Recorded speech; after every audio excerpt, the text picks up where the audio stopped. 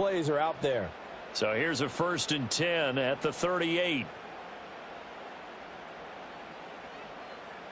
To throw is Nix. A short one to the tight end, Troutman. And he'll be out of bounds up near the 45 at the 44. I don't care what sport you're playing. Everyone likes to build up a little momentum, don't they? And look at this, back-to-back completions to the big target at tight end. That one not as profitable as the other, but still a decent gain. From the 44-yard line, here's 2nd down and 3. Now a give up the middle to Williams. And a lane slow and materializing there as he'll get maybe a yard up to the 45. Well done to sniff that out defensively. He had it diagnosed pretty quickly.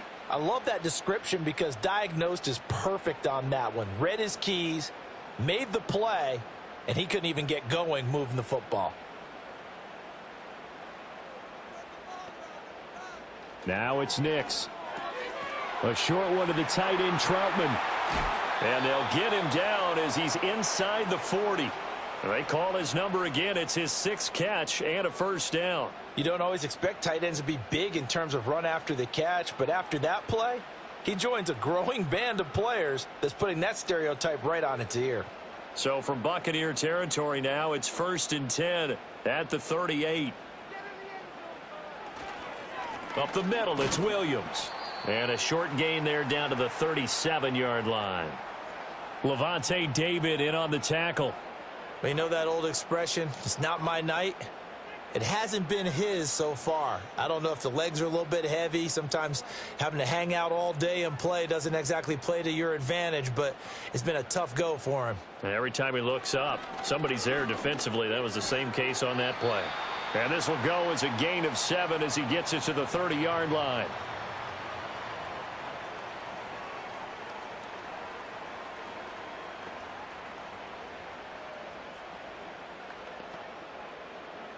Here comes play number 9 now as they come up on a 3rd and 3. Off the bootleg, here's Nix. And he's going to have to eat this one as down he goes. Logan Hall able to drop him that time for his 2nd sack of the evening. That's his 2nd sack of the game, and the best defensive ends, they do their homework as much as offensive guys do. They know how to beat the offensive lineman across from them, what moves they need to do to set them up. This guy's been pretty good at it all game long. So now they're going to send out the field goal unit to, as they say, fire away from long distance. And that is no good. And instead of tying it up, they'll remain down by 3. So an 8-play drive gets them down there, but play number 9, that winds up a missed field goal. And they definitely move the ball well. That's a drive where you hate to come away with nothing. And Tampa Bay trots out there now. Now this game, it has obviously been all about the defense on both sides of the football. Which offense is going to break through here? We'll see if they can do it on this drive.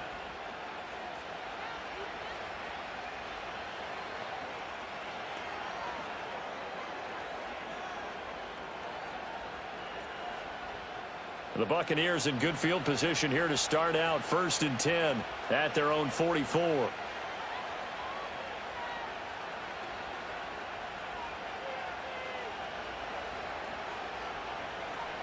Mayfield to throw it. It's a short one here, complete to the tight end. And he goes out of bounds. It looks like right at the 50. Well, it certainly feels like there are more stars at the tight end position than there were even 10 years ago. And I think it's become more of a glamour position because of the ways it can hurt a defense, and guys want to be involved. They can be in line, close to the line of scrimmage. They can split out like receivers. But hands, route running, speed, and some toughness to go across the middle, you put it all together, you got a heck of a tight end candidate. Just a yard on the pickup there, and it'll leave them with a 3rd and 3. We have played 3 quarters. We'll return with more after this. You're watching the NFL on EA Sports.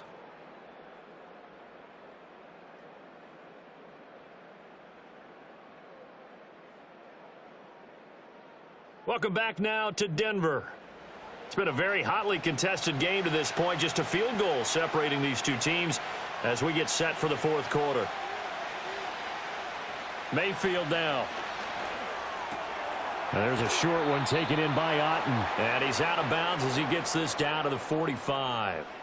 It's a gain of 4 there, and it gives him a new set of downs. And that pickup of a first down, that's going to leave a mark because they really needed to stop them there, didn't they? Oh, so frustrating. Defensively, you're a play away from getting that football back here, down late. Tough. Now they've got to find a way to create a turnover or takeaway. Otherwise, this one will probably get away from them. The crowd's not doing that O-line any favors. Home field advantage is really kicking in, making it very difficult for them to hear the snap count. A false start backs him up 5, 1st and 15. Mayfield now from the 50. And he takes a shot on the release as this will be incomplete. I see the surprise in your face there, partner. That is a rare incompletion from him. He's been on point this entire game. He has percentage completion-wise way up, not that time. So they'll come up after the incompletion for 2nd down. Mayfield looks to throw.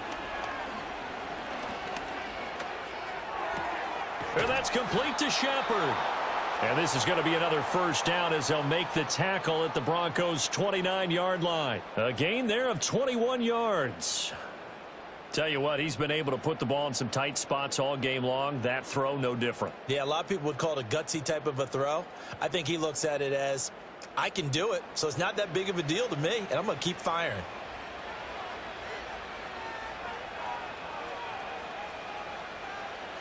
Mayfield with it once more. Got his man complete over the middle. That's Evans. Call it a gain of 6 on the play, and that'll bring up 2nd down.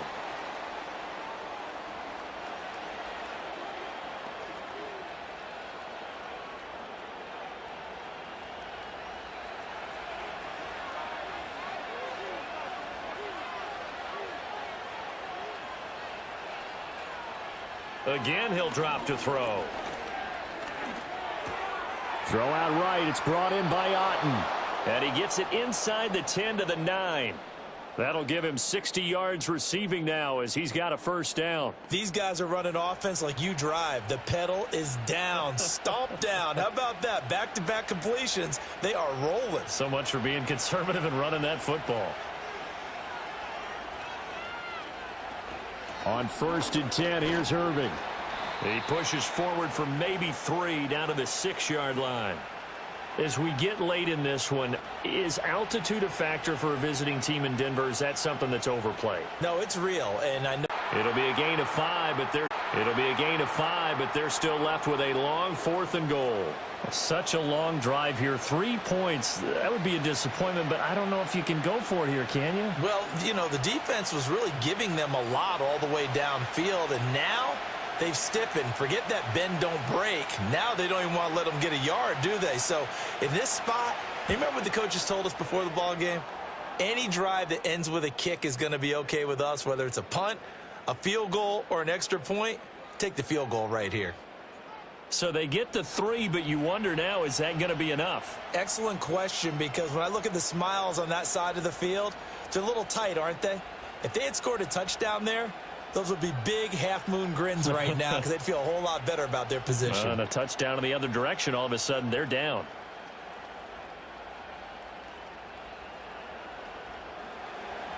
The Bucs ready for the kickoff. And here we go. It's in the air.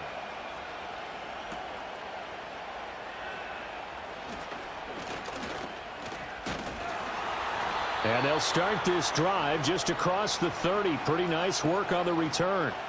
Here's the Denver offense now as they get set to take over here. And the way their last drive ended, boy, it was frustrating. They had a pretty good drive going. It was sustained, and then it stalled out, Charles, and they missed the field goal and got nothing out of it. Is that insult to injury? Because they had such a sustained drive, as you noted. So you know for the head coach, it almost felt like a little bit of failure to send out the field goal unit and then to not even see the ball go through the post. What a bummer on that last drive for them. Got to pick themselves up from that one. And they'll get it up just short of the 45 at the 44. Give them 13 yards on the opening play of the drive and also give them a first down.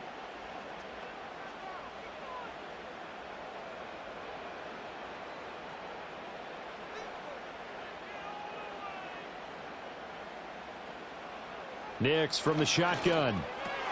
That's caught. It's Marvin Mims. One thing I think that's safe to say defensively, the tackling's been really good. And because of that, it's been very, very hard for them to move the ball because you're not getting the benefits of run after catch. They're tackling them almost on the spot. That means you have to run extra plays, harder to move it. Fourth quarter, down to the final 2 minutes, and we've got a one-score game. So it's Bronco football as we get you reset here. They come up on a second down now in a game that looks like it's going to go down to the wire. He'll look to throw. Over the middle, complete. That's Sutton. And this is going to lead to another first down as the tackle's made at the Bucs' 34-yard line. Nice. Well coached. A team that understands what's going on. They still have time to work the middle of the field as they just did there.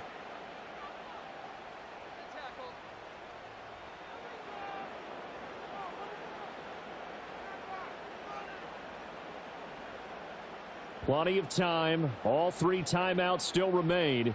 Here's 1st and 10 now. Back to throw. And that's going to be caught by Sutton. And he is going to get out of bounds with the first down. So that's going to double their pleasure for sure. They get the first and save a timeout. This defense has certainly had an outstanding second half, haven't they? I know they just gave up a first down there, and for the offense, they're hoping that that's something that they can jumpstart with and maybe start to move the ball a little bit better. But it's been tough sledding for them here the entire second half. And strong running there as he's inside the 10 and down to the 8-yard line. But they picked up a little bit of yardage there, and now, in this situation, should be in no hurry to run a play really fast. Let the clock wind down. Here comes second down at 5. He's back to throw. This will be caught at about the 5.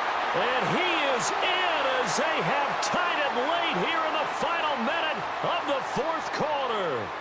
Now they can boot it through on the always important extra point, and then their defense has to hold up their end of the bargain. And there's something that you've pointed out in numerous games that we've worked.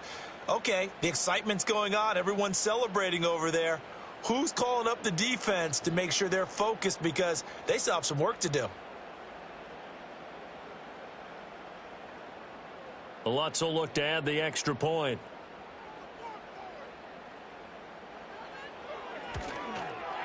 And this puts him on top by a penny. It's 14-13. So the drive there took 6 plays. And it's capped off by the touchdown and the ever-critical extra point. So it is a 1-point lead here in the final minute of action.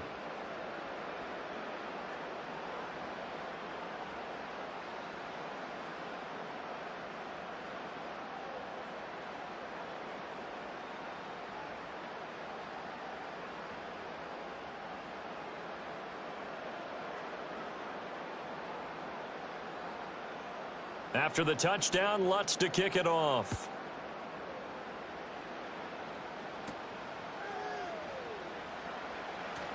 The lane opens here. He's past the 30. And he nearly broke that for more, but as it is, still a good return. They'll start the drive right around the 37. The Buccaneers offense and Baker Mayfield set to take over once more. And he has been masterful so far in leading this offense. He's kept the mistakes to a minimum. He's been on point with his passes, and he's generally been one step ahead of this defense all game long. Here's 1st and 10.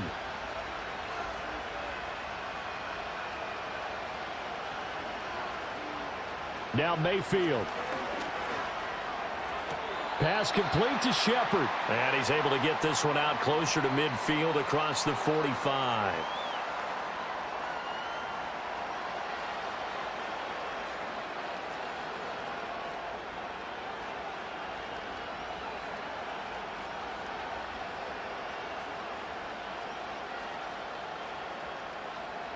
Here comes second down.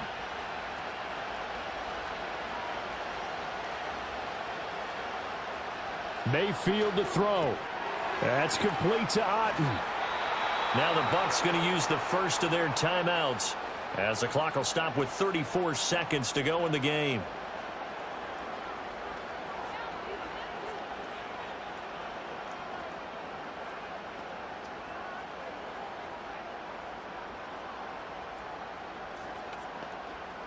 2 timeouts still available in this final minute. It's 1st and 10 now. Mayfield. This is caught by Evans. The Bucs going to go ahead and use the second of their timeouts. That'll leave them with just 1 remaining in this 4th quarter of play.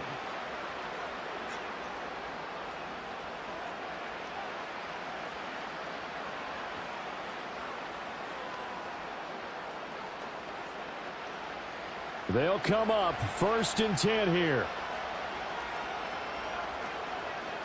Here's Baker. And the coverage terrific there as that's knocked down and incomplete. He didn't just deny a big throw there. He broke that one up in the red zone. An excellent play, one that may help save points on the board when this drive is over. Here's 2nd down.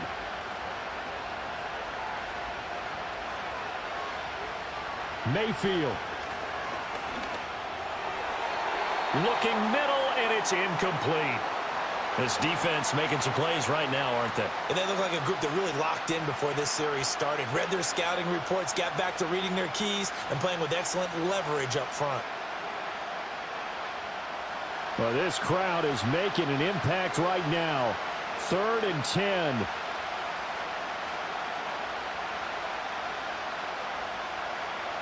Mayfield. Now there's a short one taken in by Otten. And this is going to be another 1st down as they'll make the tackle at the Broncos' 15-yard line.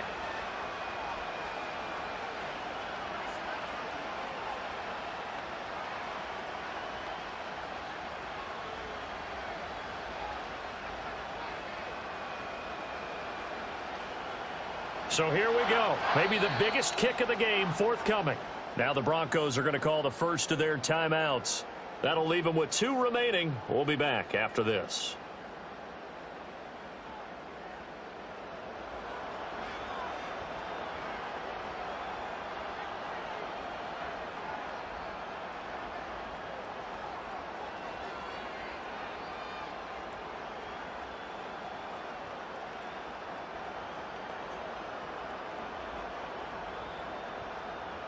So now one of the biggest kicks of the night is forthcoming. This to almost certainly win the football game. And his kick is indeed good. And the sideline celebrates as they have taken the lead in the final minute. So they tried to ice him there, but it's fair to say it did not have the intended effect. And I've known kickers that take it as an affront. And there he says, you think you're going to rattle me? Think again.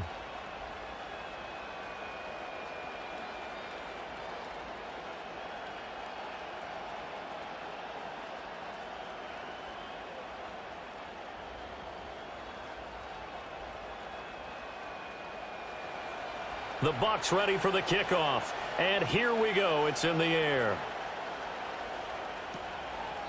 And with time a factor here late, he'll just take a knee, and they'll start things out at the 25.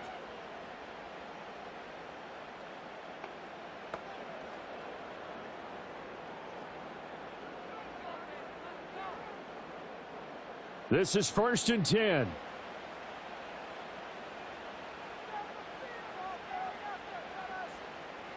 They'll look to throw. Oh, the Buccaneer pressure too much. Down he goes. Now the Broncos going to use the second of their timeouts. That'll leave them with just 1 remaining in this 4th quarter of play.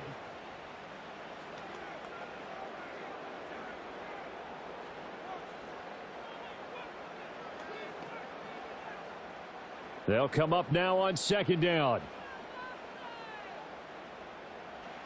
Back to throw. Flushed out right. And the pressure gets to him again. A costly sack. They'll have to use a timeout here. And barring a defensive penalty, they'll be looking at one final play.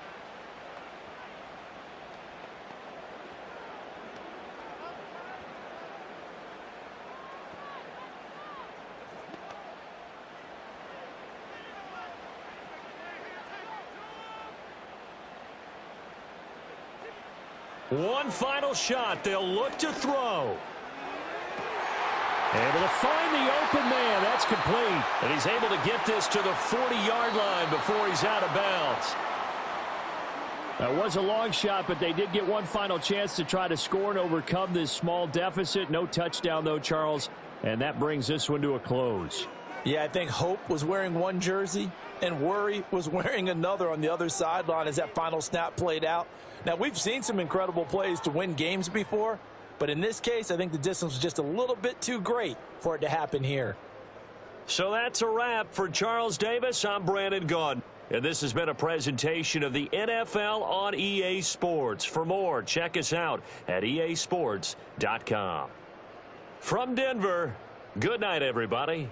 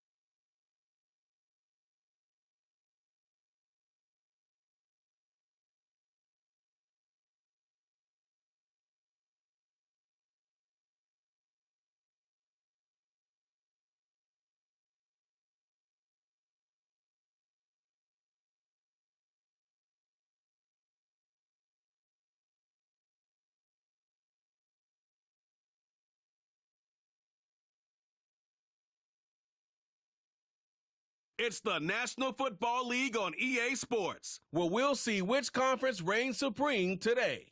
Who knows what we're in store for here? And it comes your way next.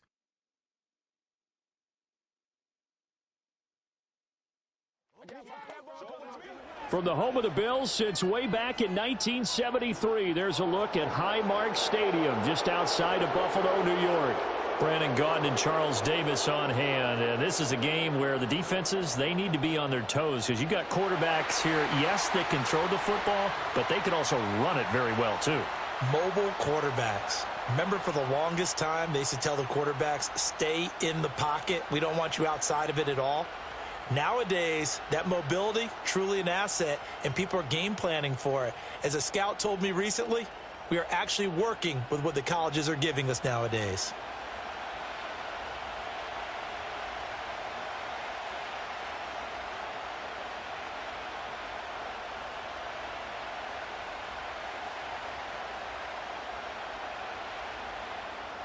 And we are underway in Buffalo.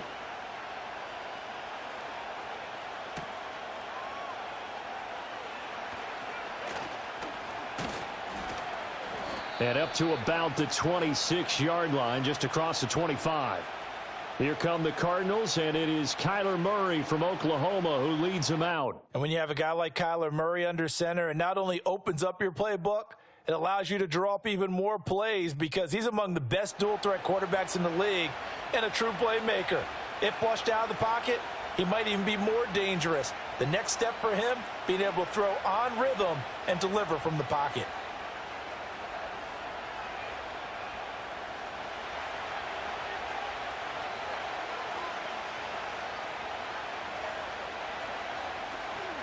Now the veteran workhorse. Here's James Conner. And he is swallowed up right at the line of scrimmage.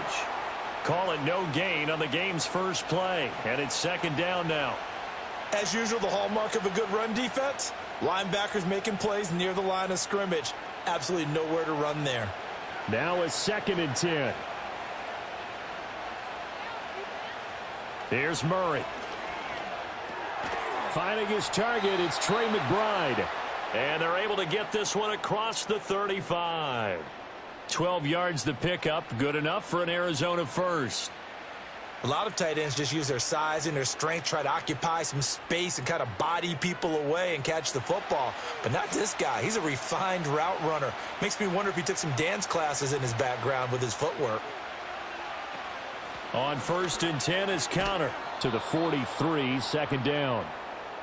I feel like I could see what he was thinking on that carry. Wanted to follow that big tackle through the hole. Ended up only getting 4 yards on the carry. I think he had designs on that one being bigger.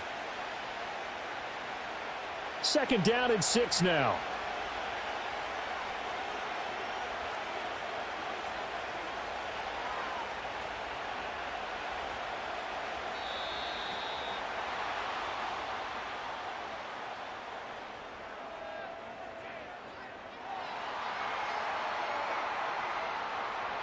So they'll go ahead and accept the penalty.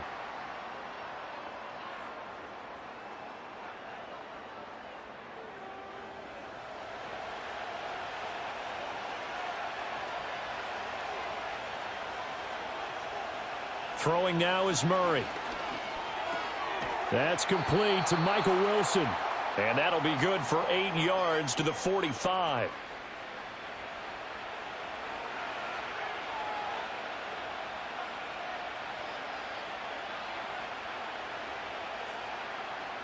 They'll come up now 3rd and 3.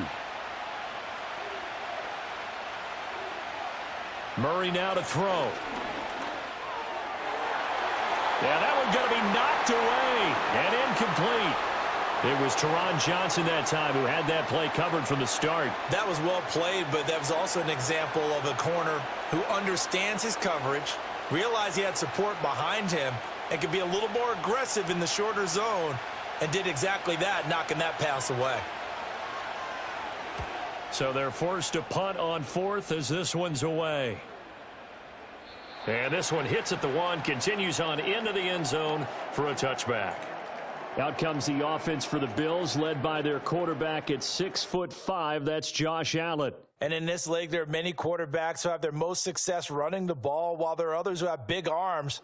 But there aren't too many guys who can do both. And at the end of many games, this guy leads his team not just in passing, but in rushing as well.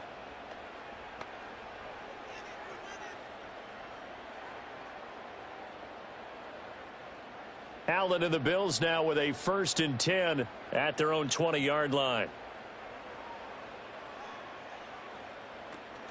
They start the drive with Cook, and he's brought down at the 24 after a gain of 4.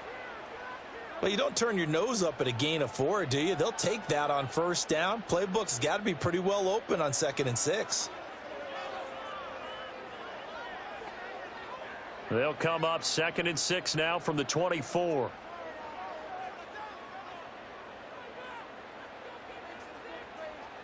From the gun, it's Allen. And there is Amari Cooper, his first catch. And he'll be taken down, but not before they work it across midfield. That'll wind up a gain of 27 on the catch and run. And that play came together really well for them as he found open space, makes the catch, and gets down to the 1-yard line. You know he's kicking himself right now. He thought he had a chance to get a touchdown and put that in his ledger. Instead, his team gets a chance to cash in over these next few plays. So into Cardinal territory now. It's 1st and 10 at the 49-yard line. A give to Cook out of the gun. He'll take this to the 46. Give credit to the defense for stringing that play out, and they gave up no cutback angle. You know he was trying to dart through. No place for him to go. A nice job there, only giving up a 3-yard gain. Here's 2nd and 7.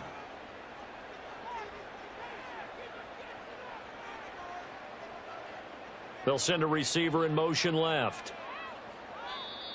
Oh, the motion comes too late, and this is going to be a delay.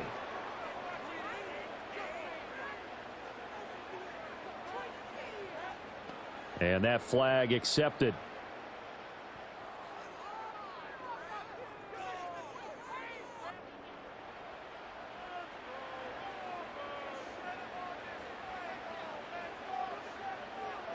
Here's Allen.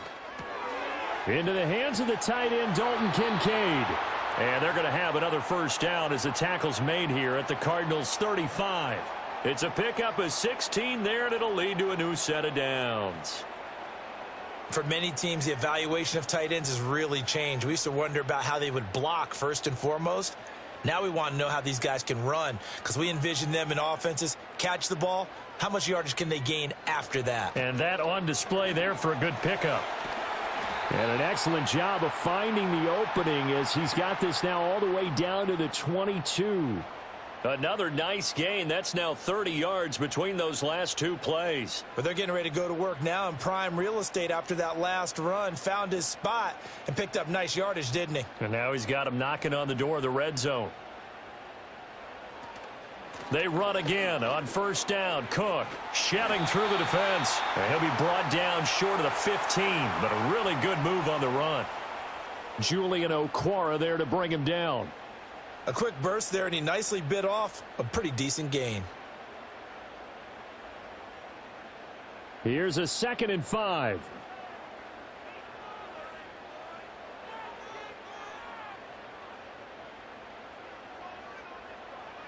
Working out of the shotgun. Here's Allen. Over the middle, the catch by Coleman. A 5-yard pass on the heels of a 5-yard run. Good enough for the 1st.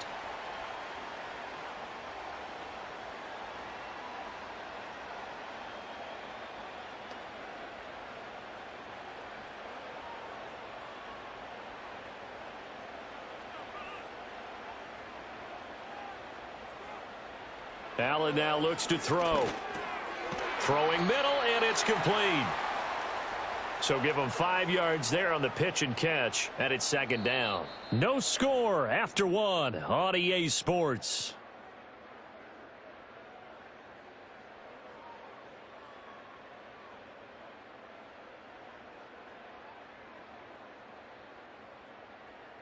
Second quarter now in Buffalo. It's the Bills in control of the football.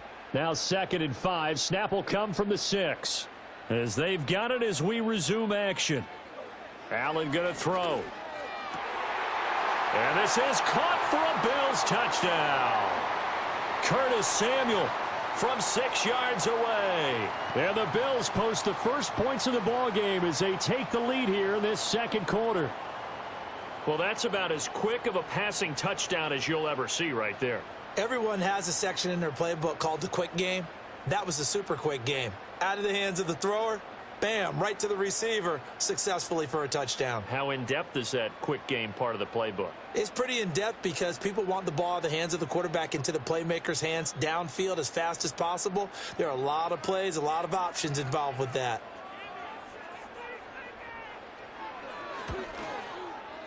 Extra point by Bass, up and good. And that makes the score 7-0.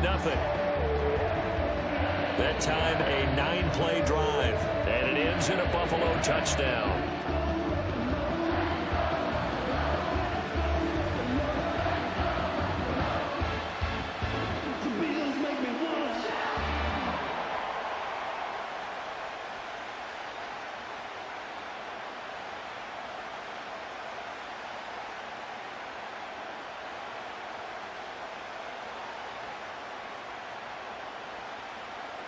After the touchdown, Bass to kick it away.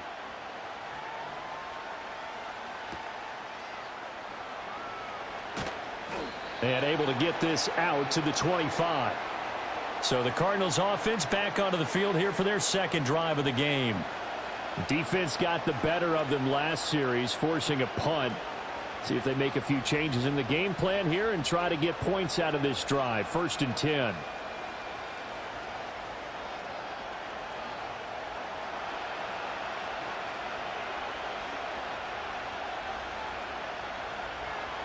Out of the gun, here's Murray.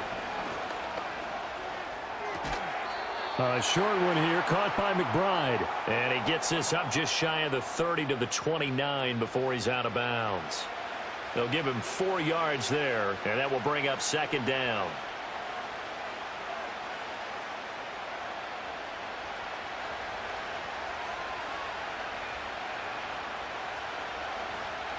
Play fake, Murray.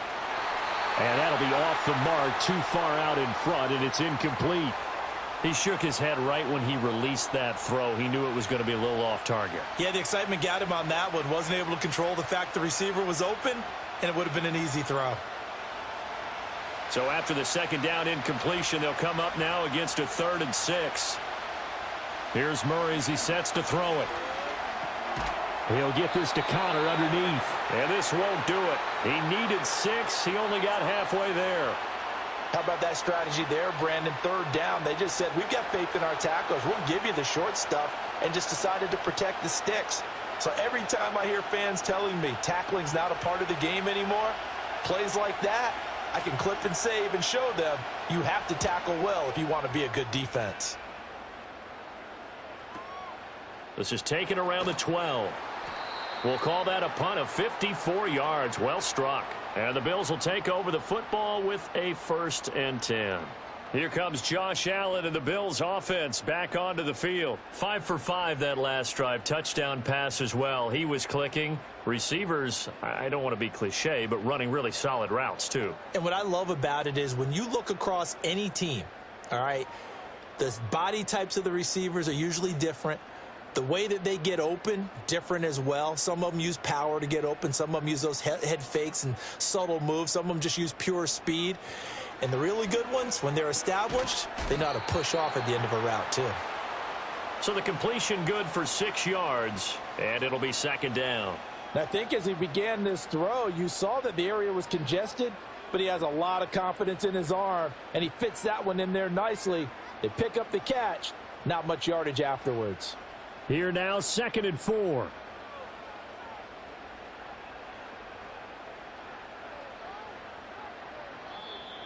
Oh, and they sent the man in motion too late. This is going to be a delay.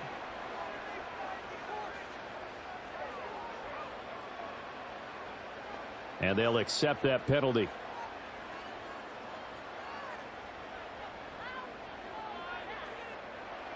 Following the delay, here's 2nd and 9.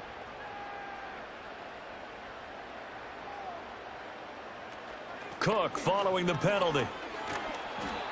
It's a 4-yard pickup there, and it leaves him with 3rd and 5. When you find that kind of yardage, you couldn't be more confident as a ball carrier. And guess what? You're going to go back and tell your offensive coordinator, I'd like to keep carrying it, thank you. They'll come up facing 3rd and 5.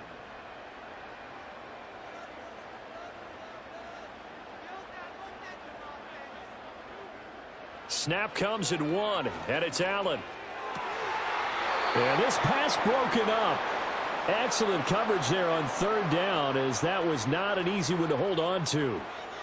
And this is what you want to see from a defense. Give up an opening drive touchdown, that's fine. But how about them going back out there, recommitting themselves to the task at hand, and forcing a 3-and-out and giving the ball back to their offense.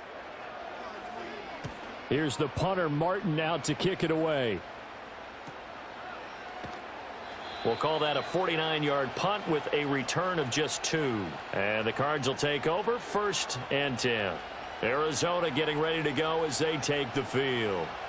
They've had it twice. They've punted twice. Not the start they were hoping for. Not at all, and let's face it, every facility we visit, everyone talks about converting on 3rd down, how big that is. In this situation, they've had to punt it away twice, so they're furiously going over things on the sidelines. What do we need to do to pick up a 1st down and change our momentum? Here's Murray. Got his man. It's Dortch. And they get him down, but not before he takes it across the 40-yard line. Successful start to the drive, 17 yards. It moves the sticks. A promising sign there from an offense that hasn't done a whole lot to this point. Nice job to locate the open receiver. And it's good yardage and a 1st down to open the drive.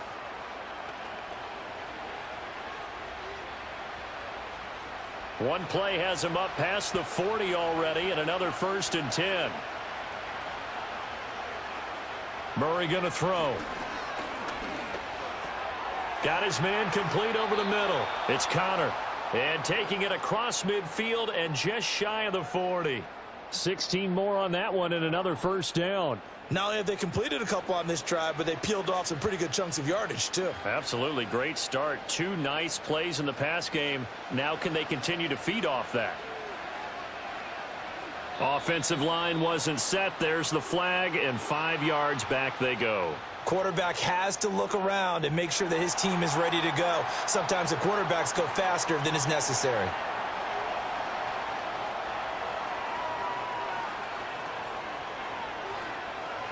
Murray now. To Connor on the check down. Defensively, a solid response after giving up back-to-back 1st downs. Well, offensively, that's the mismatch that you want. You want to force a linebacker to try and cover your back out of the backfield, out in some open space. But linebackers nowadays, they run like backs, and they take a lot of pride in covering. What a nice play he made there in the open field.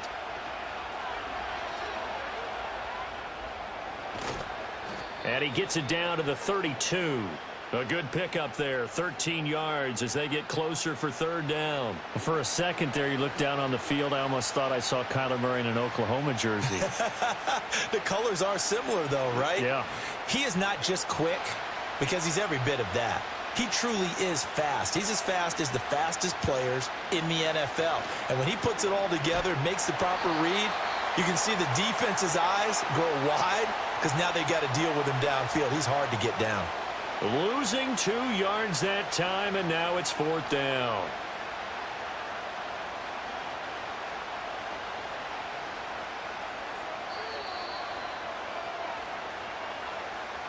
Two minutes on the clock, 2nd quarter, 7-0 ball game.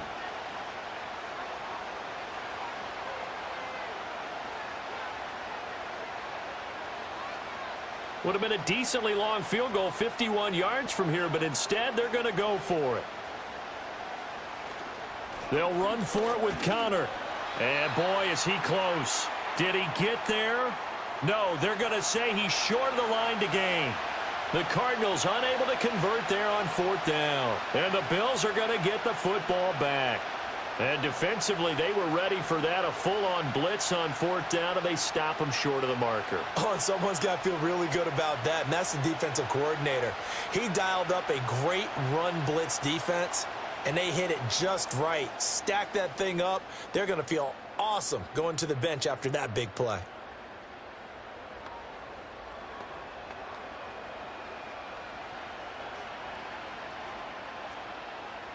From the 32 now, here's 1st and 10. Here's Allen to throw it. It's caught. Cooper. And they get him down, but not before he takes it across the 40-yard line. It'll be a gain of 10 to start the drive out, and by a few inches, that'll be a 1st down. Any questions of how they'd approach this drive were answered right there. They come out throwing, and they get a nice pickup here toward the end of the first half.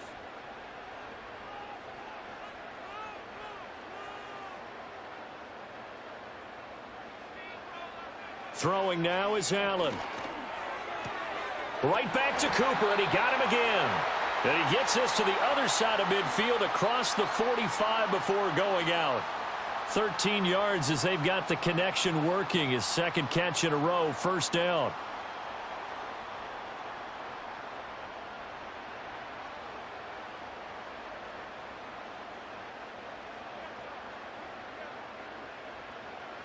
Now Allen. A short throw pulled in by Kincaid. And past the 35, he'll be dropped a yard or two shy of the 30. Back-to-back nice plays, 12 yards that time and a 1st down. So many times in my career I've heard coaches talk about completions are one thing, but as long as we're there at the catch and we get guys on the ground, we can live with that. But if you're going to give up 10, 12, 15 yards after the catch, then your defense is going to be in a lot of trouble. To throw, it's Allen. And he's got Cooper on the out route. That's complete. And he'll be out of bounds, able to get it down to the 25 there. So a decent gain there, but not their 4th consecutive 1st down like they had on the first 3 plays. You sound almost disappointed there. You want to fire the offensive coordinator on that one or what? They'd gotten into a rhythm. I thought they were just going to keep going. Well, almost a win for the defense, but if that's your win, you're not doing very well right now. Now Allen again. And this throw incomplete. Now the defender all over him that time, but it's going to lead to 3rd down. They went with a dime look on defense. 2 extra defensive backs on the field and covered up essentially every blade of grass. That allowed them to disrupt the play. So the incomplete pass on the last play, and that leads us to a 3rd and 3. Allen. He's got his target. That's complete. Now the Bills are going to use the first of their timeouts, as it'll come with 36 ticks to go in half number 1.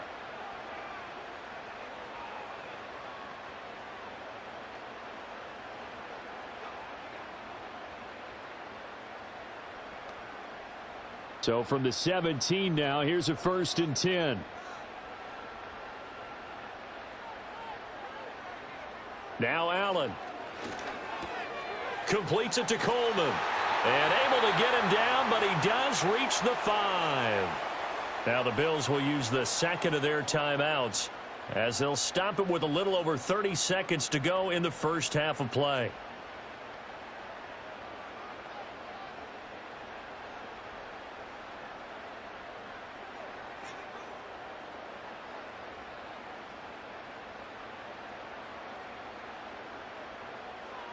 So the shotgun snap to Allen.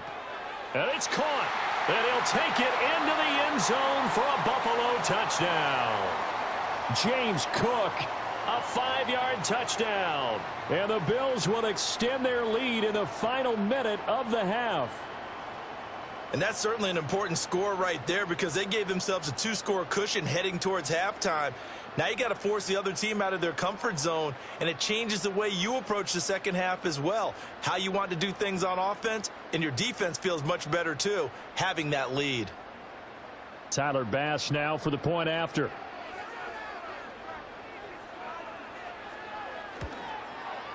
And it's good to make it 14-0. So that drive in total 8 plays. And it was James Cook finishing things off with a touchdown catch.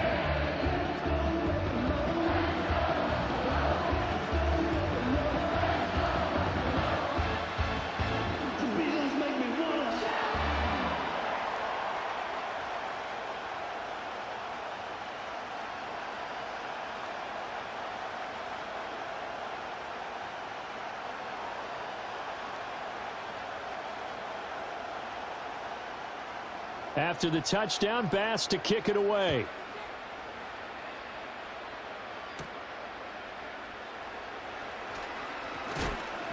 And they will wrangle him down a couple yards shy of the 30. Now the Cardinals going to get the football one final time here in this first half. And with time quickly fading here in the second quarter, not sure how aggressively, offensively they want to play this. I think we'll find out just how much they trust their guys in this situation if they decide to take a shot.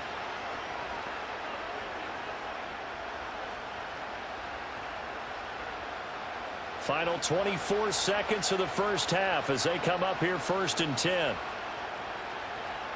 Here's Murray. He'll dump this one off to Connor. The Cardinals going to use the first of their timeouts as the clock will stop with 18 seconds to go in the first half.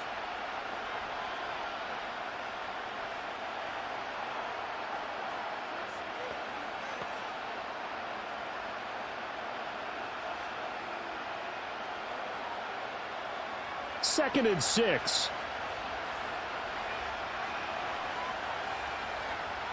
Shotgun now for Murray.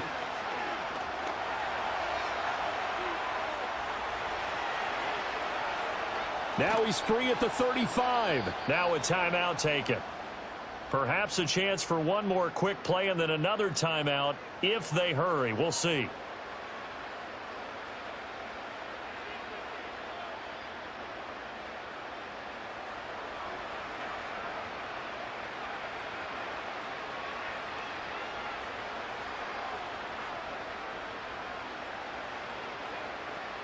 This offense finding its legs now. Here's another 1st and 10. Throwing now is Murray. And that will be incomplete. 4 ticks left here on the clock. He did a fine job there of not hitting him before the ball arrived, and I've got to tell you, you can often mistime that play because of the angles of approach. When you're going to get him, sometimes you panic as well and think, I've got to be there right now. Instead, in this case, timed it perfectly and knocked it free. And Prater's not going to get this one. Missed it. No good. Wide to the right. And this will remain a 2-touchdown game. So we come upon halftime with our score 14-0. As we send you down to Orlando, where Jonathan Coachman has our EA Sports halftime report. Coach.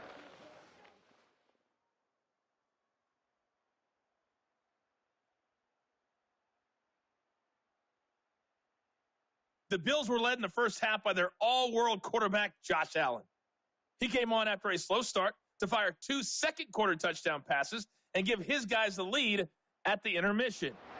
All right, Coach, thank you, and we welcome everyone back for quarter number 3.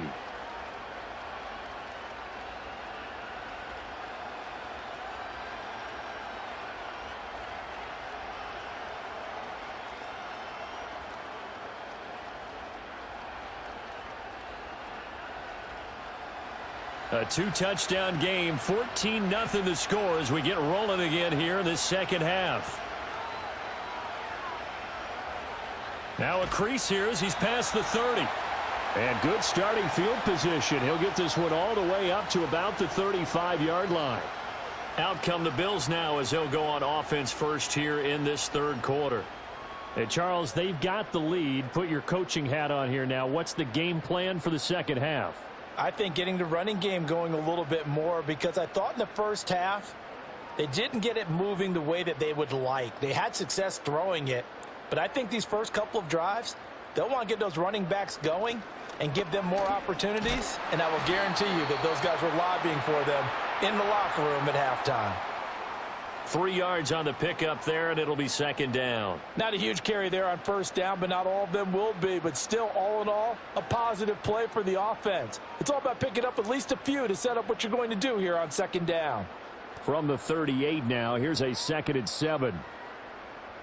Working out of the shotgun. Here's Allen. Had his hands on it, but dropped it. The rookie making a little bit of a rookie mistake. Third down. In the early days of the NFL, you could easily blame these drops on maybe some uneven or uncertain lighting. in a stadium? Not anymore. The lights are pretty good. Yeah, they're great here at night, but his second drop, indeed, not a good look. From the gun, it's Allen. Got it complete to Khalil Shakir. And he is going to have a Bills first down as they're able to get the third down conversion. And there was absolutely zero pressure on the quarterback on that play. Third down, and he has all the time in the world to eventually find an open receiver for a first down pickup.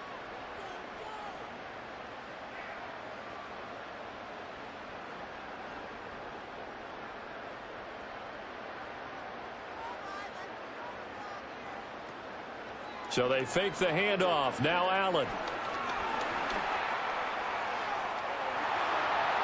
That one a broken play, but it ends up being a good play. The scramble goes for 20. That's the first time he's called his own number, but he's got to be overjoyed with the results.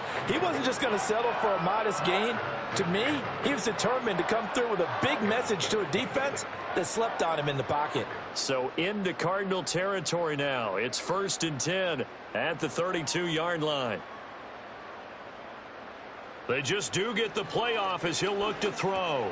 He's got a man complete. It's Amari Cooper. They'll wind up getting 7 on the play, and that'll make it 2nd down.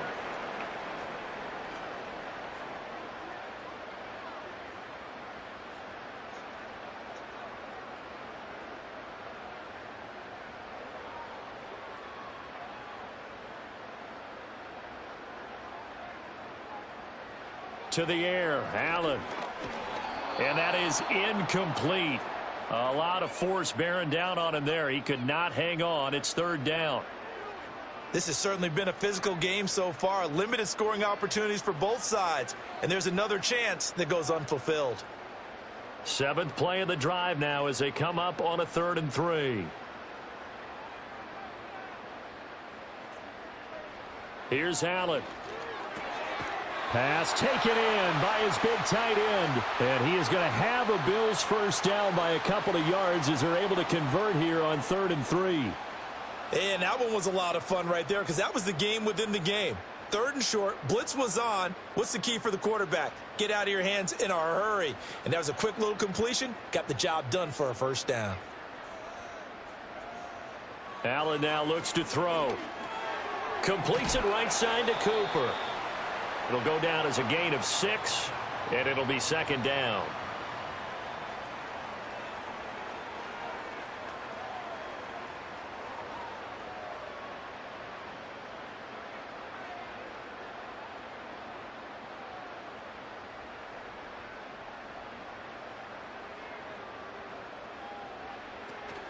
Cook up the gut. And now they're inside the 10 as he's brought down at the 9.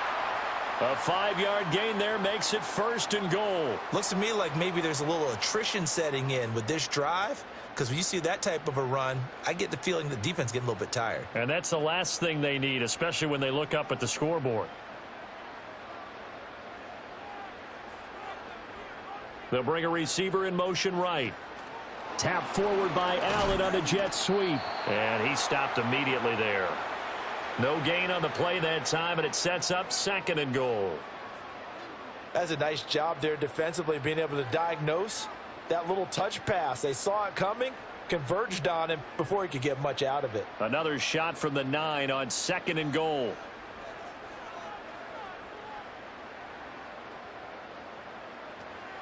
Up the middle, it's Cook. And he'll be stopped just outside the 5 at the 6. It's a pickup of 3, but still a little work to do on 3rd and goal. I have to laugh a little bit because he actually handed it off. I thought with the 2 touchdown passes he's thrown in this one already, he'd go ahead and fling and try and get a 3rd one. Yeah, now from this spot on 3rd down, I think he'd probably throw it here. Yeah, I don't think there's any question about it. They won't even send in a running play here. And he can't find a receiver, and he's brought down. It's Zaven Collins who got in there to get the sack. Well, many times when you talk about mobile quarterbacks, you get the sense that they feel like they can get out of any bad situation. They keep moving around and trying to emulate guys like the Scrambler or the Dodger. Instead, they keep losing yardage and digging themselves a hole that they can't get out of.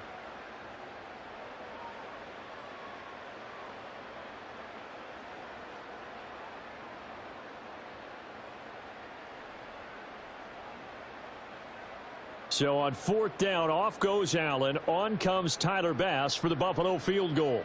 From the right hash, just a 34-yard attempt. The kick by Bass is good. And the Bills will add on to their lead.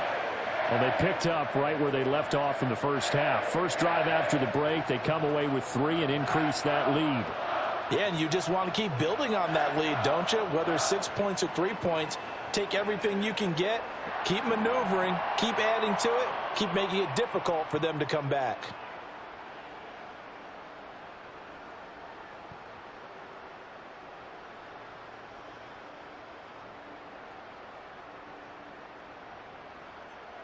So after knocking through the field goal, here's Bass to kick it away.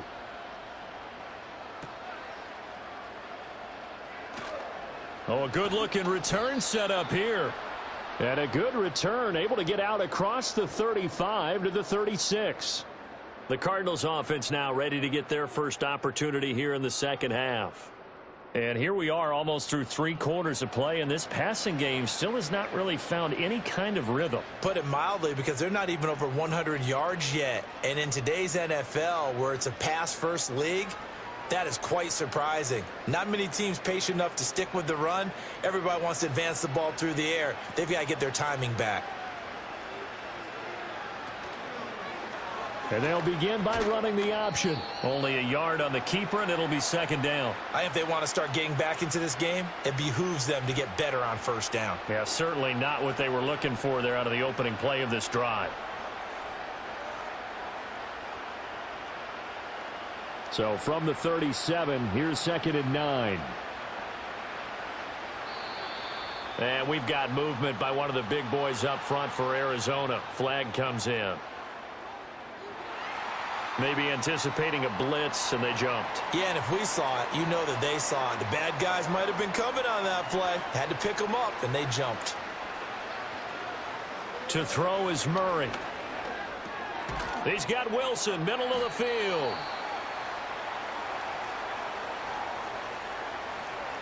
So they'll get a little extra time to come up with his 3rd down play as we've played 3 quarters. We'll return with more after this. This is the NFL, and it's on EA Sports. Back now in Buffalo. It's Cardinal football, but they trail here as we get set to bring you the 4th and final quarter. Here's Murray. Work in the middle of the field, and he's got a man complete. And he is going to have a Cardinals first down as they're able to get the 3rd down conversion. A 3-score game here late. You can probably rule out the comeback, but certainly some kind of a moral victory to be had if they can get a few more points to close things out. And to that end, a nice pass play there to push things downfield. Yeah, and we know in this league, a loss is a loss, and no one wants anything to count as a moral victory or, boy, something that feels a little bit cheap. But if they trim that lead down to just 2 scores, that's still a benefit to this squad. So the completion good for 7 there, and it'll be 2nd down. You got the big lead defensively, willing to give them that underneath stuff, right? And this is why you work on your tackling. Tackle them after the catch, inbounds, keep the clock running. Just go ahead and bleed the game out that way. Throwing again, Murray. That pass completed to Dortch.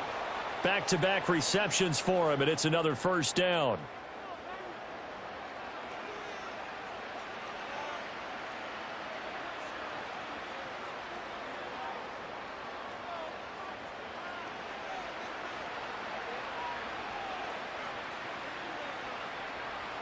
Murray now.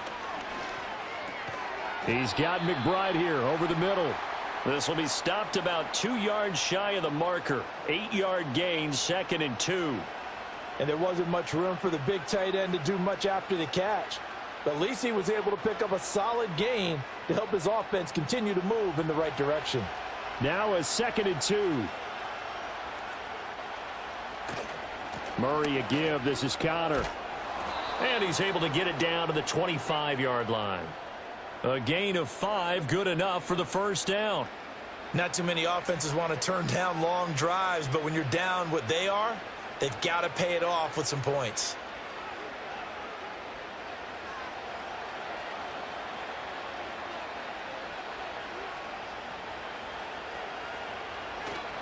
Right back to Connor here on first. And not much of a hole there as he gets it down to about the 24-yard line. Tackle made there by Matt Milano.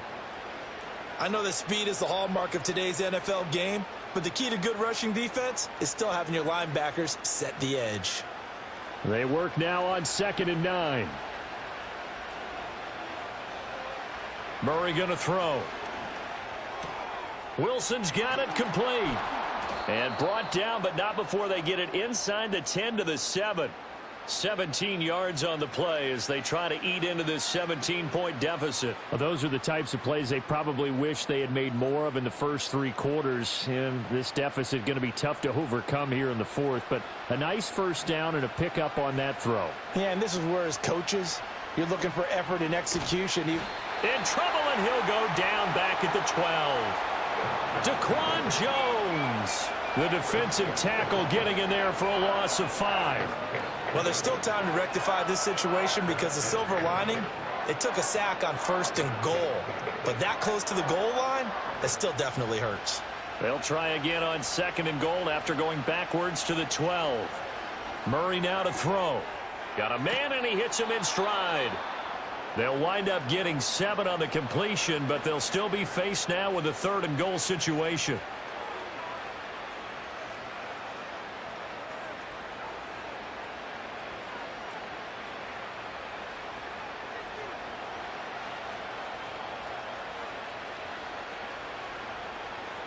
Now Murray. Under pressure, down he goes. Sacked at the 10. Daquan Jones, his 2nd sack of the night. We've seen him escape similar situations earlier in the game and get away from pretty good yardage. At that time, they get him down.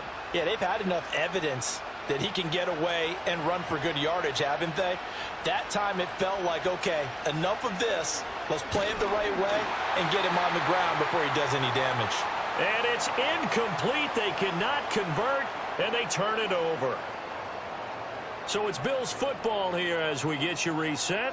And no doubt what they're looking to do is just salt away the final couple of minutes and escape with a win.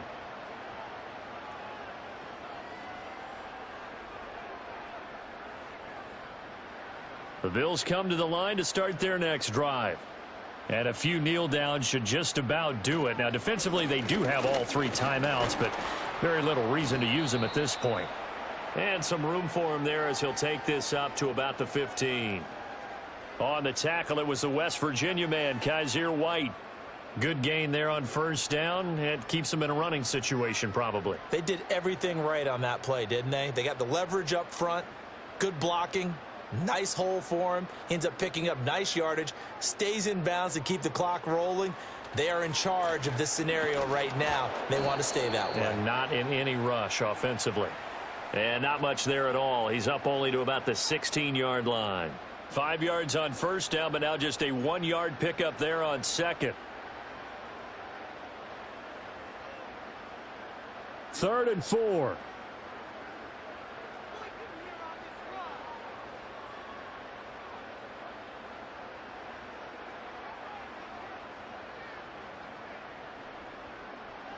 Allen. And this is going to be incomplete. How about some applause for the defense there? They forced him to throw that one into coverage, and just like that, they're staring at a 4th down. Well done.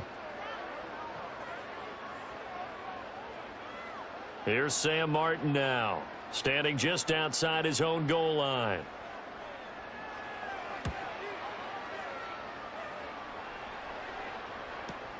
On the return, Dortch. A big boot that time. 57 yards the official distance. And it will be 1st and 10 as they take over. Arizona's offense back out and ready to go. It's been a tough go for them. It's still without any points here in the 4th quarter. And a big deficit, Charles. But they moved the football on some drives. They just haven't had any points. Yeah, and I know in their minds they're thinking the game plan has actually been working. We just haven't scored points. Well, isn't that the bottom line, partner? To put points on the board? So if you're moving it and you're not scoring, is it really working? Right now, they've got nothing left to lose. They might as well go for broke. That to the right sideline, and it falls incomplete. At this point, down big, you'd have to imagine this defense are just going to sit back, blanket the field as best they can. Yeah, this is actually the easy part of the game for them because, just as you noted, they can sit back, keep everything in front of them. But they've blanketed the field the entire game using a variety of coverages. He'll find his rookie wideout from Ohio State here. The Cardinals going to use the first of their timeouts as they stop it with 14 seconds to go in the game.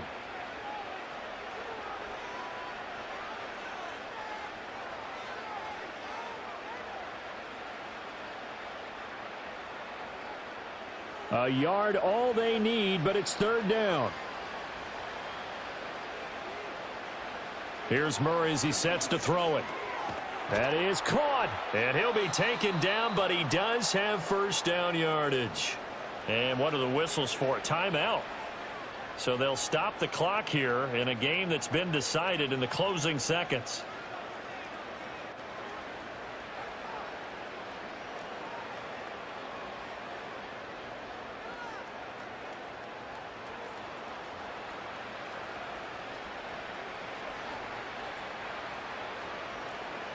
Here's Murray.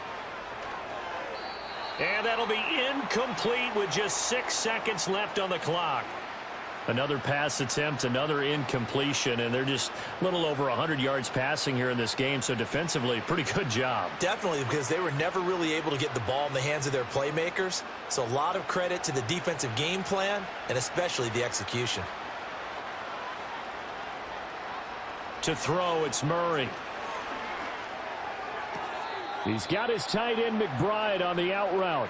And he's able to take it across midfield before going out of bounds.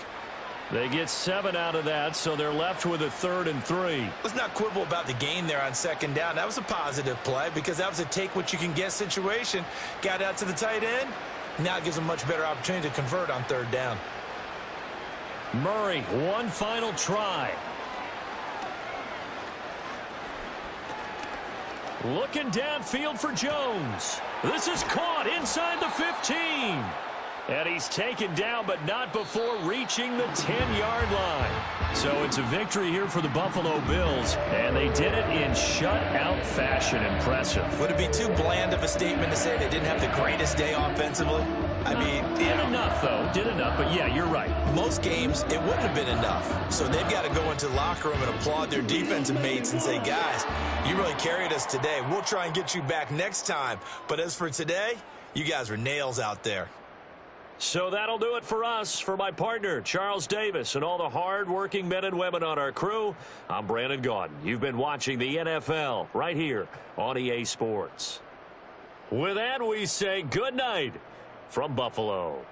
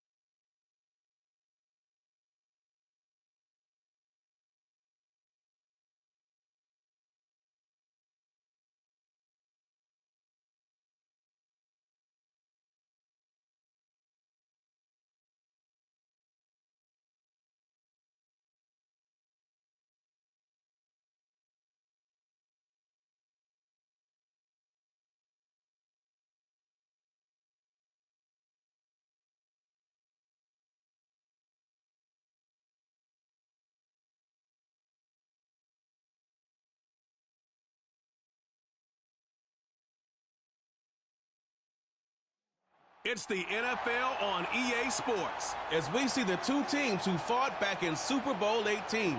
It's the Commanders and the Silver and Black, and it comes your way next on Madden Football. Well, there's never a shortage of shows or sights and sounds throughout this city, but for the next few hours, all eyes are glued to Allegiant Stadium here in Las Vegas. Brandon Gaudin and Charles Davis on hand. Kickoff just moments away. Charles, quickly, keys to the game. For me, it's coaching. Who prepared his team the best going into this one to give them the confidence to believe that they would win the game? That's who's going to come out of this one on top.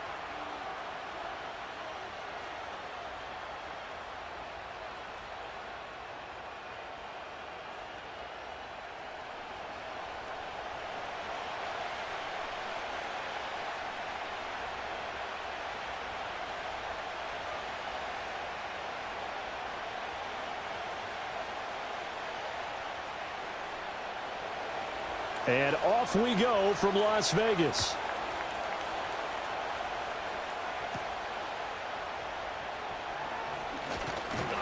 And they'll start this drive just across the 30. Pretty nice work on the return. So here comes the Raiders offense now onto the field.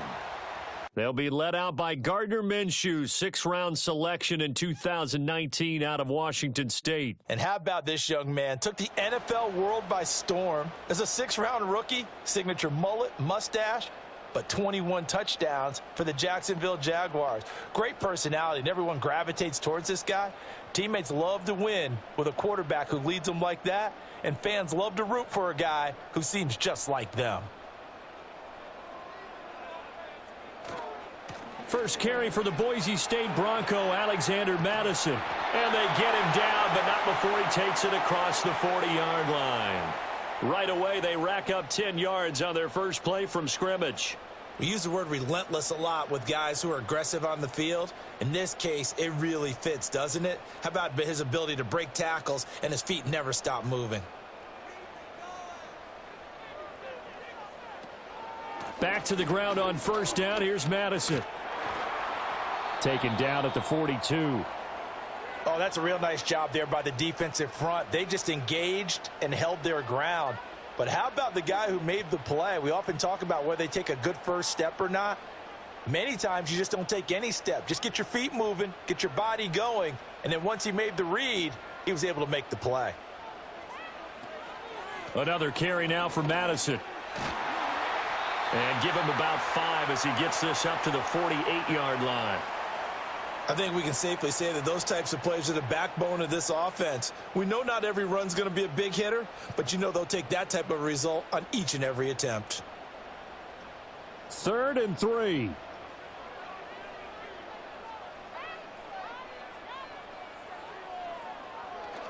They'll try to get it on the ground with Madison. And that one going nowhere from the start as he's met in the backfield and goes backwards. A loss of a yard, and it brings up 4th. No daylight for him to run through there, and he ran into the defensive tackle, and that guy blocks a whole lot of daylight as it is. He is truly a big man who just made a big play.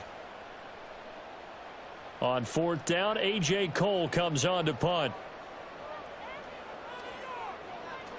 This is away and a very good kick angled for the sidelines.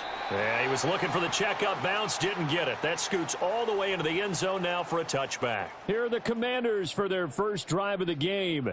Leading them out, their young quarterback, the rookie from LSU. I tell you what, when he is on schedule for that week, secondaries take notice because you've got to stay alert back there on every snap.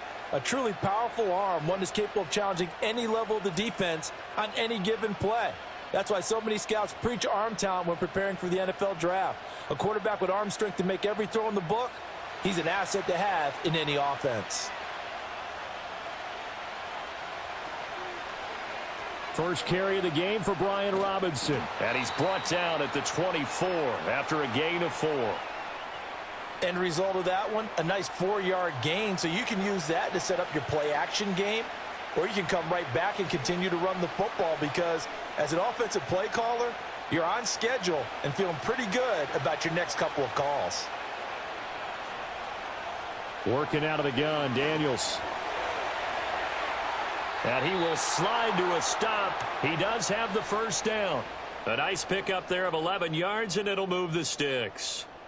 Well, Charles, in the past, a lot of people called this offense one-dimensional. I think you did. Well, I think it was you. I'll be honest, I did. I think the fan base is hoping with this young rookie that they can put some wrinkles in this offense like we just saw. I think you're exactly right, because we did have that discussion that what we've seen in the past from them, they needed to broaden, and they have done it here. Look at what he's bringing to their offense, and now as a defensive coordinator, you've got some extra work to do to prepare for him and their offense. That'll go for a gain of 7, and it's 2nd down.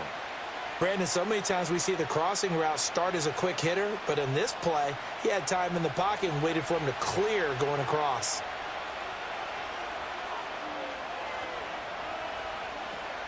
They go play action. Daniels. It's brought in by Jamison Crowder. And he's going to have another first down as the tackle comes at the Raiders' 44-yard line. They give him 14 yards that time and a fresh set of downs. Well, from their point of view, this game could not be starting out much better, could it? Force a punt on defense, and now they're moving it crisply on offense. Crisply, I like that. Like that? Yeah, moving it very, very well. Looks like the defense on their heels a little bit. You put a score in here, long way to go, but you're right, that's a heck of a start. Yeah, and I think this is where the play caller is looking at his play sheet and saying, do I have that dagger play? Do I have that play and just finish them off right now? Because I think they'd love to gain that big advantage early. And he'll slide to a halt here, still a little shy of the first down marker. He'll wind up getting right about 4 there on the scramble, and it's 2nd down. I think the defense surprised him there with that blitz on first down, but give him credit. Stayed cool under pressure and still found a way through the extra rushers for positive yardage. Well done. Off the play fake, Daniels. Open man is Noah Brown. And he's going to have another first down as the tackle comes at the Raiders' 28. Give him 12 yards on that one. It earns him a fresh set of downs. But give the rookie another one on this opening drive and a first down with it. A nice start, Charles, for the first-year passer. He's come out, made a few plays, nice plays to begin this contest. He certainly has, and if he finishes off this drive with a touchdown pass, I vote we don't call him rookie anymore. We'll move him right to veteran. And he can't get rid of it. He's taken down. Malcolm Kuntz, the outside linebacker, dropping him for a loss of 6. We've seen how this quarterback can beat you with his legs. Saw it earlier on this drive, as a matter of fact. But that time, they had him covered. They really gave him no place to escape because oftentimes they're able to find a crack, a sliver, anything that can get them upfield. On that occasion, nothing open at all, and they swarmed him. To the air goes Daniels. Caught by the tight end Ertz. And he's going to have another first down as the tackle comes at the Raiders' 16. A gain of 18 and a new set of downs. A nice gain there to his trusty tight end, and now it's got them thinking opening drive touchdown here as they get into the red zone. And in most cases with your tight end, you feel like you've got a mismatch no matter who's covering him. Is it a small cornerback? Is it a linebacker who may not run as well? In any event, whatever you see, you think that tight end can win that battle.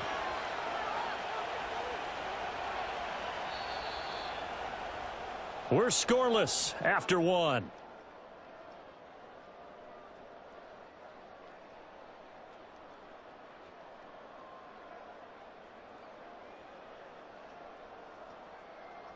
Washington with a football here to begin quarter number 2 as they've got it with a 1st and 10.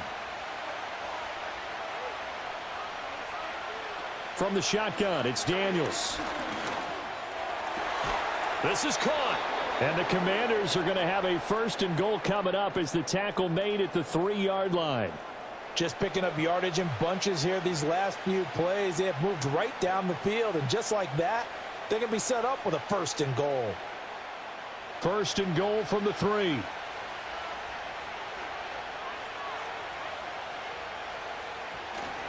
Robinson. He is going nowhere in a hurry as he is going to lose yardage here in a big way. Call it a full 3 yards in the wrong direction there. Brings up 2nd down. That's a really alert defense there because they saw the heavy look come in from the offense, countered it with extra linebackers who brought a little bit of speed and heft, and able to really make a big-time play for their defense. This to McLaurin out on the left side. They get only a yard there. Now it's 3rd and goal. The goal of a wide receiver screen is get enough blockers in front to create a wall and let him pick his spot to run the football. How about the defense there, swarming to it and not allowing that to happen? Did not let him get downfield. A big play forthcoming. Here's 3rd and goal. Throwing now is Daniels. And down he goes. Pressure gets him back at the 14. Max Crosby blowing up the play and getting the sack. Now that was a passer's nightmare. The front door totally shut down by the defense, so he kept going backwards, hoping to find another avenue of escape. It didn't exist.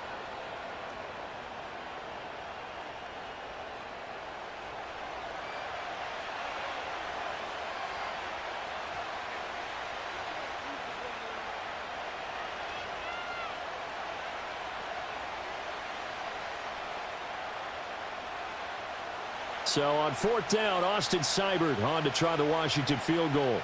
From the left hash, a 31-yard attempt. Seibert's kick is good, and it's 3-0 Washington. A lot of energy in this building tonight, but the opening drive produces 3, maybe quiets them just a bit, at least momentarily. Just a little, right? That's all you're asking for, right? Things just getting started. You know they haven't taken the momentum totally here, but at the same time, they like what they've done here in the early going.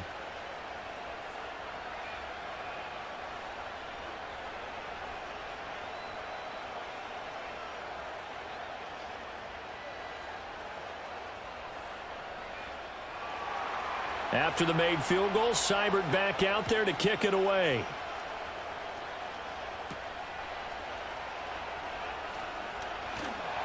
And able to take it past the 25 and up to the 28-yard line. Second drive of the game coming up for this Las Vegas offense. This one a little slow to get cooking. Just a 3-0 scoreline as they begin with a 1st and 10.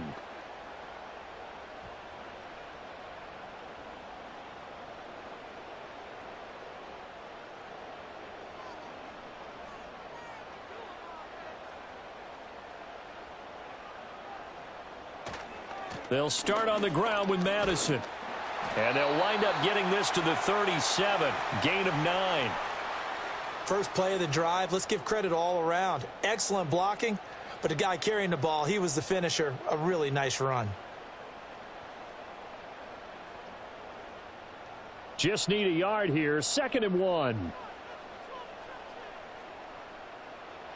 Now Minshew. Short throw caught by Bowers. 9 yards to pick up there, and it's a 1st down. And the tight end is certainly a position built to move the chains because they can control space underneath. If they've got good hands, then, of course, they're a dynamic target. But one other thing is they're right in the sight lines of a quarterback on just about every play, and that makes it easier for the quarterback to pick him out and deliver. Here's Madison running on 1st down. And a gain of 4 gets him right to the midfield stripe. Well, if you're a football guy, that's a pretty run because everyone is in sync right there. Obviously, the guy carrying the ball, but how about the people up front? Leverage, athleticism, they created some nice space for him. Now a 2nd and 6.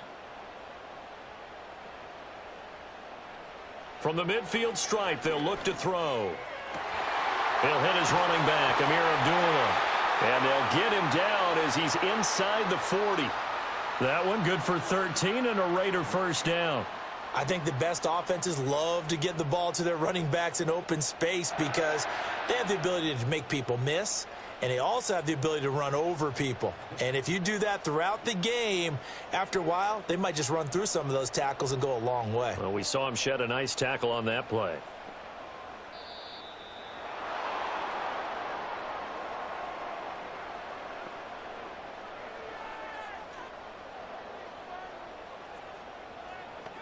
Not enough sense of urgency there. Play clock hits 0, 5-yard penalty. Yeah, I like your point there. Not enough sense of urgency. People walking up to the line of scrimmage, you've got to get up there and get set and be ready to go. They'll go Madison up the middle. And he'll be brought down at about the 42.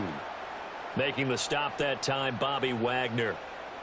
When we talk about defenders, specifically linebackers, keeping their eyes in the right spot, he had that eye down the entire time. And you know that's not easily done because they throw a lot of misdirection at you. They try and fool you and get your eyes in the wrong place. But you're right about that one. He correctly figured that one out and made a really nice play. Looking to throw it. Minshew. Open man is Myers. A gain of 8 there on the play.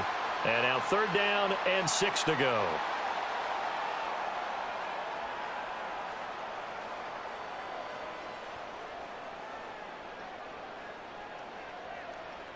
They are in need of 6 yards here if they hope to move the chains.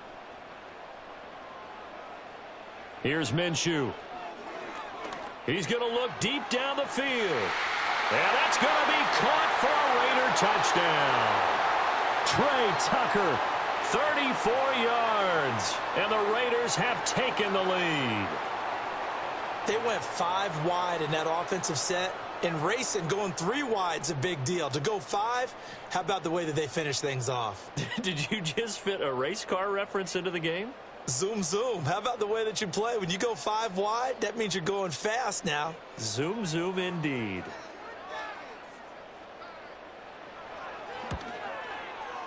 Extra point by Carlson, up and good. And that makes it a 7-3 lead.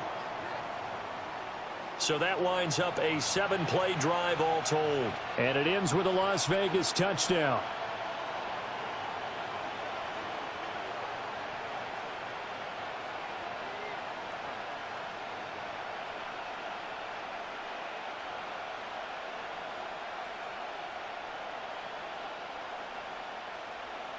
Following the touchdown, ready to kick it away is Carlson.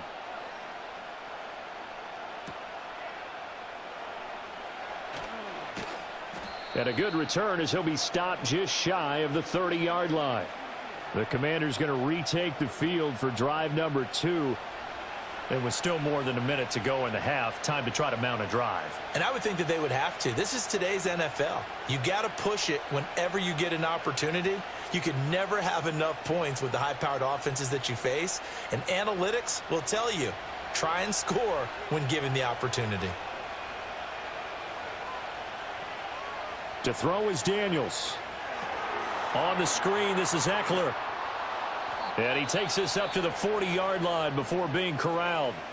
And Washington now going to use the first of their 3 timeouts as they'll head to the sideline and talk over what to do next.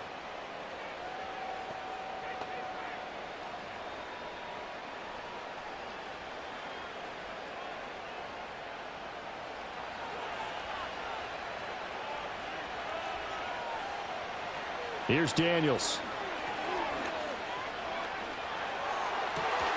Looking for the out route, and he's got it. It's complete to McCaffrey. 15 yards the pickup. First down, Washington. What an intelligent play as he found open grass and uncovered quickly. A nice clutch play to move the chains. The defense, they've got to do a much better job of accounting for these shorter routes. Now Daniels. He's going to drop this underneath for Robinson. The Commander's going to use the second of their timeouts as they'll stop it with just over 40 seconds to go in the first half.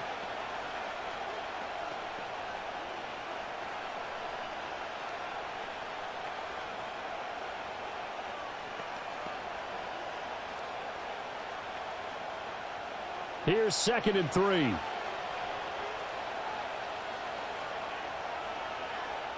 Daniels looking to throw. On the catch, it's Crowder.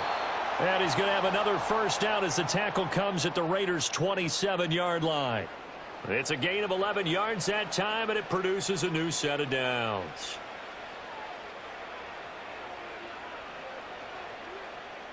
They had to settle for 3 last drive, hoping this second go-around ends in 6. In good position, 1st and 10. And that is incomplete. 7 seconds remaining. As this old brain remembers, when I see 5 wide receivers on the field as a defender, I know the ball's coming out hot. They expected it and got there and popped it free. 2nd and 10.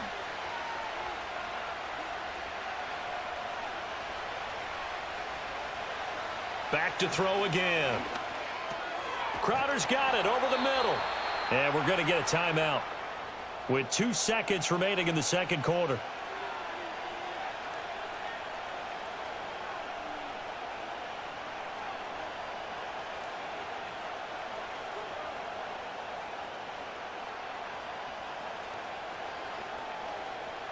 So with 2 ticks left here in the half, on is the field goal unit. From the left hash, just a 32-yard attempt. Seibert able to knock this one through, and that will do it for this first half.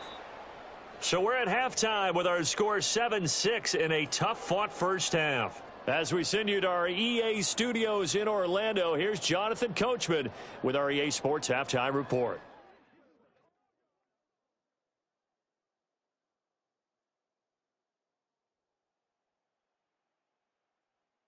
Okay, Coach, thanks as always. This one's still anyone's game as we welcome you back for quarter number 3.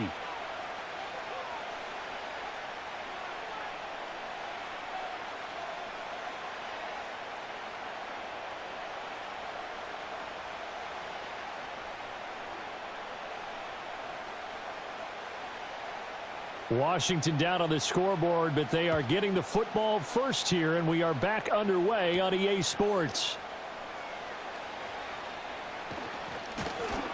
And a nice return sets them up pretty good here right at the 30-yard line. Here come the Commanders for the first possession of the third quarter. And Charles, some things to like about that first half, ultimately trailing here, but certainly this deficit is manageable. So curious to see what adjustments they may have made at intermission. As am I, because I think things bode well for a possible comeback, because I thought a lot of their best reps in the first half came through the passing game. They were hitting the open receivers, taking whatever the coverage gave them and making it work well for themselves. Now, they just want to pick up the pace of scoring a little bit. So I expect them to come down and continue to throw the ball effectively. And he'll have a gain of 3 to the 33. They'd love to just strike back with a touchdown right here, and if it's a long play, so be it. But the main goal, get a couple of first downs, run some plays, run some clock, allow their defense to get a chance to catch their breath, settle down, and relax a little bit after they just gave up a score.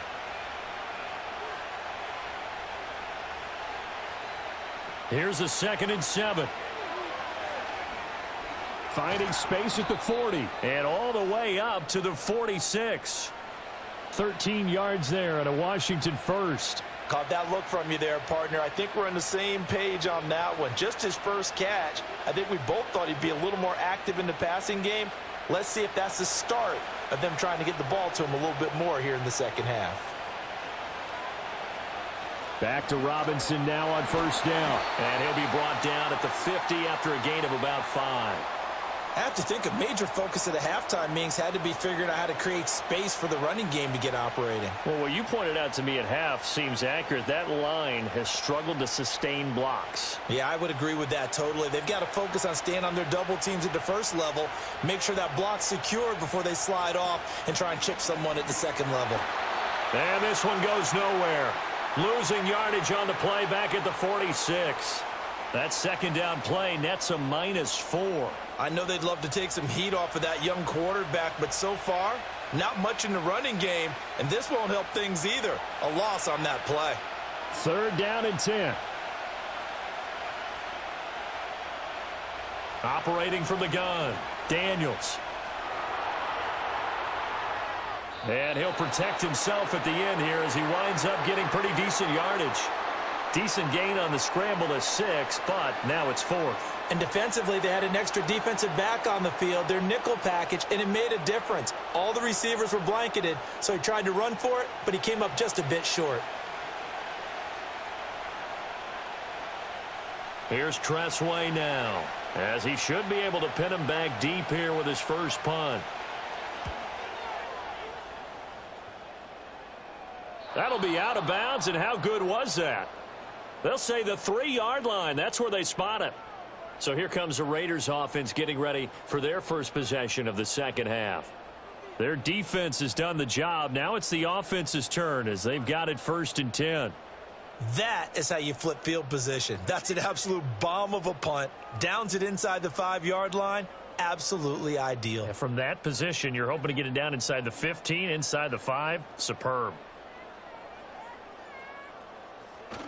Going to begin the drive here with Madison. And he's going to be taken down shy of the 5-yard line.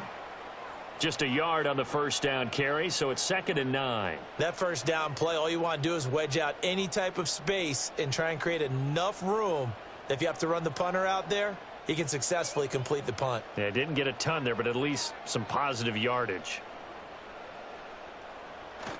Here's Madison getting it again on 2nd. And a short gain here as he gets it up only to about the 6. 2 runs in a row, but only 2 yards to show for it. Sometimes your philosophies get challenged at times you don't want them to. They did try to stick to the running game on the first 2 plays. Didn't amount to much. And now facing a 3rd and long at the outset of this drive. A 3rd down now. Those last 2 plays indicative of how things have gone for them. Just nowhere to go on the ground and struggling to put up points. This goes out wide from Madison. And he's going to be taken down here still a couple yards short of the 1st. And that's good for a gain of 6. And that's going to bring up a 4th down. I think that call was made not so much to try and get the first down, although they would have taken it if they could have gotten it, but to give their punter a little bit of space and try and help out their defense. Yeah, they got the safe completion on 3rd. He steps into this one, and this is a rocket. Pulled in at the 24. Officially, that'll be a 63-yard punt. Well done. And it will be Washington football now with a 1st and 10. Here comes the Commanders' offense back onto the field. And both of these defenses have been stifling these last few drives offensively. Just not able to get anything going, so what needs to change? I think a lot of the guys will go back and review, so to speak, because everyone has someone assigned to how did each play work. Okay, what did we use that kind of worked for us during this game? Try and get back to some of those plays, as well as the possibility of showing something you haven't shown already in this game and trying to change things up. We'll see if they take the advice of Mr. Davis. He decided to run a hitch route. It really helps to have a guy who can turn it loose. And, boy, he rifled one in there on that one. Not much run after catch, but it worked really well. From the 32-yard line now, here's 2nd and 6. Looking to throw. Daniels. That's to McCaffrey, complete. That one a 1st down pickup of 8. I like watching the wide receiver screen because it's a real teamwork play. Because guess what? The guy catching the ball, he'll get all the credit. But how about the people have to block in front of him, either fellow receivers or offensive linemen? That makes that play a really nice timing play, and sometimes it can break big.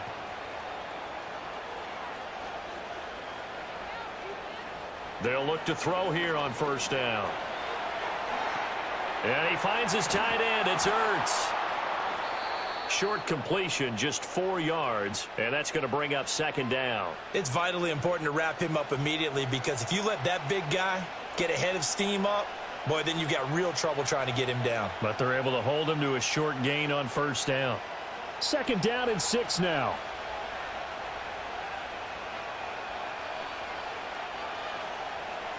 They'll stick with the passing game as he looks to throw. Over the middle, that's complete to McCaffrey. 7 yards there and a 1st down.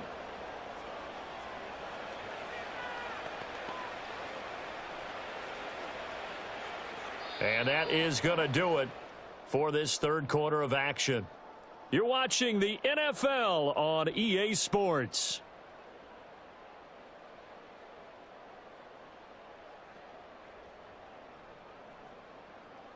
Back now in Las Vegas. Welcome back, everybody. And we've got a dandy here. A 1-point game as we begin the 4th. They'll look to throw again. This one caught by Crowder.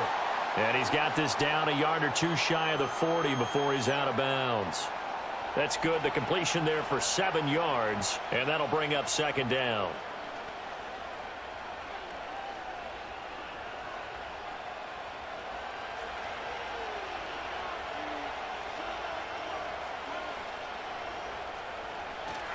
Straight ahead, it's Robinson. And this won't be enough to pick up the 1st. A gain of 2, 3rd and 1.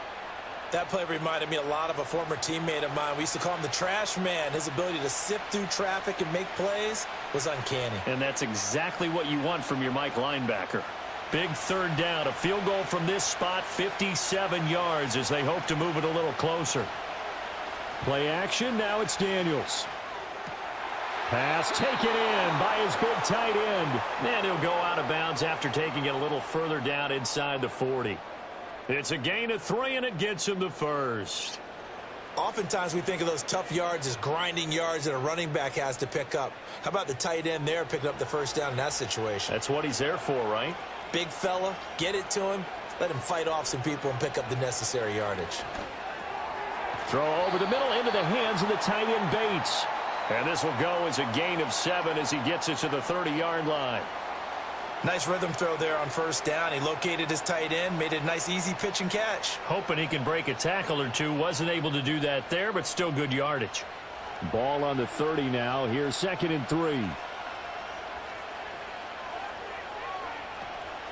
They go play action. Daniels. Looking left side. He's got it. Complete. That one good for 7 as this long drive continues and the chains move again. They like going to him in the slot. He catches another one. I think this comes under the heading of until they stop him, why not go back to him? He has something going really well. Great working relationship with the guy throwing the ball, and they keep making the connection. To the air goes Daniels. Escaping the pressure right. And he slides and covers up at the end as he's going to be able to pick up decent yardage. Nice work to get 7 out of that, and it's 2nd down. You know what I like about that play? He didn't try to do too much on first down. He took what the defense gave him, put together a solid gain to bring up 2nd and manageable. Now they have a couple of plays to pick up just a few yards and a new set of downs. Robinson, he'll try the left side.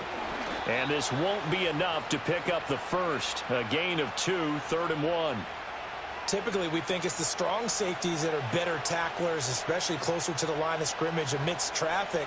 But in this case, how about the free safety coming up and making the big-time play? Here we go, 3rd and 1. Gut check time on both sides. Motion man is Crowder. Daniels from the gun on 3rd down. Work in the middle of the field, and he's got a man complete. And the Commanders are going to have a 1st and goal coming up as they find a way to convert there on 3rd and 1. And in a lot of ways, that catch is expected. Red zone presence, and that one was realized there. You've got to find your tight end in that situation. And the question now, how do they want to work the clock here on 1st and goal? A field goal would give them the late lead. Working out of the gun, Daniels. And he's got it. And he is into the end zone for a Washington touchdown. A 5-yard touchdown. And the Commanders have moved out in front here in the 4th quarter. Those are the types of plays in these moments they were hoping for from this young rookie, able to put him up here in the 4th quarter. How about the kid? You just mentioned it, the 4th quarter. This is when you have to make those winning plays. That's what he just did. Doesn't ensure anything, but he certainly gave his team a heck of a chance, didn't he?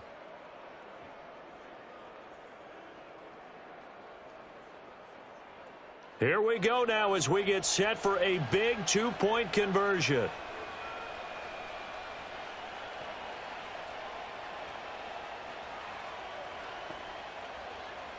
Daniels going to try and throw for it. Eluding and he will get into the end zone for the 2 points, and that helps. That gives him a 7-point lead. And with a successful 2-point try, the QB rolling out, I would imagine on the defense that makes it tough. When he goes out, he's got the option to run or pass. Yeah, it really does. If you decide not to bring extra people or extra pressure, maybe you have to have a spy on the quarterback, someone to account for him, because oftentimes that is the unaccounted for player.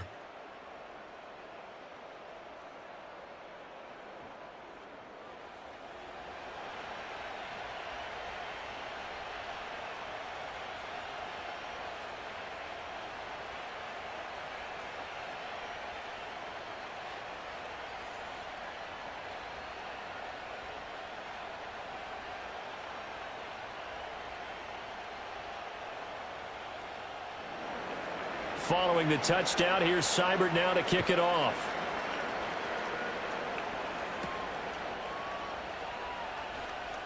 Oh, a dangerous return man showing it here. And able to break this out all the way to the 38-yard line. Great return. The Raiders offense ready to go. They now trail by 7 after that last touchdown here in the fourth quarter. What a big spot for this offense. See if they can cobble something together on this drive.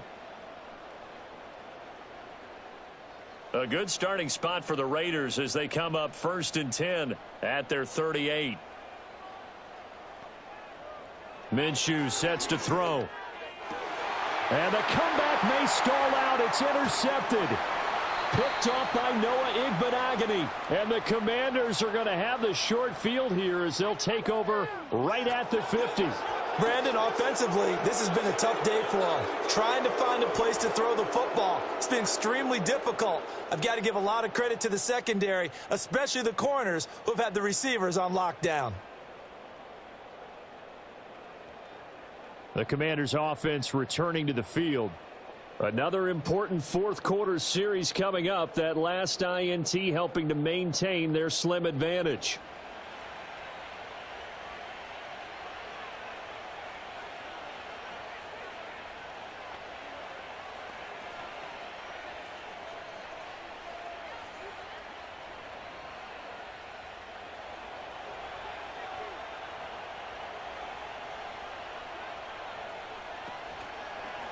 They'll start with the option. It's a solid footwork there as he'll take this down to about the 38. And that one will go for 13 yards on the keeper and a first down. Well, that's the fear any defense has when the quarterback gets involved in the running game. You don't usually account for him, and he's hurting them today. Yeah, he's been very involved in the running game. Defensively, when you got the coverage good downfield, how do you account for him, though? Occasionally, you start to spy him. Take someone who has the same agility, who can dance with him, run with him, and try and keep him in the pocket. Yeah, it'll be especially critical here as we come down the stretch in the fourth. And not totally home free yet, but it's looking good as they come up 1st and 10. Out of the gun, they give to Robinson. He'll be hit down at the 33, 5 yards on the play. And now right out of the 2-minute break, we'll get a timeout used defensively with 1:56 to go.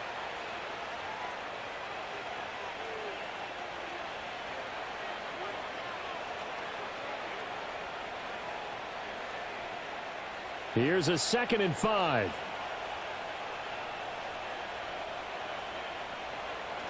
He's going to get it again. Just looking to get forward and protect the ball.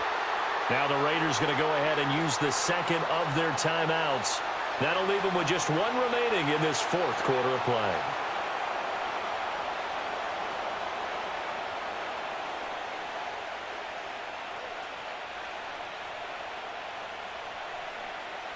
The heavy set out there. 3 tight ends in the formation for 3rd and 3. Robinson will try to pick it up. And he will have a Commander's first down, and that should just about do it.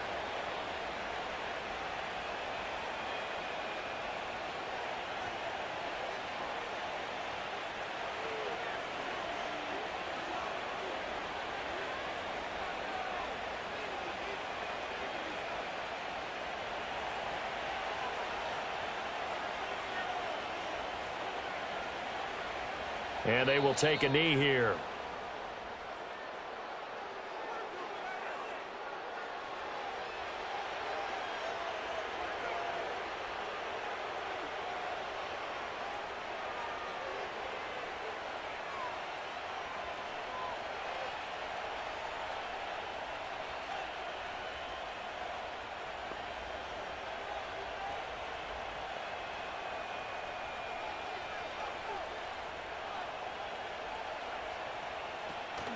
Hand off to Robinson out of the shotgun. And he'll be brought down inside the 20 at the 19. I like it. I like the call. Still an opportunity to run the football and chew up a little more time off the clock.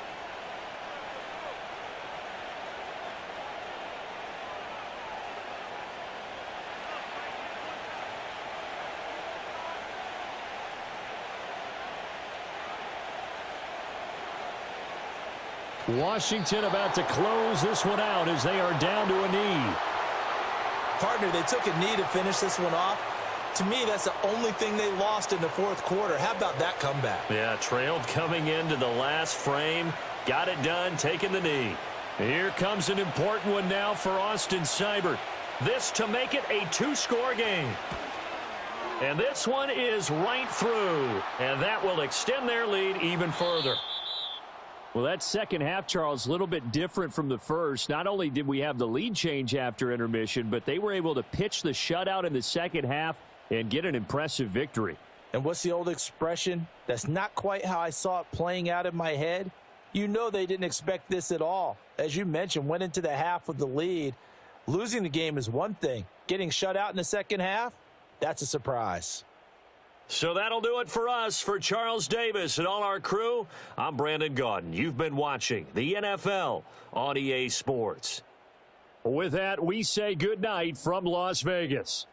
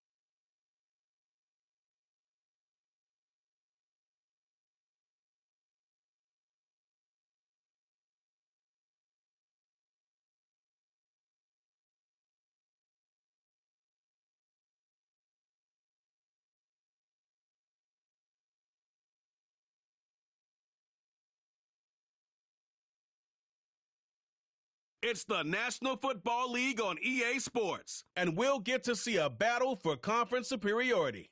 It's the Baltimore Ravens and the Carolina Panthers. All that and more coming up next. EA Sports coverage of the NFL finds us at Bank of America Stadium in Uptown Charlotte.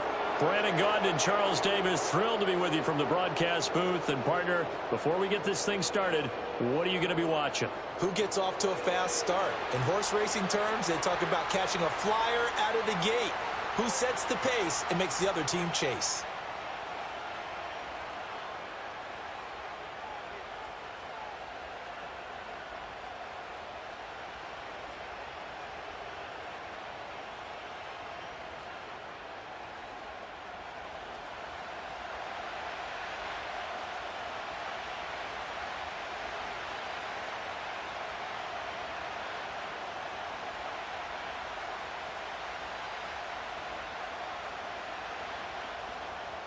Eddie Pinheiro about set to get us going, and we are underway here in Charlotte.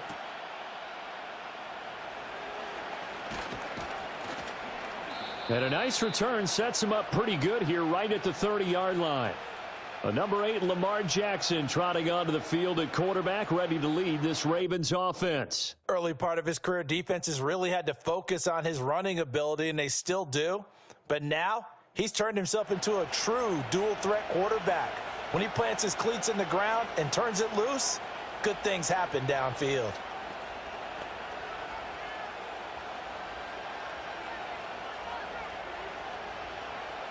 So 1st and 10 now from the 30.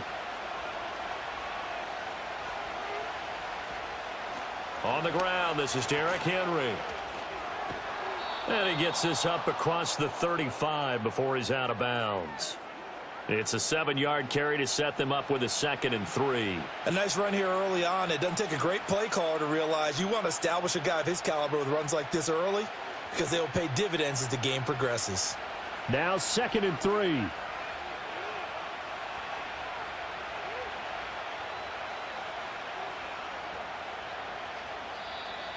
Oh, the motion comes too late, and this is going to be a delay.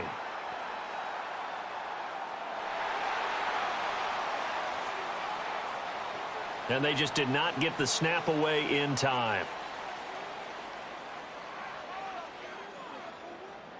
They are pushed back 5 yards by the delay of game, 2nd and 8. And the tight end goes in motion left. Here's Jackson. A short throw caught by Andrews. I think defensively you're okay with that. You're in the first quarter. He's going to get some catches, but they rallied to him quickly. And that's what you count on, and I like what you just said. First quarter, can you do it all game long? They catch it, you tackle them, they go down on the spot. Because when you're able to do that and you don't give up big chunks of yardage after the catch, now you put the offense in a position where every series they have to work hard to pick up first downs, and you tend to stall them out when you do that. And he's going to have to eat this one as down he goes. Multiple players combined for their team's first sack of the game. The defense is always talking about not letting Lamar Jackson get comfortable. A good job there on his opening drive of making him uncomfortable. And you're talking about doing it so early in the game because all week long there's been anxiety on the defensive side of the ball. How do we keep this guy hemmed in? How do we tackle him? To get it done that early, that's got to feel great for them. 4th down, and out comes Jordan Stout here to punt.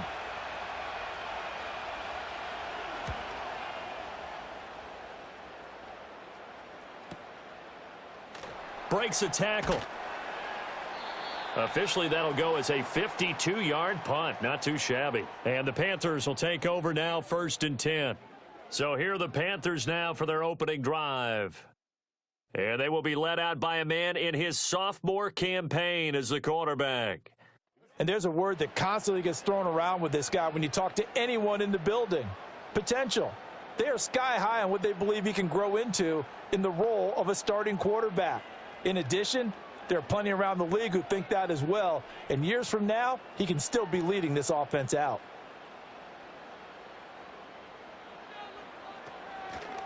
And they'll start on the ground with Hubbard.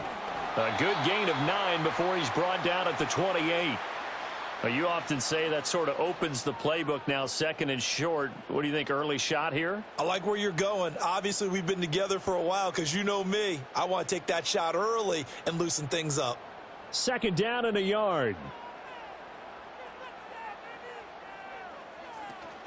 Right back to Hubbard. And he is going to be stopped cold behind the line of scrimmage.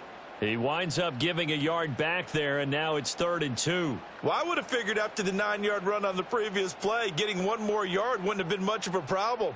But apparently it was, and now it's 3rd down. They'll come to the line, needing only 2 yards to gain the first here. Off the play fake, Young. And that's going to be incomplete. But, man, his first throw, that nearly went the other way. Instead, it's 4th down.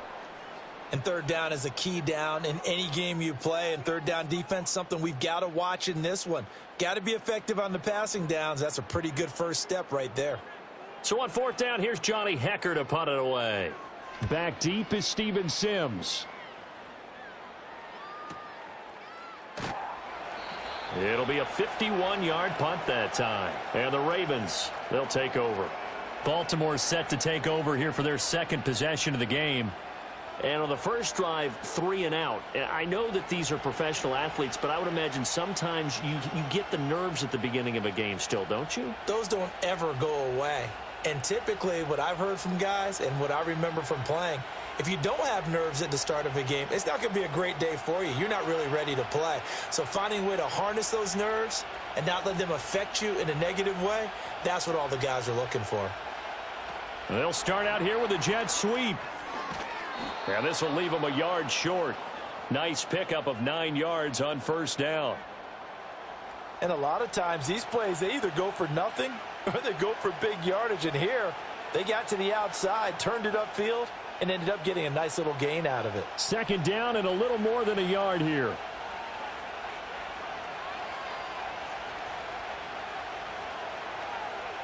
Off the option, here's Henry. And he's able to take this one up to the 35-yard line. They'll get 3 as the drive continues. It's a first down. 2nd and 1, and people want to run the football. This is where every back in the league is supposed to do exactly what we just saw there. Pick up the first down.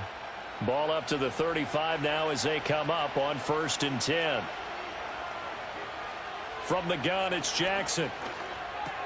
This throw taken in by Isaiah Likely. And he'll be out of bounds just shy of the 40. Good work after the catch. Going to net him 23 and a first. And this was a nice example of an offensive coordinator scheming his guy open. Just a little underneath route, just trying to free up some space. And it worked awfully well. Got him not just space, but plenty of room to run after the catch to pick up really nice yardage.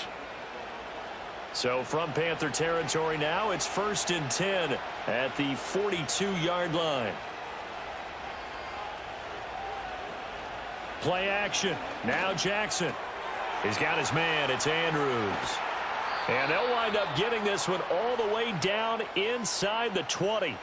The extra effort after the catch makes it good for a gain of 26 and also a first down. Another nice play there. They've gotten down into the red zone in no time at all.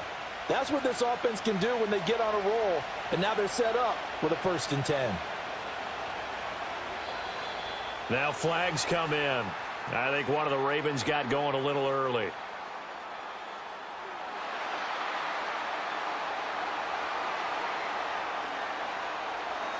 The false start backs him up 5, 1st and 15.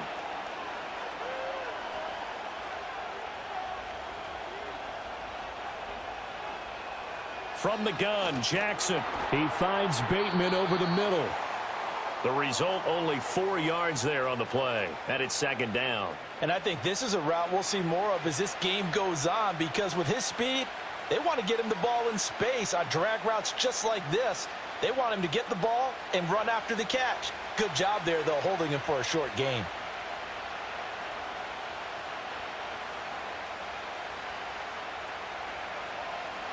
In motion, Aguilar.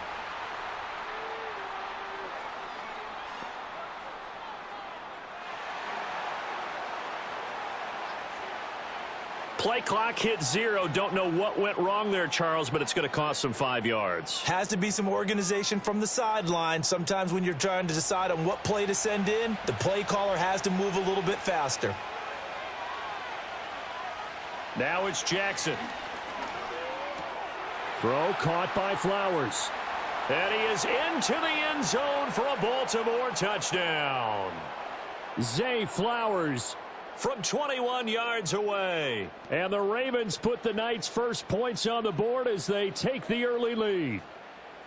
And there they got him the ball. Just get it to him, let him do the rest. You know, he probably said that to his quarterback as he broke the huddle. I like the play call. Just get it to me. I'll take care of the rest of it. Helping out his rack, right? RAC? Run after catch, and he loves that, and he's going to carry that in at contract time. Justin Tucker for the extra point.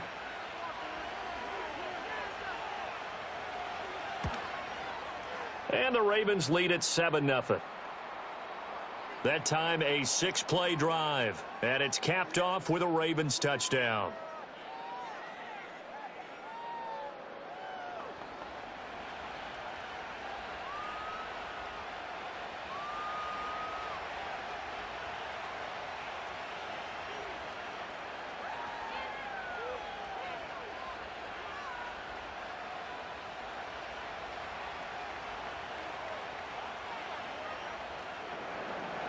Tucker now to kick it away following the touchdown.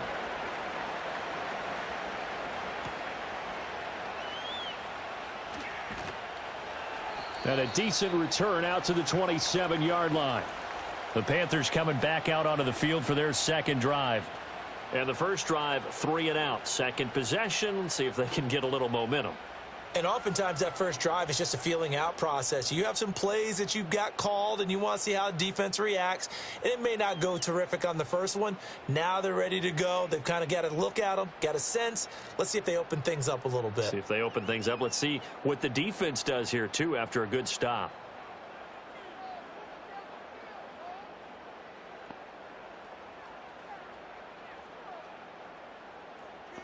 Young will set to throw.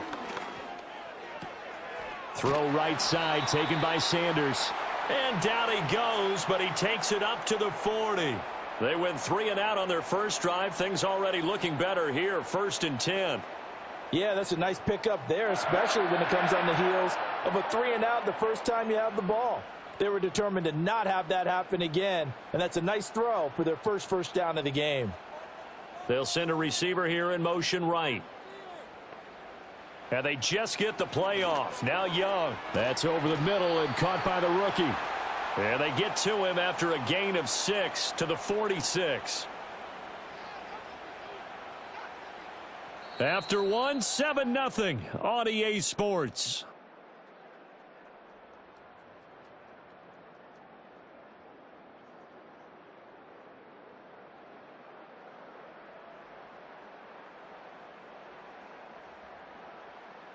Second quarter now from Charlotte, and it's the Panthers with the football. This 2nd and 4. As they've got it as we resume action.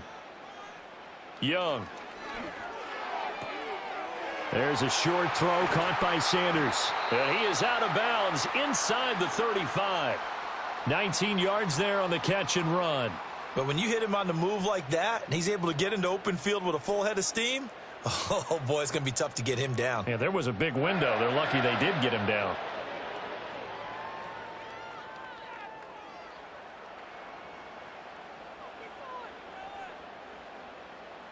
So in Raven territory now. Here's a 1st and 10 at the 34. Got a man. That's Liga. It'll be a gain of just a yard, and that will bring up 2nd down.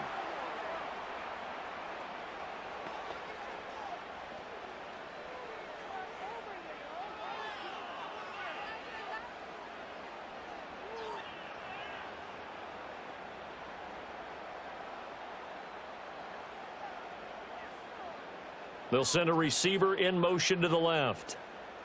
They just do get the playoff as he'll look to throw. And this one incomplete. Too much contact to hold on to that one, and it's 3rd down.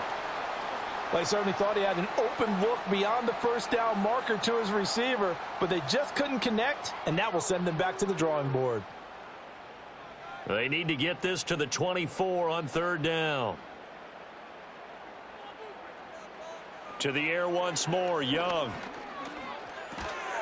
And that is incomplete. Well, how about the coverage we just saw him break out on 3rd down? Dime defense, blanketed the field with extra defensive backs and speed, unable to find an open hole to complete that pass. So Young will head to the sideline, and on is Pinheiro for the Panther field goal. From the left hash, it's an even 50-yard attempt. This is up and good from Pinheiro. And they are on the board, but still trailing. It's 7-3. So they're able to end that drive with 3 points in this one-possession ball game. And ideally, you want to end every drive with points. Most quarterbacks would tell you, let's end it with a kick, right? A PAT, that's number 1. Field goal you'll take. Punts, you really don't want to do that. In this case, they'll take the field goal and get prepared for the rest of the game.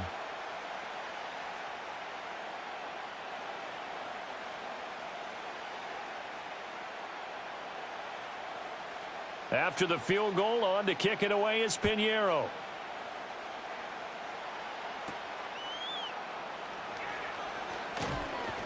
And he's up across the 25 and down at the 28. Lamar Jackson and the Raven offense heading out. He threw a touchdown pass last time they had it. And he'll look to get him in the end zone again here as they start with the first down.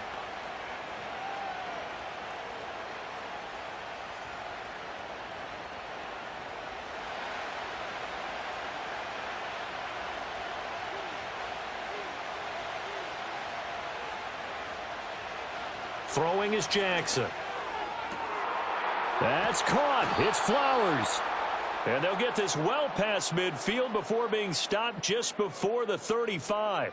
36 yards on the play. He scored their touchdown earlier, and this had a chance to be another.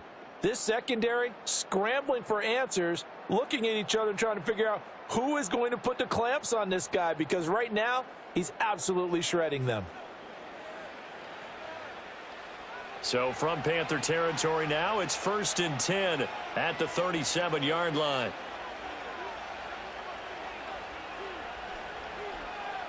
In motion, Aguilar.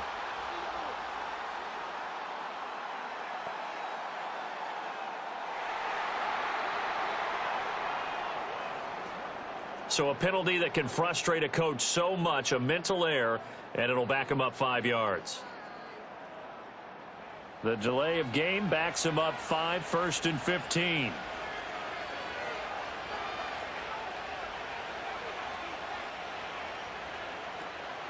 Play action. It's Jackson. And this is into the hands of Andrews downfield.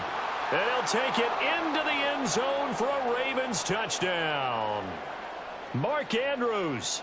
42 yards. And the Ravens are able to strike quickly to add on to their lead. For a big tight end, he can sure move like a slot receiver when he gets a head of steam going. And as a defensive back, you've got a big decision to make when he's moving like that.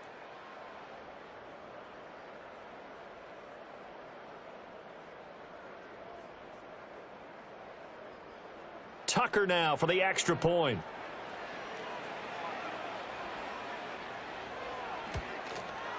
And this one's right through to make it a 14-3 ball game.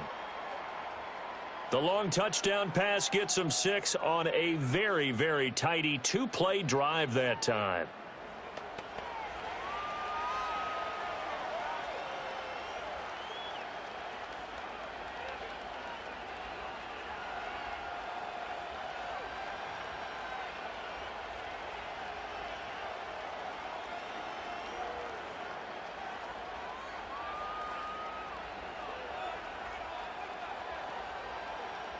Tucker now to kick it away following the touchdown.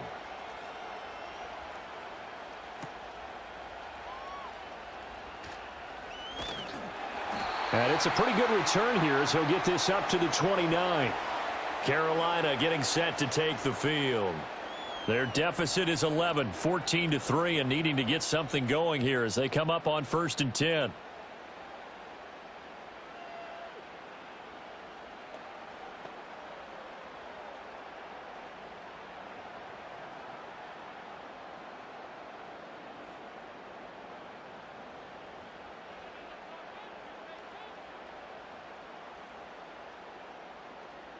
Now here's Young.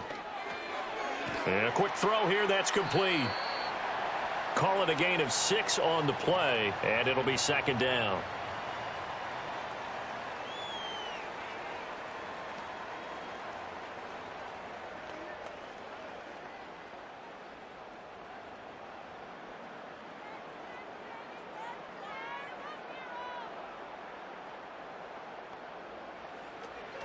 They'll run a draw now with Hubbard. And he'll get it out near the 40 to the 39. A gain of 5, good enough for the 1st down. Well, you know they had a 3rd down play on standby just in case, but he says no need with that carry. Runs like that will continually earn him more work in this and future contests. So from the 39 now, they'll come up on a 1st and 10. Looking to throw, Young. And that one drops down, incomplete. Good coverage there, forced the ball free, and it's 2nd down.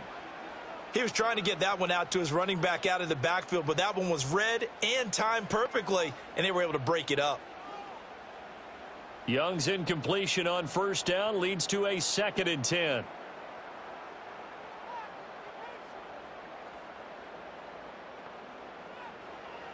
They'll look to throw here. And this time he's got the hook up. It's complete. That'll leave them with a 3rd and 2 coming up. They got 8 yards there.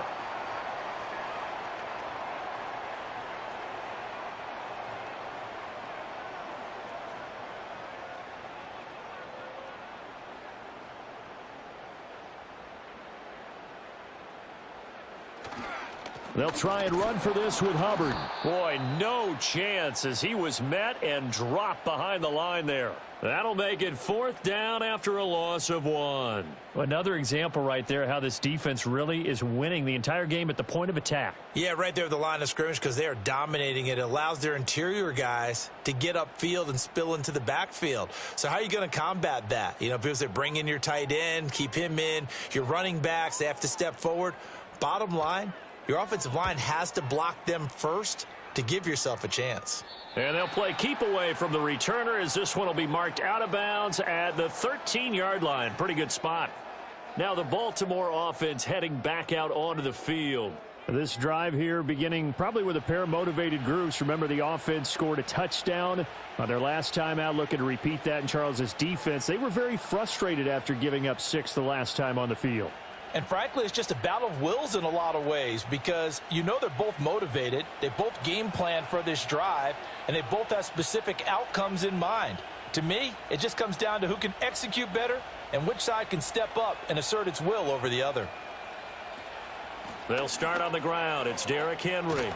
Now he's tackled a yard short of the marker. Good gain of 9 on first down.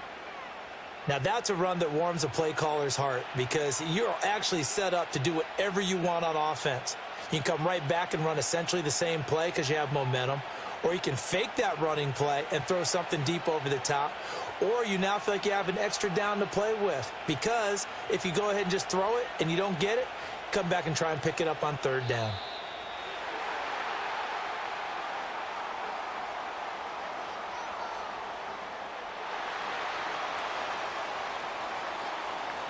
Play clock all the way to 0. Didn't get the snap off. 5-yard penalty. And you see the head coach writing that note on his play sheet right now. He's going to be addressing that with his staff. A sense of urgency, get to the line of scrimmage, snap the ball.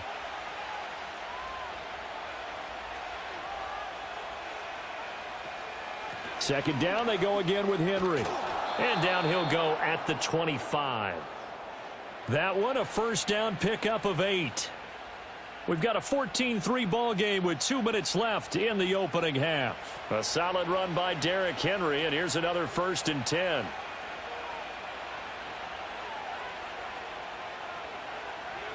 Now Jackson. This one into the hands of Aguilar.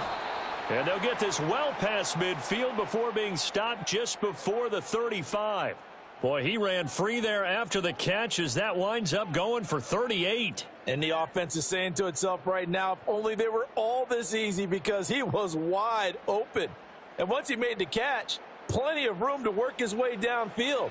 That was a breakdown on the defensive side of the ball, one that they want to fix immediately.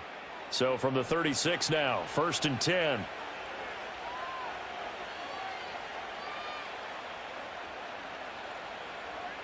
Now it's Jackson.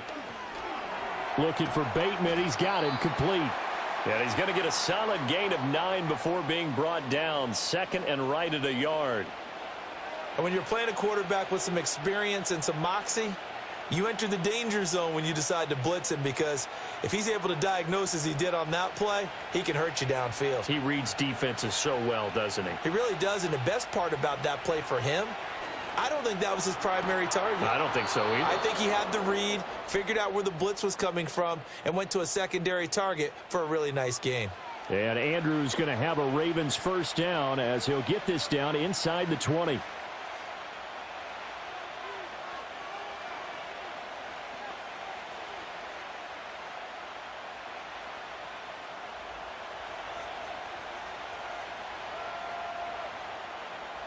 In motion left, Bateman. They go play action now. Jackson. And they've got it inside the 10 at the 8. Nothing open downfield. He keeps it himself for 11 and a first down. I can't be sure how much of that was planned pre-snap, but it certainly opens up some avenues for their offense. And if he can stay a threat to break off those kind of runs, it'll pull defenders away from coverage and open up some choice throwing lanes for him moving forward. Flowers going to go in motion right. Final play of the half here. It's Jackson. They go with a shuffle pass, and it's complete. And he's going to be brought down just shy of the 5 at the 6. So we have reached halftime here in an 11-point contest. As we'll send you down the coast now to Orlando, that's where we find Jonathan Coachman, ready with our EA Sports Halftime Report. Coach.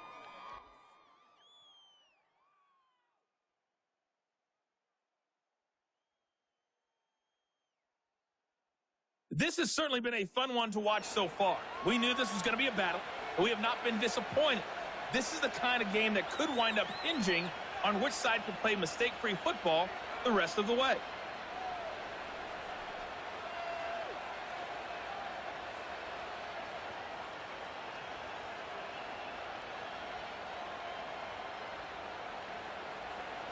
Ready for the second half. 14-3 our score as we are back underway on EA Sports. And out a little across the 25 to the 27.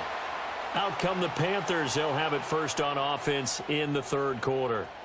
And right out of the gate, they face what you'd think could be a pretty important drive. I would say so. You know, they're down 2 scores. That's not the end of the world. It wasn't the strongest of first halves, but for them to start clawing back, they've got to start putting a little pressure on that defense, start cutting into this deficit. You can't have 3 and outs and expect to get that done.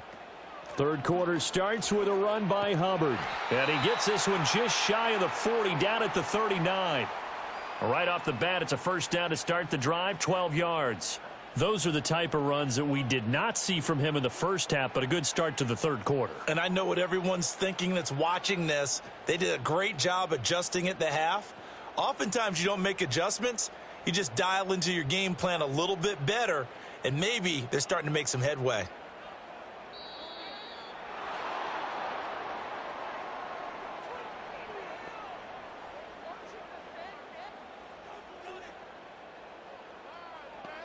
Not enough sense of urgency there. Play clock hits 0, 5-yard penalty. Yeah, I like your point there. Not enough sense of urgency. People walking up to the line of scrimmage, you've got to get up there and get set and be ready to go.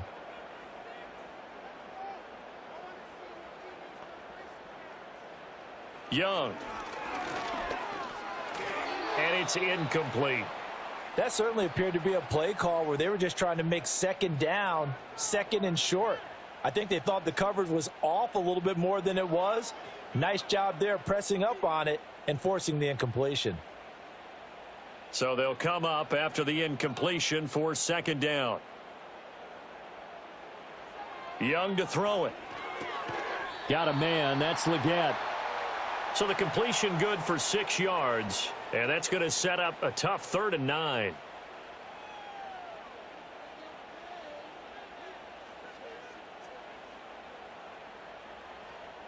They'll come to the line here needing 9 yards to pick up the first. 3rd down, Young from the gun. And it's knocked away and incomplete. And batting that one away in coverage, that was Kyle Hamilton. They decided the opportunity was there and launched a deep ball, but he was unable to get away from the defender, couldn't create space, couldn't uncover at the end of the route, and that one winds up incomplete. Here's Johnny Hacker now as he's on to punt for Carolina.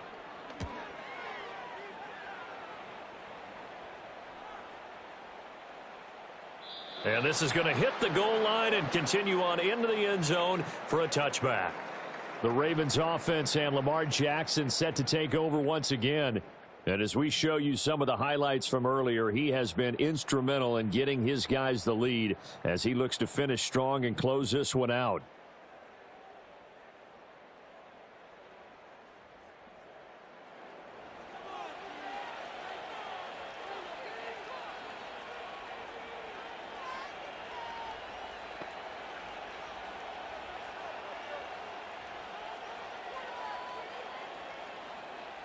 The Baltimore offense at the line, set to get going. They begin with Henry. And he's brought down at the 24 after a gain of 4. Brandon, we just saw the benefits of being able to run the ball successfully. They pick up 4 yards on that carry. So now if you're a play caller, you can do just about anything you want. But on the defensive side of the ball, you scramble a little bit. Now you're behind trying to figure out, do I need to blitz him? Do I need to pressure him? How do I gain an advantage on this snap? Jackson firing quickly out wide for Bateman. It'll be a gain of 5, and it'll leave him with 3rd and a full yard to go.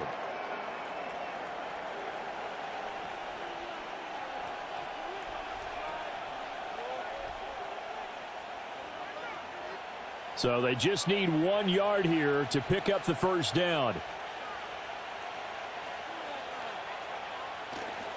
They'll try to run for the first with Henry. And he's going to get to the 31, enough for the first down.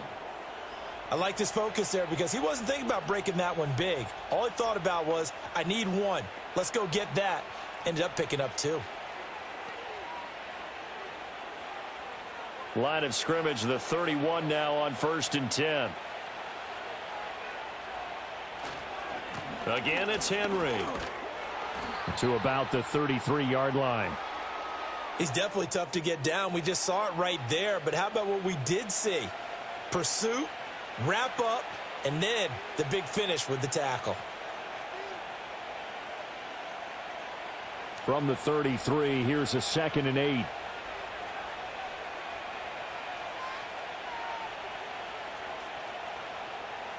To throw is Jackson. And, he's unable to hold on to that defensively. A potential game changer, but it falls incomplete. And that could have been the lifeline they needed.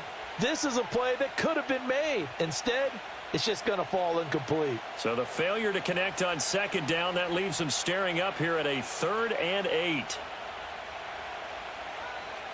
In motion left here, one of their tight ends. Here's Jackson.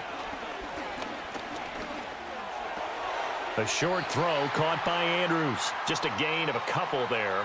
And that's going to make it 4th down. Partner, I think that completion takes the definition of dink and dunk to a different level, doesn't it? It does, and the defense was right there, kind of played into their hands. The Ravens send their punter out now as he'll kick it away for the 2nd time.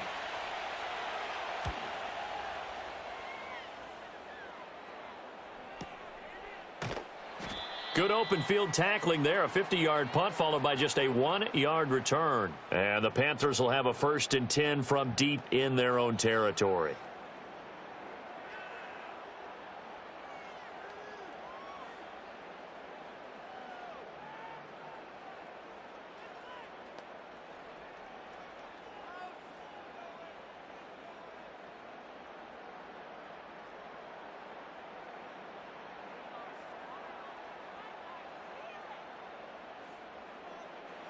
Young now. And this will be incomplete. Physical play on the football there, and it's 2nd down. I'm getting the sense that this offense is getting frustrated. Here we are into the 3rd quarter, and they've had plenty of opportunities to get in sync. Thus far, that hasn't happened. They're looking for answers both on the sidelines and in the huddle looking at each other. They'll bring a receiver in motion left. Young to throw it. There's a short throw caught by Sanders. They do get a couple, but they'll be left staring at a 3rd and 8 coming up. That was an okay hook up there with his tight end, but unfortunately, they didn't get the kind of yards they had hoped for. That's going to bring up 3rd down. This offense in desperate need of a conversion as they come up on 3rd down. Thielen going to go in motion right. To throw, Young. They'll drop that down to Hubbard. And he is going to have a Panthers 1st down as they're able to get the 3rd down conversion. There are a lot of tough routes to try and cover.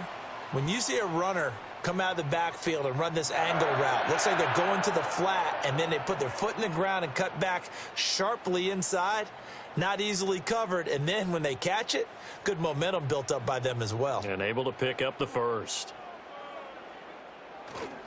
And they'll run on first down with Hubbard. He'll get a yard, that's all, as they get him down at the 28. Well, they still have time to get him established, but in my estimation, they've got to pick up the urgency here. They've got to get quickly in and out of the huddle and run off a bunch more plays. 2nd and 9.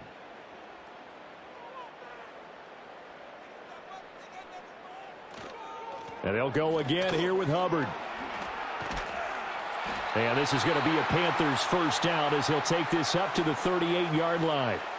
Well, CD, a lot of times like to separate speed and quickness, and they've got a back that's both. We know that he's fast in the open field, but, man, his first step is so quick, too. It is something, isn't it? Because you think of that type of speed getting to the perimeter and turning upfield, but also when you run those inside runs, he can get into the secondary so fast the linebackers don't have a chance to react. And not able to break away this time as they're going to stop him right around the line of scrimmage. 3 quarters in the books. You are watching the NFL on EA Sports.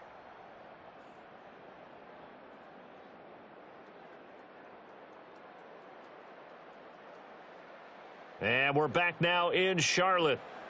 It's the Panthers in possession of the football, but facing a deficit here as we get to the 4th and final quarter of play.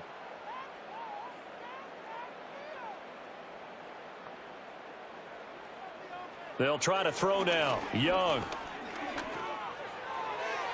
Incomplete.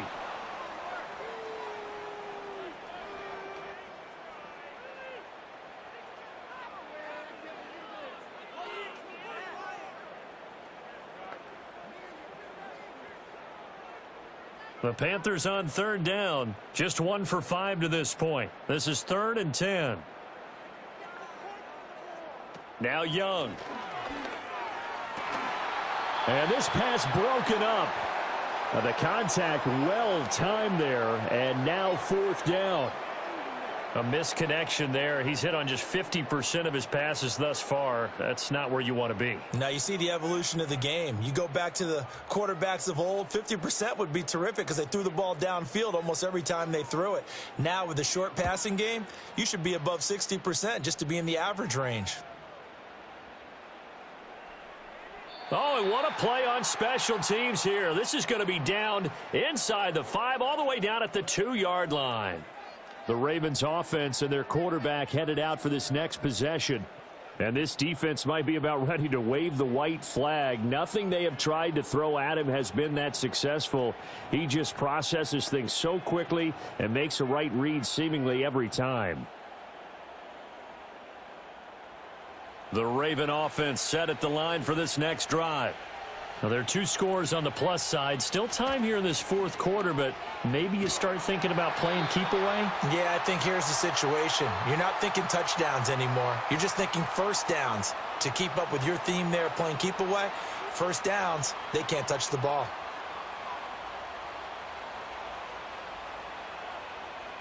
Now 2nd and 9.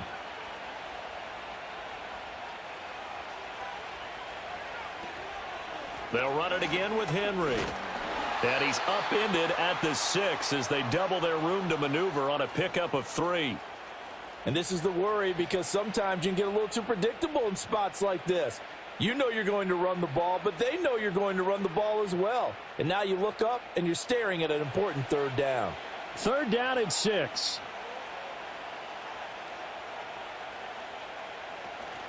Play action. Now Jackson. Pass taken in by his big tight end. And he gets it to the 30 when it's all said and done. That's a 3rd down conversion of 24 yards there. Nice play. He's been the go-to guy. They needed a big play there on 3rd down. Went his way. It worked out. Doesn't matter whether they've scouted it or that they think he's going to get the ball. He has a knack for finding his way open and completing the connection.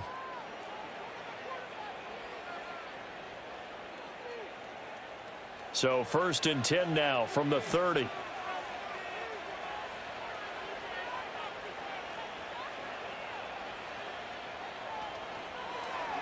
Jackson, option right. Breaks the tackle, now an alley.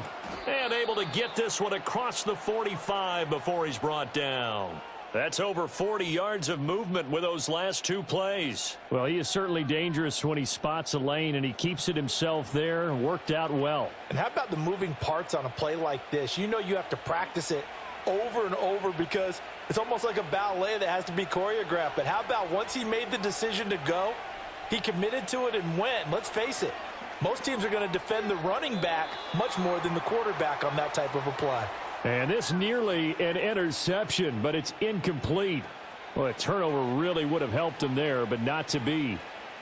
To give you an idea of how accurate he's been throwing the football, we're in the second half. That's just his second incompletion. Well, if he's that locked in, that means everyone's locked in, because to me it's like throwing a no-hitter in baseball. The pitcher may get the credit, a lot of people making plays behind him in the field. Now it's Jackson. That ball's caught. Aguilar right side. And they're going to have another first down as the tackle's made at the Panthers' 42. Give them 11 yards that time and a new set of downs. The passing game continues to be their friend. Even with a stable lead here in the fourth, Charles, they're going back to that well. Yeah, with their overall philosophy, you know that they trust their quarterback. He's been able to throw it well. They continue to throw these safe passes. Who can blame them? And he'll power ahead, but only for about 3 yards. Second down coming up. The recipe's pretty simple, I think, right? Just give your superstar the ball, continue to feed him. Yeah, don't overthink this one, right? Make sure he's touching the football, but you're also counting on his intelligence in playing the game as well. If it's not there, don't force the run. Just make sure you hang on to the football and keep the clock ticking. Henry again on second down. And this time not quite to the 30. It'll be down at the 31-yard line.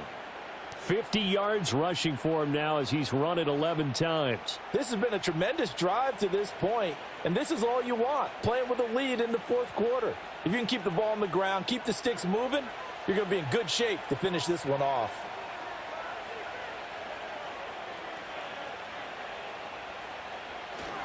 A first down carry for Henry.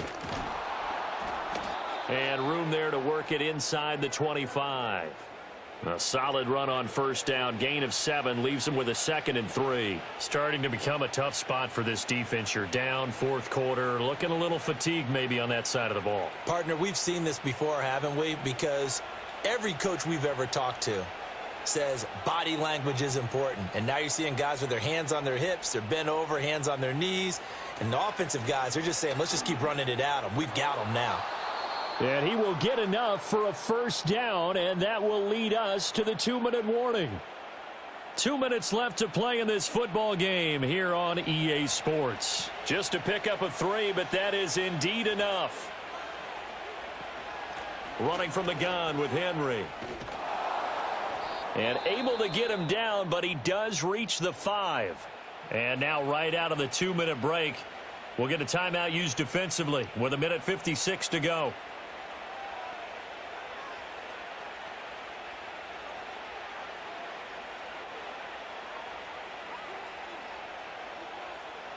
A good chance now to put this game on ice. This is 1st and goal. They'll try and run for it with Henry. And he'll get this one back to the 5-yard line, but no further than that. The Panthers going to use the 2nd of their timeouts. That'll leave them with just 1 remaining in this fourth quarter of play.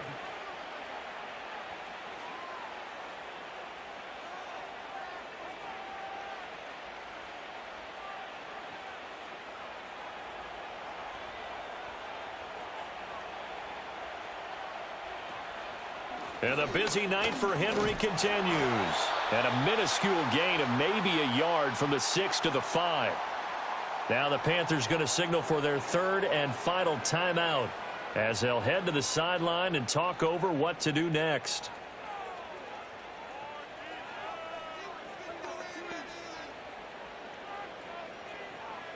A lot of tired bodies on that field, but this is a big play, 3rd and goal.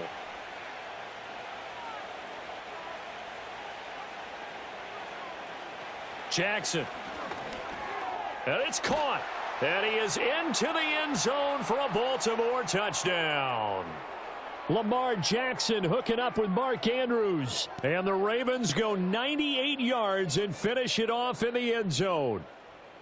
Is it okay if I break one of our rules, partner, which is to never call a game over until it's over? Because this certainly feels like it's over after that drive. Yeah, that was spirit-crushing, wasn't it? And now you just kind of felt the air go out of the balloon. Yeah, they were fighting so hard to stay in there, and they knew they had to stop them on that drive. But when they were unable to, I think you're exactly right. You could see them sag on their sideline, and I think this one might just be over. Tucker with the extra point, and the lead is up to 18 now. That one was an extended drive, 14 plays all told. And it's Mark Andrews who finishes things off with a touchdown reception.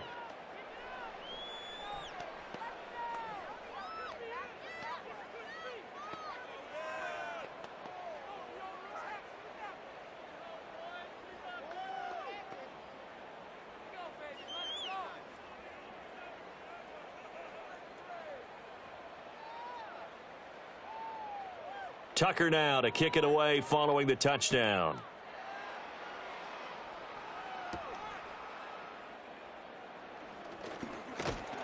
And they will wrangle him down a couple yards shy of the 30. And onto the field, here come the Panthers. Well, probably not much that they can do at this point, CD. Down 3 scores late in the fourth quarter. This is going to be a little too much to overcome, you would think. Yeah, they'll go down swinging, but in the end, I think we saw the writing on the wall a while back because one team was clearly better than the other in this one. And while it didn't quite reach blowout status, I think we knew who was going to win this one well before we got to this stage.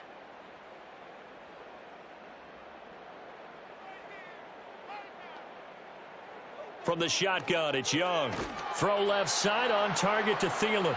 He'll be hit down at the 33, 5 yards on the play. Decent start to the drive, but let's face it, they need a lot of things to go right in a short amount of time, down 3 scores. Yeah, they're going to run their 2-minute offense here in this game, but this is for future games. Can they get better and be ready for the next time, hopefully with a chance to win? Here's Young. And he goes down. The Ravens able to get to him. Finally hauled down for the first time this game. Multiple defenders in there to drop him. I remember throughout my career hearing defensive coaches always say, guys, you got to earn the right to rush the passer. Well, they put themselves in a great spot with this big lead, and they know they've got to throw the ball. These pass rushers have to be salivating. It is pin your ears back time indeed. Now a desperation throw deep downfield. And he bats it away, and it falls down incomplete. They'll probably spend a little extra time dissecting the game film after this one. I think the part of their plan was to hit them over the top with the deep ball. They've been unsuccessful all night. The decision made for them. They've got to go. It's 4th down. As expected, they're going for it to keep the drive alive. He's going to let it fly. And he knocks the ball away, and it falls incomplete. They had to go for it with such little time remaining, and the Ravens get the football back and in great shape. The Ravens offense now, they get set to head back on the field. And as we look back at how we got here, you'll notice a common theme in these highlights. A lot of yardage through the air. The passing game has been sharp right from the outset.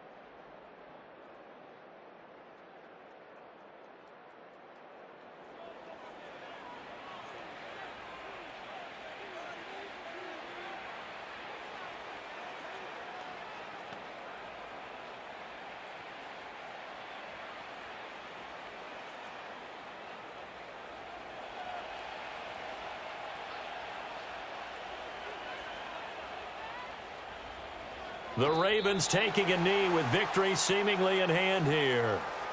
Yeah, it's fun to kneel down in front of your home crowd, but when you go on the road, that band of brothers attitude, right, just us against the world, and get it done, how happy are they? I remember a coach at a previous stop telling me, you get a win on the road, doesn't matter the opponent, get out of there like you stole something, and they did in this one. Down to a knee goes Jackson, and that should seal it. So the final seconds tick away in this Baltimore victory.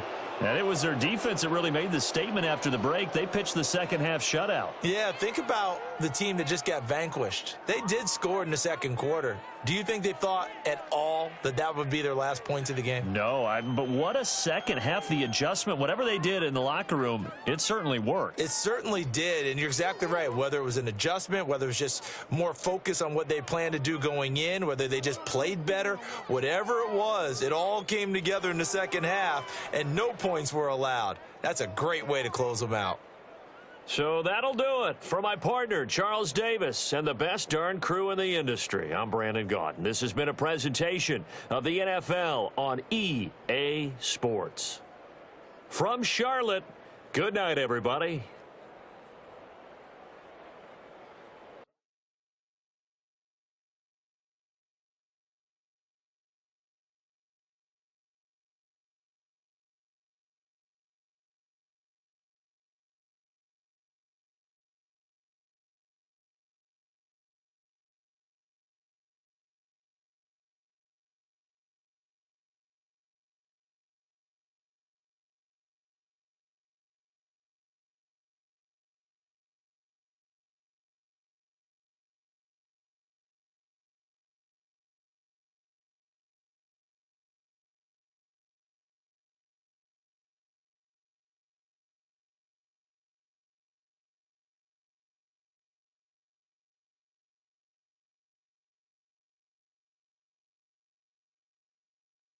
It's the NFL on EA Sports. And coming up next, it's a cross-conference showdown.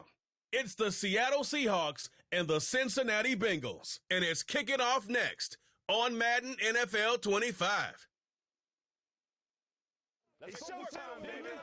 From the banks of the Ohio River, there's a look at what's now known as Paycor Stadium here in Cincinnati.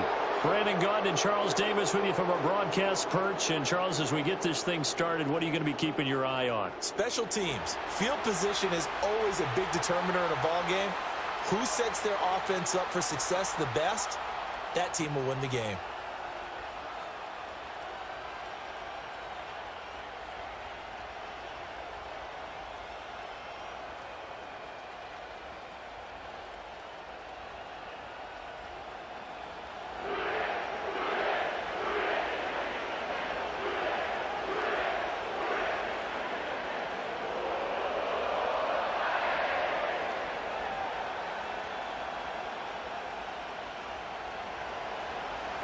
Here's the kicker, Jason Myers, to get this one started. And we are underway from Cincinnati. And he takes this near the 25. Just a little pass there. Call it the 26.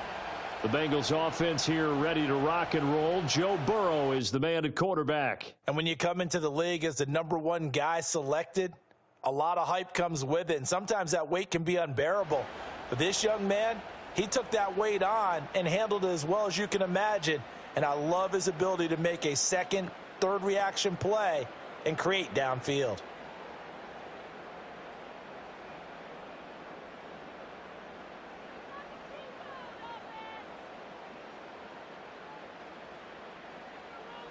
Quickly to the air is Burrow. That's caught by his big tight end, Mike Gesicki.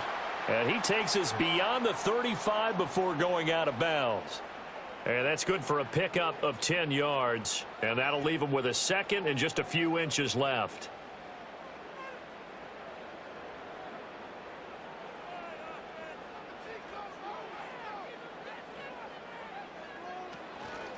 Shotgun handoff to Brown here. They'll get 3 as the drive continues. It's a first down. Second and inches is oftentimes an invitation for an offense coordinator to take a big shot downfield because he feels like he can come back on third down and pick up the first down. But sometimes you just don't want to break tendency. Stay with what you are, stay with who you know, and go get the first down. That's exactly what they did. They go right back to the ground here, and Brown. And he'll be brought down just shy of midfield at the 49-yard line. Now, that was an excellent run. And when you see that happen, that's when you're seeing guys doing their job and then some people doing a little bit more. Offensive linemen and tight ends, they're expected to block. But the wide receivers, all they want to do is catch passes. So when they block on a big-time running play and create extra space, you've kind of hit the jackpot there. They snapped that at 1. Now it's Burrow. This pass complete to Higgins. And Higgins is going to have a Bengals first down as he'll take this down to the 44-yard line. Call it a gain of 7, and it gets him a new set of downs.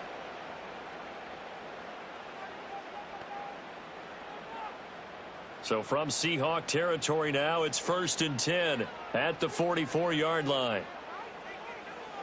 Chase, the motion man right. They just do get the play off as he'll look to throw. And he'll spot Higgins open left side. And he's already got 2 catches on the opening drive. They know he's going to be a handful. And sometimes you game plan for that offensively. You want to make sure that guy touches the ball, and sometimes it just happens naturally. And then you change your game plan. When he has the hot hand, you keep going back to him because he's running routes with confidence as the game goes on. This is Brown going up the middle. And he's going to get this pretty close to a first down as the tackle is made at the Seahawks 36. Call it a gain of 5 there on the run, but they'll remain a yard or 2 short here with 3rd down coming up.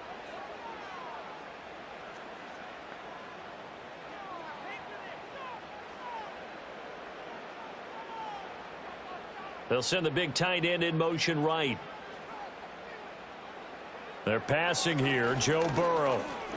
Flush to his right. And he will slide to a stop. He does have the first down. Give him 7 on the tuck and run, and it'll get him a new set of downs. Certainly not a positive sign if you're the D coordinator and you see your guys give up that space so early in the game. 3rd down, that's when the clamps are supposed to come out, but his ability to create things with his legs makes things difficult. Burrow on play action. And he's got his tight end. It's Mike Gesicki. And he'll go out of bounds inside the 15-yard line. That's good for a first down, his 2nd catch of the opening drive. Well, they clearly wanted to come out, Charles, and be aggressive throwing the football, and they've been pretty efficient along with that aggressiveness. He's now 4 of 4 on this opening drive. Yeah, and that's led to a fresh set of downs. I like what he's doing back there. You can tell he's at ease, feels good about what he's doing. And I think if I'm the play caller, I'm reading that, and I'm continuing to let him throw the football. And he'll fight his way down right around the 12. Credit him with a 1-yard gain there to make it 2nd and 9. Absolutely love the effort there. The ability to flow from his inside spot and stop that one at the line of scrimmage. Nice linebacker play. They work now on 2nd and 9.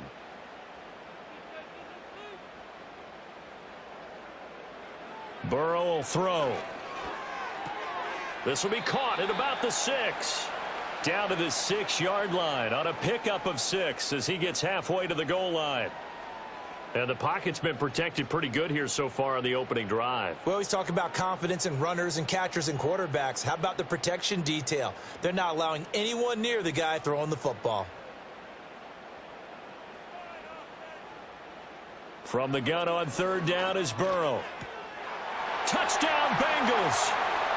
Jamar Chase on the touchdown throw from Joe Burrow. And the Bengals will claim the early lead as they're on the board first here tonight. Well, they spoke about the importance of getting off to a good start, and they're on their first drive, Charles, into the end zone for the touchdown. And what an advantage for them. They're already clicking one drive in, didn't need to wait to get up to full speed. We had heard about the extra time they put in with each other, trying to learn each other's skills, what they like, the whole deal, and it paid off early in this one. I would expect them to keep firing on the next drive and keep that connection going. Evan McPherson for the extra point. And he's got it to make it 7-0 Bengals. A pretty long drive that time. 11 plays all told. And it was Jamar Chase who finished it off with a touchdown reception.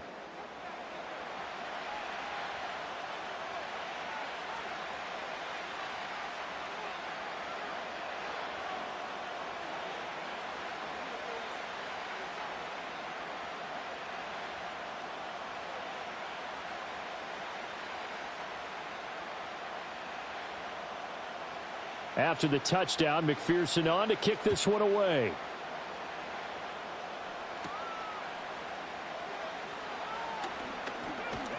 And all in all, a pretty solid return. Nearly got it to the 35. They'll mark him down officially at the 34.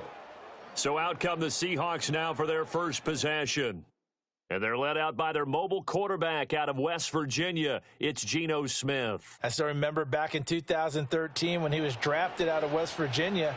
He was coming off of back-to-back 4,000-yard seasons for the Mountaineers. Hadn't seen as much game time in recent years, but at one point, a capable starter in the NFL. Now Smith and the Seahawks going to come up 1st and 10 at the 34. Geno now to throw. Out to the right, he gets it to Lockett. So he'll be stopped here for no gain, and that'll make it 2nd down. Well, that was a simple throw and catch, but even with that completion, 0 yards gained, so they're behind schedule on down and distance. I think they were hoping to get it to him. He could make a man or two miss, but that window closed quickly.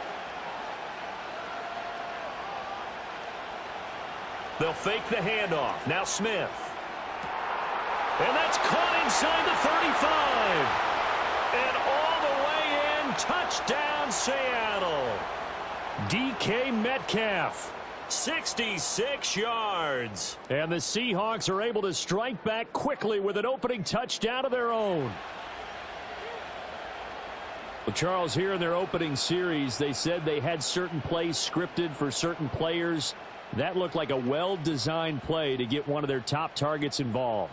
Yeah, let's face it, Brandon. A player of his talent is a problem for any opponent to defend, and we saw it right there. They tried to deny an open lane to him. He still outplayed the coverage and scored the early touchdown. Good luck trying to figure out how to defend him as this game moves on.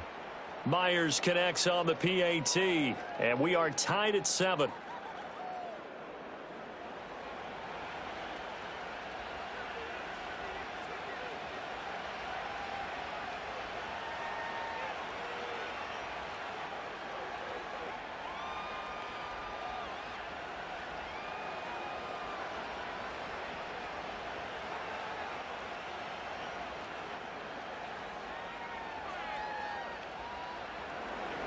Each team's had it. Each team has scored. 7-7 here as the kick's away.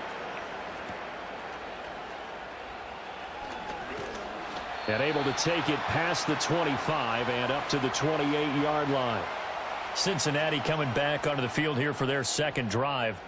And they'll just simply be looking to build off the confidence of the last time out where they scored a touchdown. And confidence is powerful, isn't it? When you've scored once, you feel like you can go back out there and get it done again. Doesn't matter what the defense throws at them. They feel like they're in a groove right now, and they want to get out there and show it. Yeah, hoping to stay in that groove here this go-around. Burrow looking to pass. That's caught. Andre Yoshivas. And they'll get this well past midfield before being stopped just before the 35. It's a gain of 35. They made that way too easy for them. No one is supposed to be that open against an NFL defense. Once he caught the ball, there wasn't anybody close enough to stop him. And he was able to continue downfield after making the catch. 7-7, our score after 1.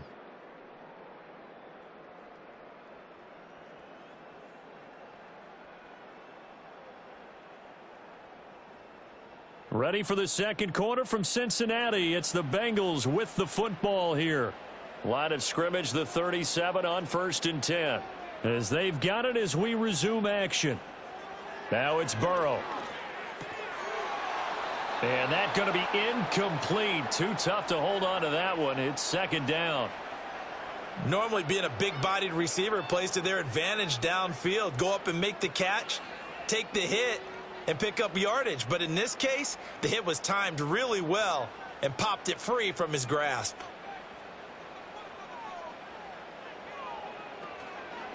They will toss to Brown.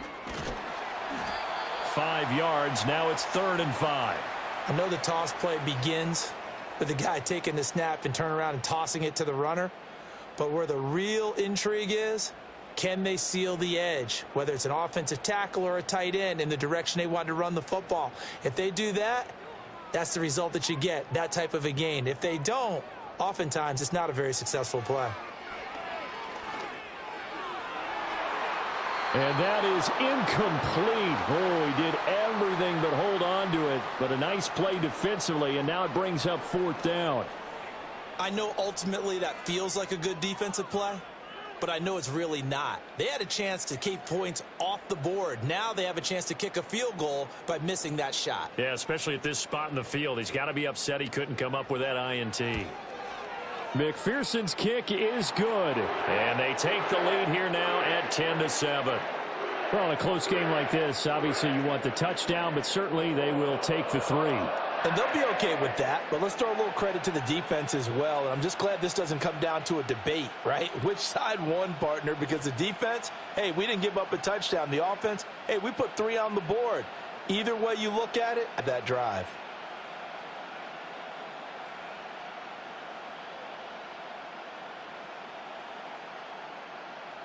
So after the made field goal, here's McPherson to send this one away.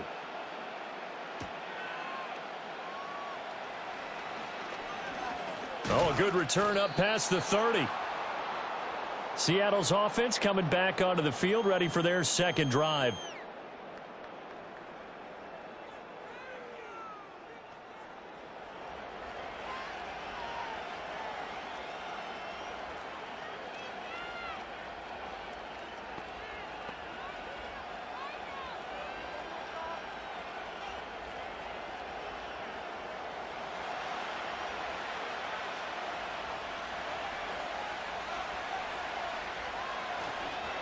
They'll run. It's Kenneth Walker.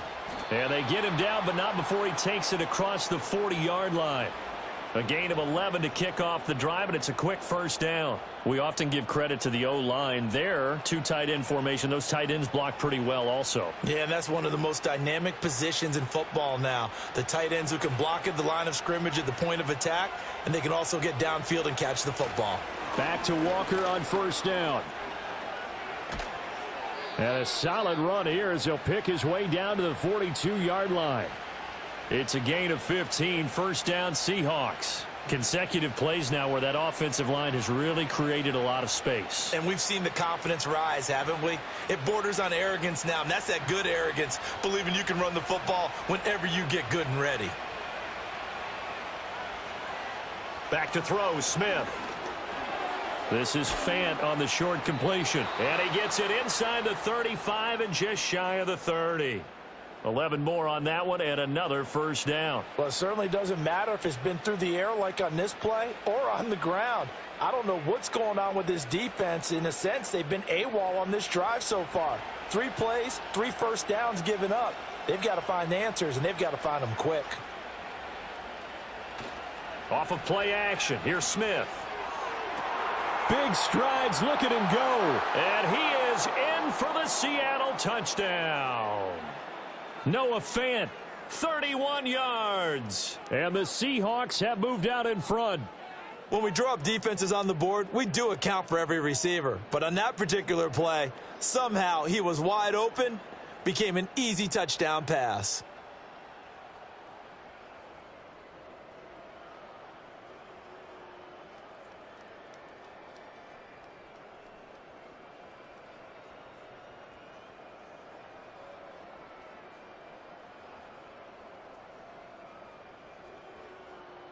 The extra point now coming from Myers. And that makes it 14-10. So that drive, 4 plays. And it's Noah Fant who caps things off with the touchdown.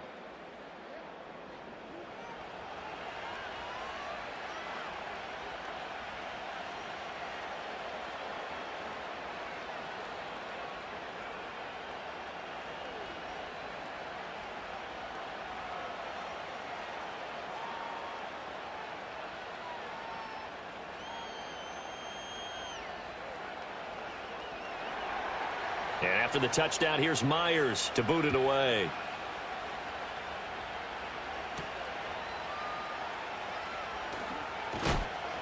And the tackle going to be made right there at the 25-yard line. Cincinnati now ready to take the field. And last time able to get 3. It's not what they wanted. They wanted 6, but they got at least something. They mustered something out of the drive. They'll take it. I like the way you've described it. Not ideal, but they'll take it. Anything to put some points on the board. But this time on offense, they don't even want to see the field goal kicker trot on the field. They want that ball in the end zone. Yeah, they'll be going for 6.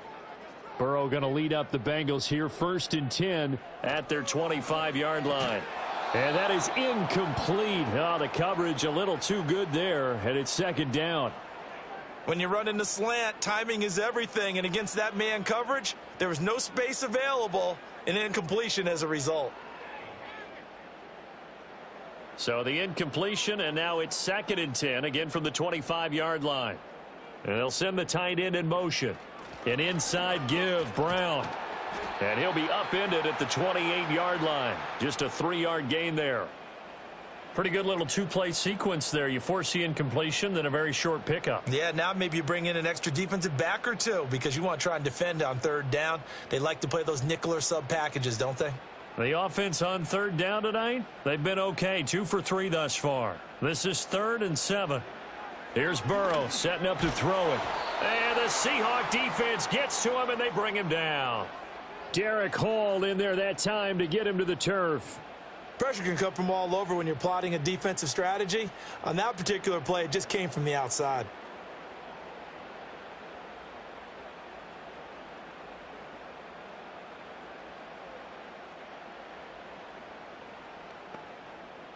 So on 4th down, out is Ryan Rico to punt. Back deep is Jalen Darden.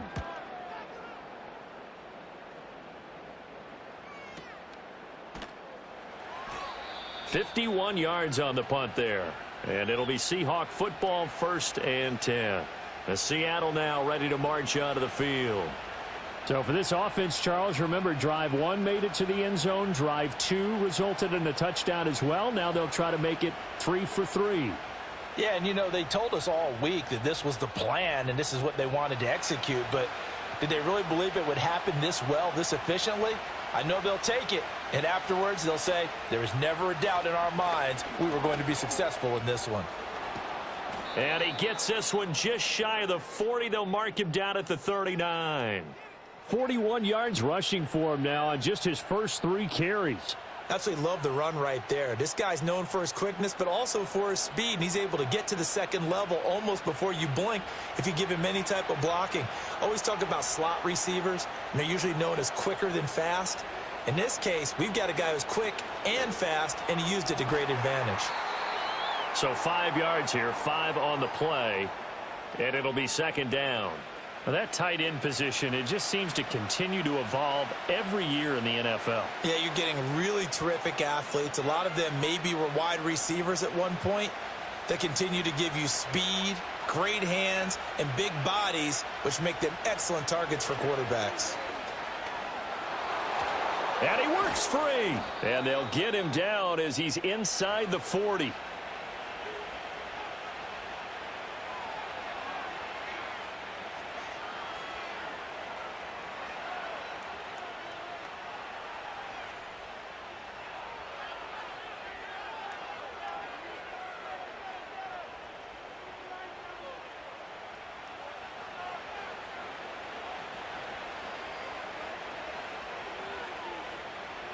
So here's a 1st and 10 at the 38.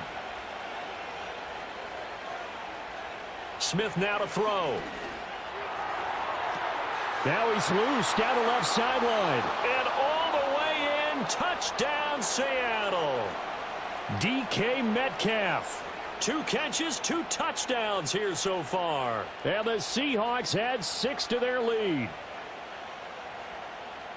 Well, just a sensational start for this offense, Charles. 3 drives, 3 passing touchdowns. Is that like mentioning a perfect game in baseball, or are we cool to do it here in football, partner? No, I think you can do it here in football. I think perfect game in baseball, that's its own category. Yeah, I think you're right about that. Could not imagine a worse start for that secondary, or let's face it, a better one for this offense. No chance they stop passing now the way that it's going. I think they're going to continue to press the ball downfield and hopefully reap the same results. Extra point up and through by Myers. And that makes it a 21-10 game. The drive summary, 4 plays, 75 yards. And it's DK Metcalf who finishes things off with a touchdown reception.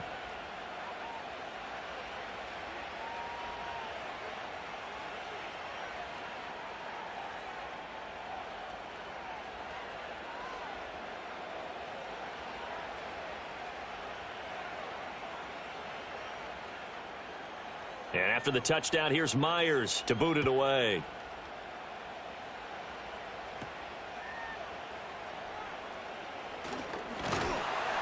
And a good effort on the return there. Gets him across the 30, up to the 33. Now the Cincinnati offense ready to see what they can do here. They'll look to make some inroads here, trailing 21-10 as they come up on a 1st and 10.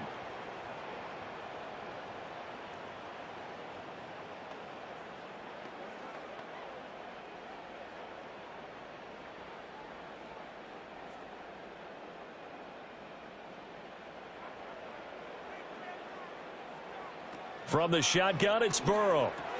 Now a short one to Gesicki. They'll wind up getting 7 on the play, and it'll be 2nd down. Brandon, perfect defense in this situation would have meant that there was an incompletion. They would have picked it off. Okay, so they gave up the completion. But I really enjoyed watching how the defense stayed in sync, stayed in great communication. And as he dragged across each zone, you see him pointing, communicating. There he is, and they passed him off to each defender. Ended up making a nice play, even though it was complete. A gain of 5, good enough for the 1st down. The start for them near flawless. Defense gets them a 3 and out. 2 quick pass connections on offense. So that's how a team works together. Just what you described. Get them the ball, give them a little momentum, and they're capitalizing off of that. Thanks a lot, guys. Here's Burrow. Pressure comes. He's taken down by the Seahawk defense. Now the Bengals going to use the first of their timeouts, as the stoppage will come with a little under a minute to go in this 1st half.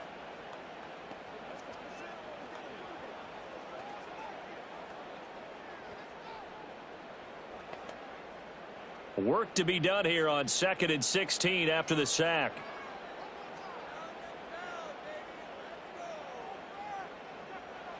Now Burrow. That one caught by all, the tight end. The Bengals going to use the 2nd of their timeouts as they get the stoppage with a little over 50 seconds to go in the 1st half.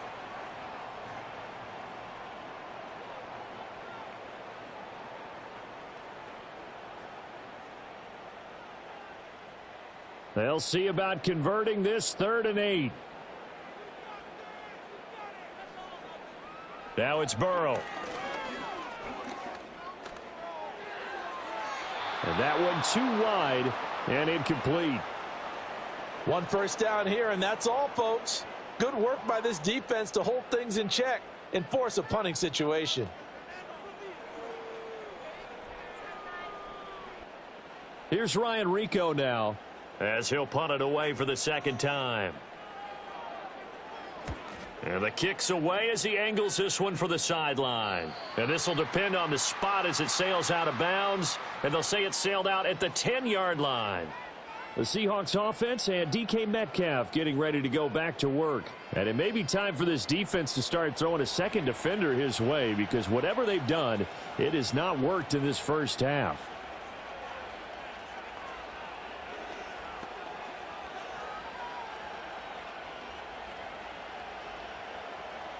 Here's the Seattle offense ready to get this drive underway.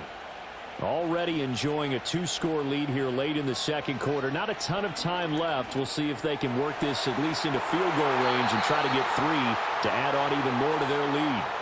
And with apologies to Dylan Thomas, apparently they're not going to go gently into the half. They're still out there firing haymakers. They took a chance on a deep ball there, but it winds up incomplete. Smith, an incomplete pass on 1st down. Now it's 2nd and 10. Throwing now is Geno. And complete to Smith and Jigba. Now the Seahawks going to use the first of their timeouts as they'll stop it with a little over 30 seconds to go in the 1st half of play.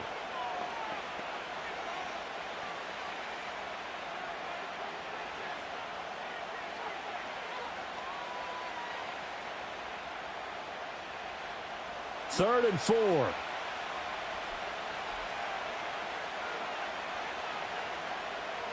Smith. He's got his running back out of the backfield. And he is going to have a Seahawks first down as they're able to get the 3rd down conversion.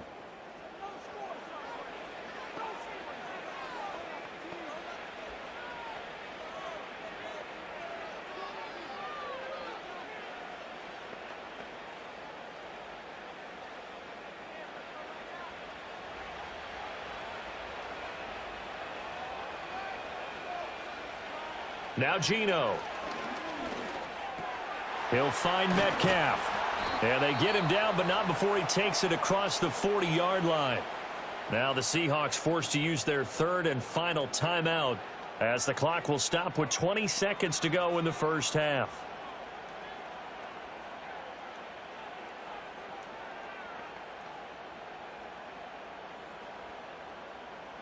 Two first downs have them up to the 41 now for 1st and 10. To the air again, Smith. A throw left sideline falls incomplete. Offense was moving it a little bit, had them back on their heels, but they earned a brief pause by forcing the incompletion. That gives them a quick chance to regroup and try and mount a stand before they're backed up even further.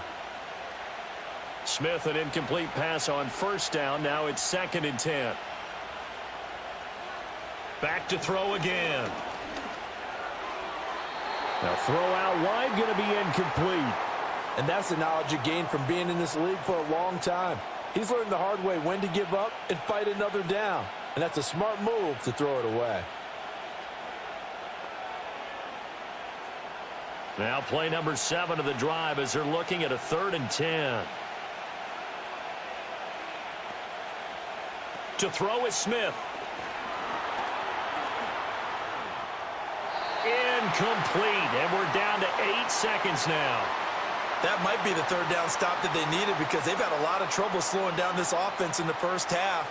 This might be their opportunity to get off the field. On 4th down, ready to punt, Michael Dixon. He steps into this one, and this is a rocket. And that is much too long. That's into the end zone for a touchback.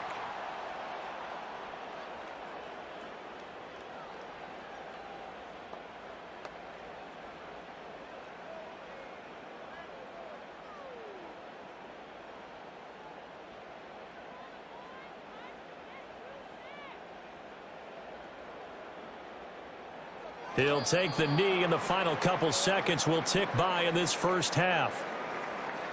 So we've come upon halftime with the visiting Seahawks. They're out in front. As we'll send you down to Orlando, and we check in with Jonathan Coachman for our EA Sports Halftime Report. Coach.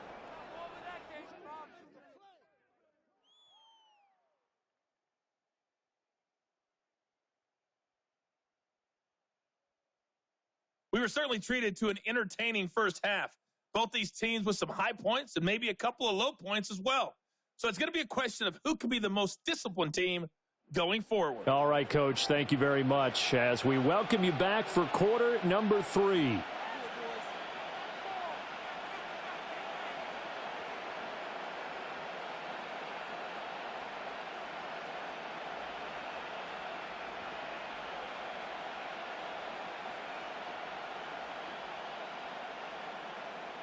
The Seahawks with the advantage, and they get the football first as the second half is underway.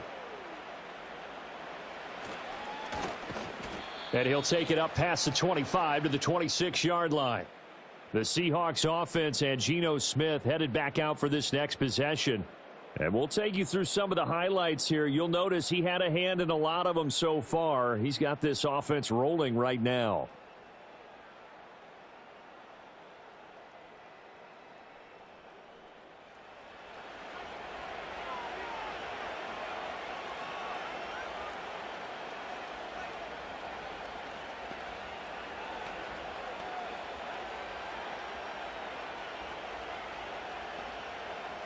Coming to the line here to begin their next drive, the Seahawks offense.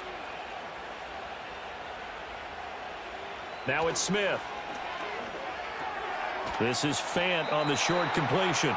Give him a gain of 5 on the completion, and it's second down. Not a big window to throw. Coverage wasn't too bad there. Yeah, they had him under wraps pretty well, but somehow able to muscle his way open and catch the ball. Now 2nd and 5.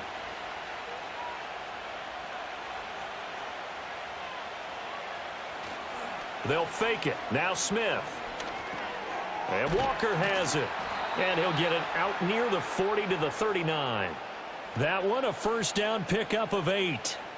Well, that was a pretty favorable situation there. What would you call that? Second and manageable? Smart play, too. Didn't force it downfield when he didn't have it. Just checked it down, let him get the first down, and that's exactly what he did.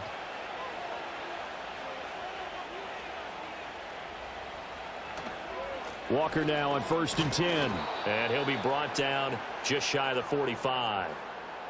Give him 5 on the carry there, and it'll be second down. That's a really nice, tough run inside, and they gained 5 yards on it. And to be frank about it, most offenses don't expect to get 5 yards on a play call like that. So when they do, they go back to their huddle with a little pep in their steps. They're starting to think that they're starting to dominate the line of scrimmage. Play action. It's Smith. He'll take a shot for the end zone. That's going to be knocked away and incomplete. And that's where you're counting on a receiver's size being an advantage. They were hoping he could go up the top of a smaller DB and haul that one in. A good thought, but that time it didn't work out. They come up now 3rd and 5 following the incomplete pass. Smith and Jigba in motion right. From the gun on 3rd down, Smith. And that's to the left sideline and incomplete. Well, it's too early to figure out what kind of adjustments this defense made at halftime, but that's a good start to the second half. They can now afford to give up more points and fall further behind, so well done to force the punting situation here. Now here's Michael Dixon as he's on to punt for Seattle.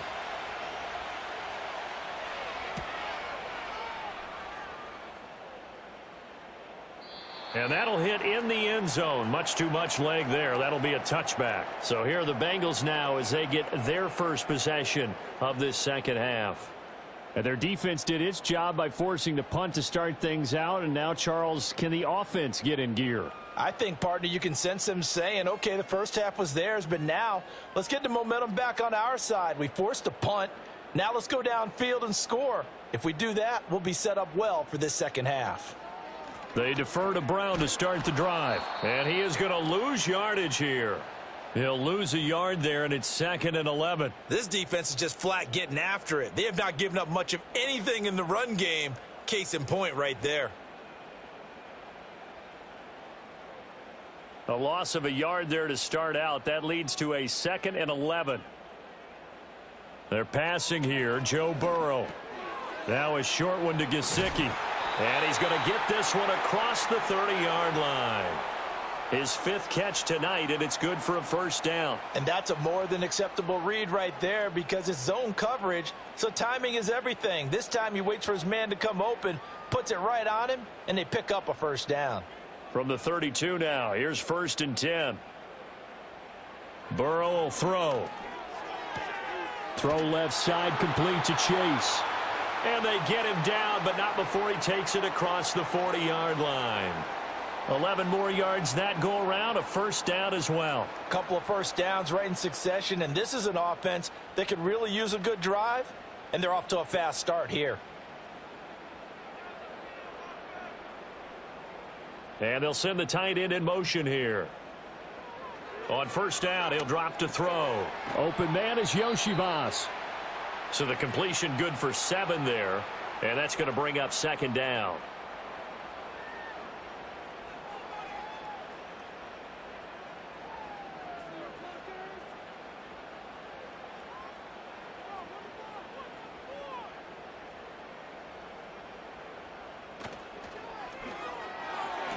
Looking for Chase on the out route. He's got him.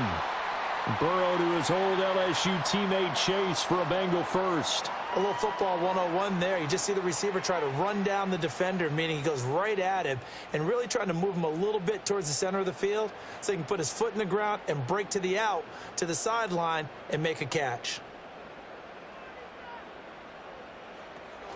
On 1st and 10, here's Brown. He takes this for about 6 down inside the 40. That's a strong pickup right there on 1st down, and as this drive goes on, we're seeing an offensive line and running game imposing its will. Second down and 4.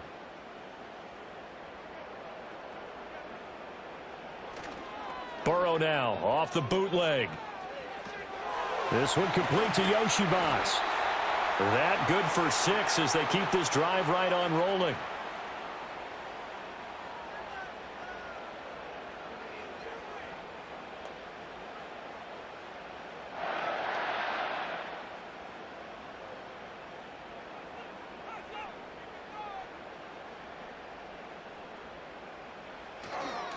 They'll give this up the middle to Brown. And he works his way free all the way down to the outskirts of the red zone. 45 yards on the ground for him now on 9 carries. Sometimes it's hard to believe, but there are times this game is about patience, isn't it? Has had the game he expected, but that run there, that may get him going. I was just going to say maybe that gives him a little juice because you're right. He struggled, especially in that first half. Yeah, and I know the great ones always think to themselves, just hang in there. I'm just one big carry away from Buck. And he'll take this into the end zone for a Bengal TD. It's T. Higgins with a touchdown pass from Joe Burrow. And the Bengals are able to get a score back in the final stages of this 3rd quarter. So a strong drive here to lead off this 3rd quarter and gets them right back in this football game.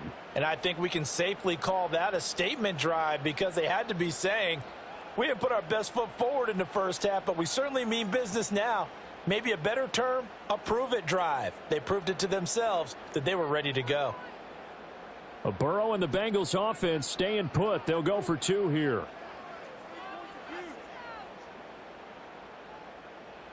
They'll try and throw for it. It's complete. And a nice job to break free of 1 tackle, but it slowed his momentum somewhat, and he's taken down right after. So unable to throw it in for 2 from the 2. Let me ask you, as a former DB, what changes there around the goal line on a 2-point conversion as far as how you're defending it? You just make sure you never back up and you never retreat. You establish yourself really on the line of scrimmage, put your heels on the goal line at worst, and if they're going to throw the ball, make them throw it over your head because they're going to run out of space because of the back of the end zone. Never let a guy catch one in front of you.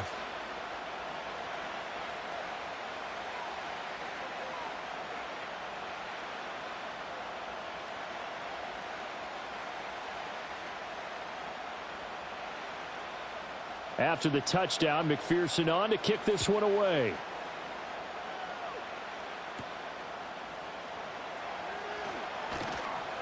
And up to about the 26-yard line, just across the 25.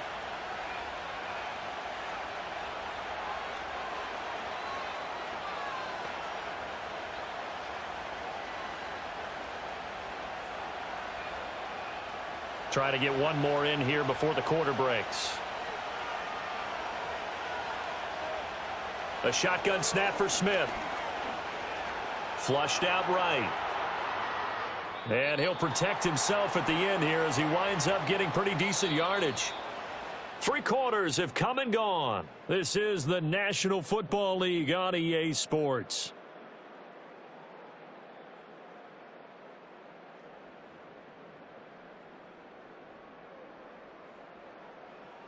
Back now in Cincinnati. It's the Seahawks with the possession. They also have the lead here as we get set for the 4th and final quarter.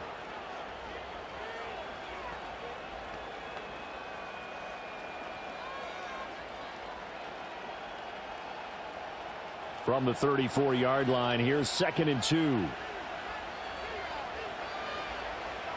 Geno now to throw.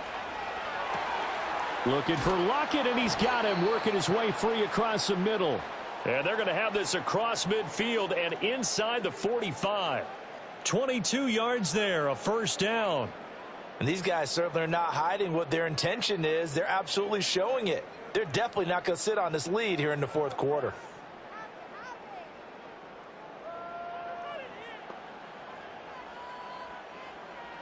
Back-to-back good plays have them on the move on first down. Smith. A quick throw knocked away and incomplete. Partner, for once in my life, I'll be succinct. In a one-possession game, every single stop like that could be a difference maker. Smith, an incomplete pass on first down. Now it's 2nd and 10. From the shotgun, he'll look to throw. Throw out wide is incomplete. And when you're in a one-score game in the second half, now's not the time to force the football to places where you shouldn't. And that's a smart decision to just get that one out of there. The Seahawks on 3rd down, just 1 for 3 thus far. This is 3rd and 10. Throwing is Smith. Setting up the screen here. This is Walker. And he's going to be stopped here at the 43, and that is not near enough to pick up the first. They'll get only a yard out of that, and it'll bring up 4th down. Good reactions there defensively. That screen was a little slow in developing, and they shut that one down with little gain. Now here's Michael Dixon as he's on to punt for Seattle. That one sails out of bounds. The side judge will walk it off, and he says it went out of bounds at the 9-yard line. Nice punt. The Bengals offense returns to the field. Their defense accomplished step 1 of the mission. They forced the punt. Now they'll look to erase that deficit and take a fourth quarter lead. Let's go old school there. That's absolutely a great coffin corner punt. Someone's put some time in working on that, hasn't it? Seems like every year these guys get better and better. It's amazing how they can command that football through the air. Yeah, they used to actually practice with hula hoops where they place them and try and put them there. Now a lot of guys use barrels on the sidelines to try and put the football in one.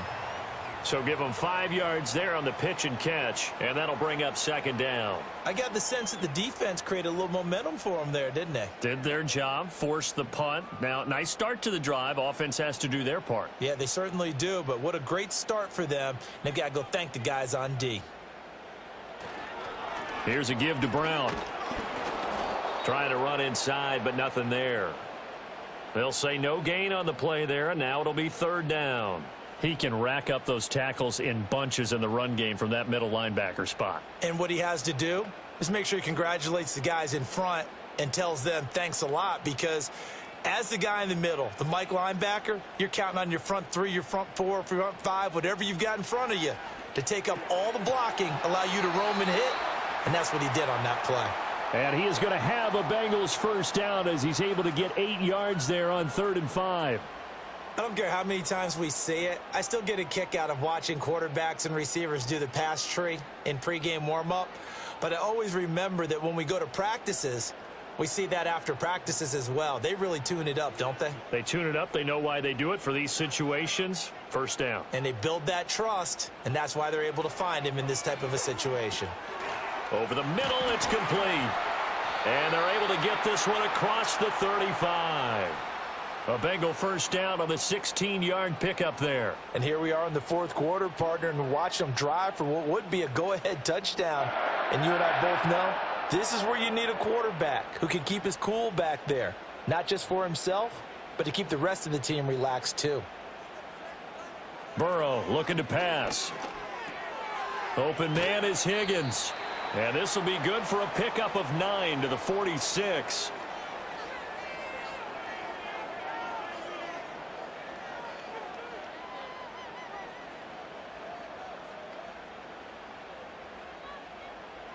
Just need a yard here. 2nd and 1.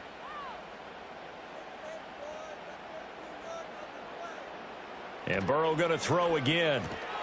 And that one complete once again to Higgins.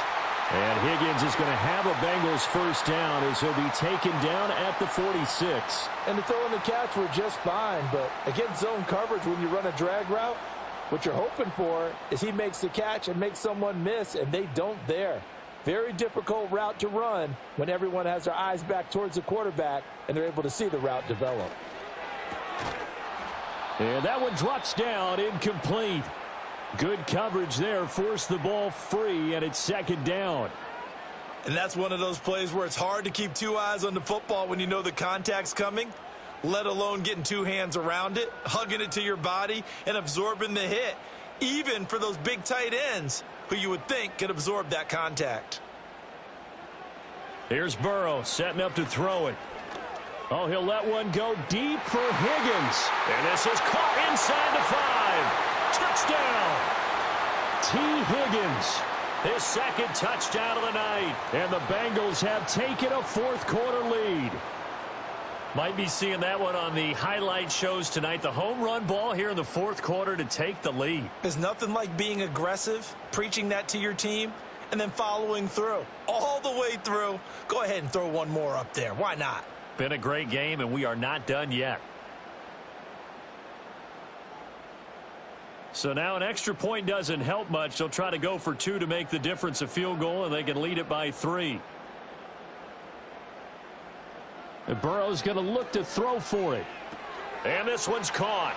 And their fourth quarter lead grows by a couple more. So they make the decision. They want a 3-point lead versus a 2-point lead, and they got it. Yeah, at this stage of the game, it seems like the exact right thing to do. Put a little pressure on your defense, but the biggest thing now is you're making the other team chase you.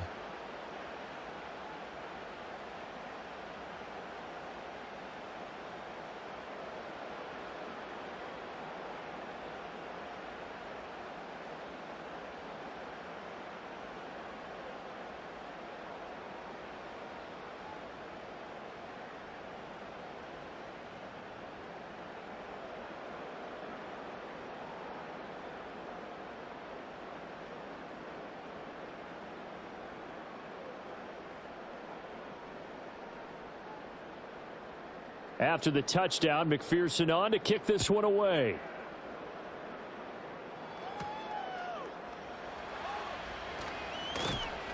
And he'll go down as this drive will start at the 25-yard line. The Seahawks offense and their quarterback set to take the field once more. And he has been masterful so far in leading this offense. He's kept the mistakes to a minimum. He's been on point with his passes, and he's generally been one step ahead of this defense all game long.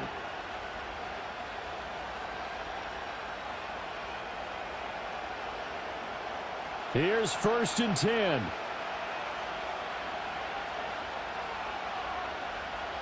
Here's Smith.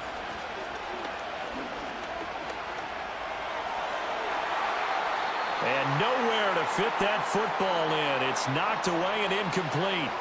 Quarterbacks work all the time on manipulating a defense with their eyes and their head movement. In this case, he just stared the receiver down. That allowed for excellent coverage, able to knock that one away. They'll come up now on 2nd down.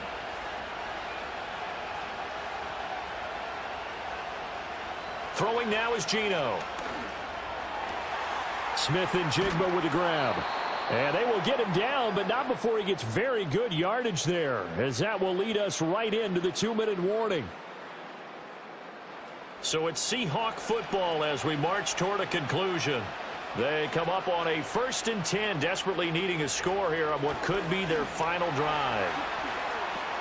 And Walker with it over the middle. And down he goes at the 49, a 3-yard pickup. Gosh, given the time in the short game, would he have been better off just dropping that? Yeah, when you look at the clock, you think so. But it's hard to get a receiver to drop a football. They're trained to catch everything. Here's a 2nd and 7.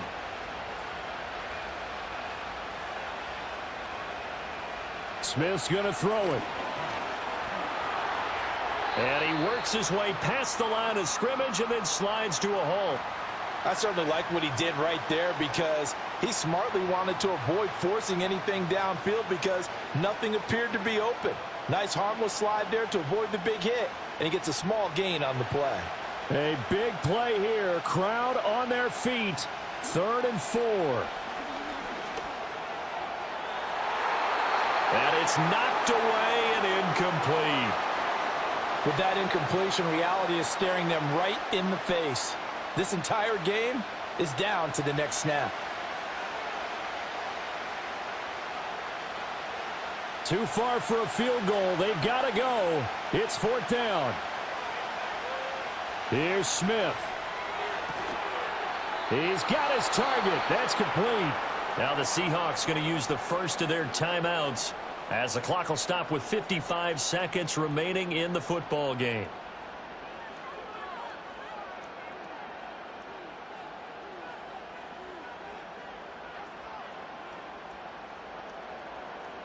Two timeouts still available in this final minute.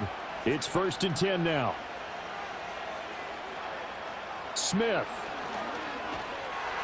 And he can't get a throw off. He's taken down. What a huge play at this point in the game. Trey Hendrickson showing off his pass rush repertoire that time. Exactly what they were looking for. They've been giving up yardage. They've been letting them drive right downfield, but they got a sack right there. How about that for a little bit of revenge? Smith to throw. And that one incomplete, but now a penalty flag coming in late. That might be PI.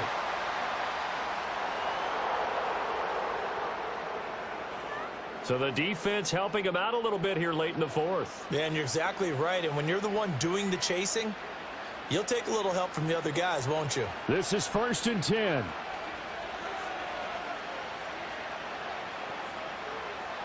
Smith now to throw. It's caught. Lock it. Now the Seahawks call the second of their 3 timeouts as they stop it with 22 ticks to go in the 4th.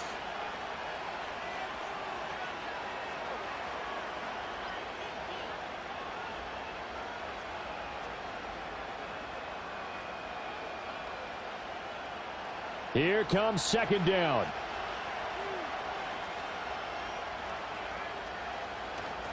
Up the middle, here's Walker. And he's brought down just outside of the 10 at the 11. Now the Seahawks forced to use their 3rd and final timeout. And as the two teams talk it over on their respective sidelines, we take a break.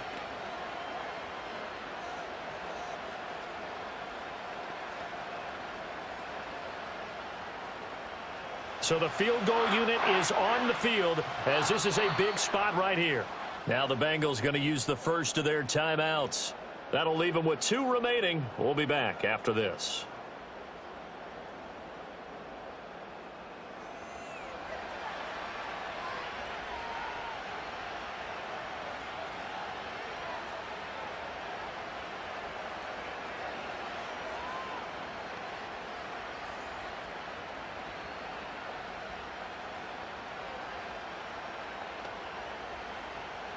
So here we go. Maybe the biggest kick of the game forthcoming.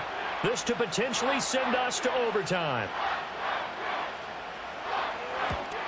Myers' kick is good. And that will tie this game here in the final minute of play. I tell you, the life of a kicker. He has not been called on the entire game. He's over there by the net, but they send him out here in the 4th quarter and say, hey, go tie the game, will you? And guess what? He comes through. I just don't know how they do it. I really don't. These cats are a different breed from you and me. That's a pressure kick, but that one was never in doubt.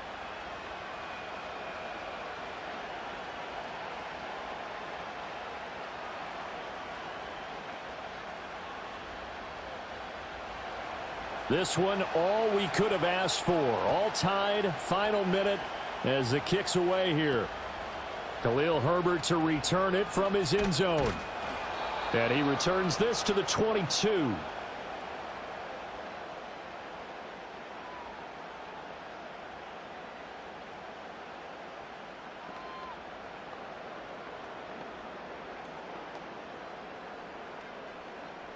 They'll come up 1st and 10 here.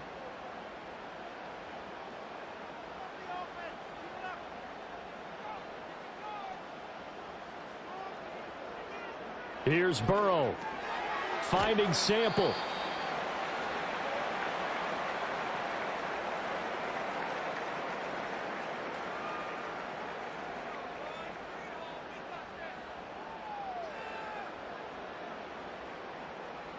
And we've got free football. 4 quarters done, and we're dead even. We'll have overtime after this timeout.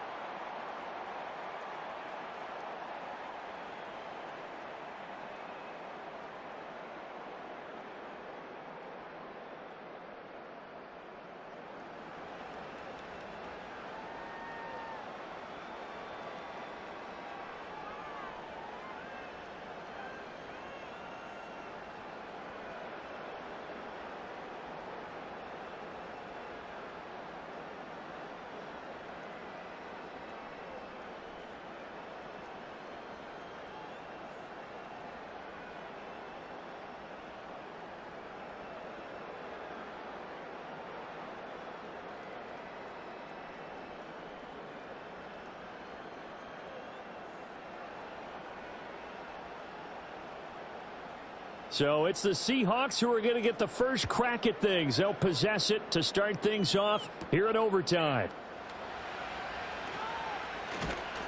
And he's up across the 25 and down at the 28.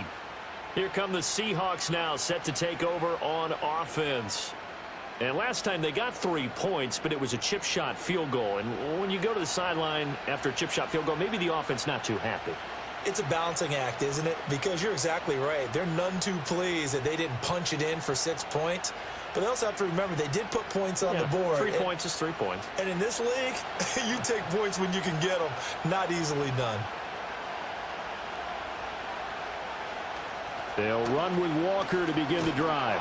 And he's going to be down at the 35. Gain of 7. Well, no matter how they phrase it, staying on schedule, staying ahead of the sticks, whatever you want to call it, 7 yards on first down, that fits the bill. Opening drive of overtime. Both teams will get a possession, barring a defensive score. Here's second down. Sticking with Walker on second down. And he'll bring it up here to right at the 40-yard line. 80 yards rushing for him now as he is just trying to will his guys to an overtime victory. Most of their damage has been done through the air. I mean, they've rung the bell 3 times with passing touchdowns, but guess what? Ground game has not been neglected. Nice little burst right there.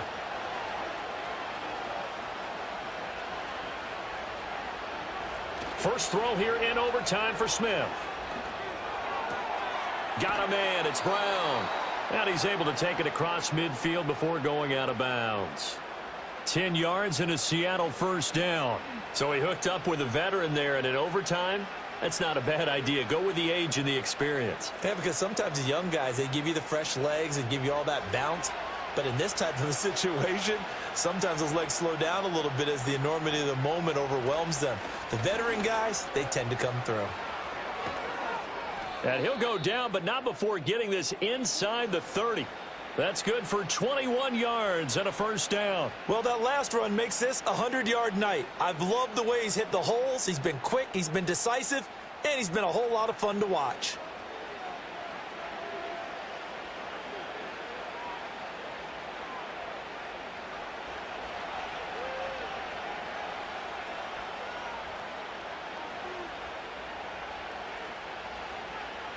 Here's Smith.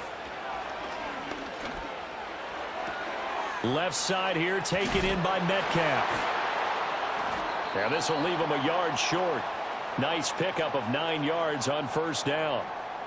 When you call a wide receiver screen, no matter how many blockers you get in front of the guy that catches the ball, there's still an aspect of the guy catching it, turning into a runner, breaking tackles and creating his own yardage, and he just did on that play. Now Geno. He's got his big tight end, Fant. And he is into the end zone. They accomplish what they set out to do as they will take the lead here in overtime. Well, we know someone just added to his touchdown passing total, but all he did was get the ball out quickly to his tight end and let him take care of business the rest of the way.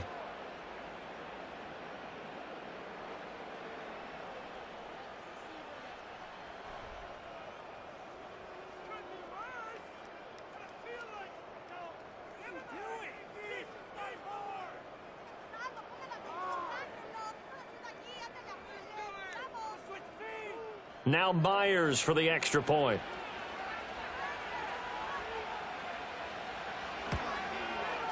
And they will take a 7-point lead now. A drive that time of 6 plays. And it's Noah Fant who caps things off with the touchdown.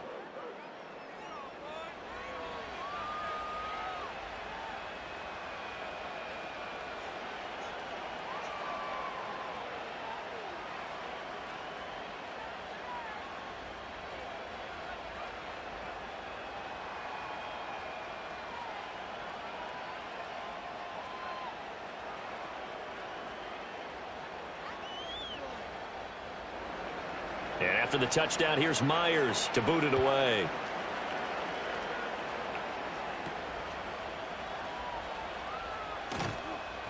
And he'll get it up just past the 20 as his guys will go to work at the 21-yard line. Cincinnati now ready to take the field.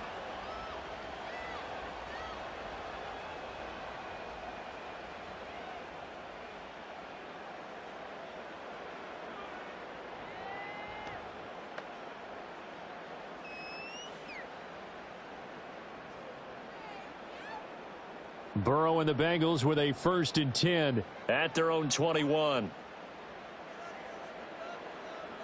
Now a first throw here in overtime. Forced out to his left. And he slides and covers up at the end as he's going to be able to pick up decent yardage. Nice work to get 7 out of that, and it's 2nd down.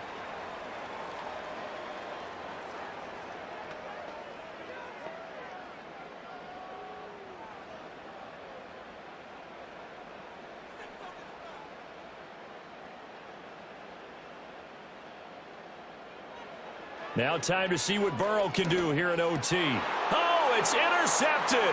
That'll seal it. Picked off by Ernest Jones. And he'll bring this one back to the 29. So a critical turnover on the 3rd drive of overtime. And, Charles, the end result is they're going to be set up in field goal range with a chance now to win it. Absolutely, and all you're thinking right now as a field goal kicker is, go ahead and put me in, coach. I want to finish this off, and we can all go home with a victory.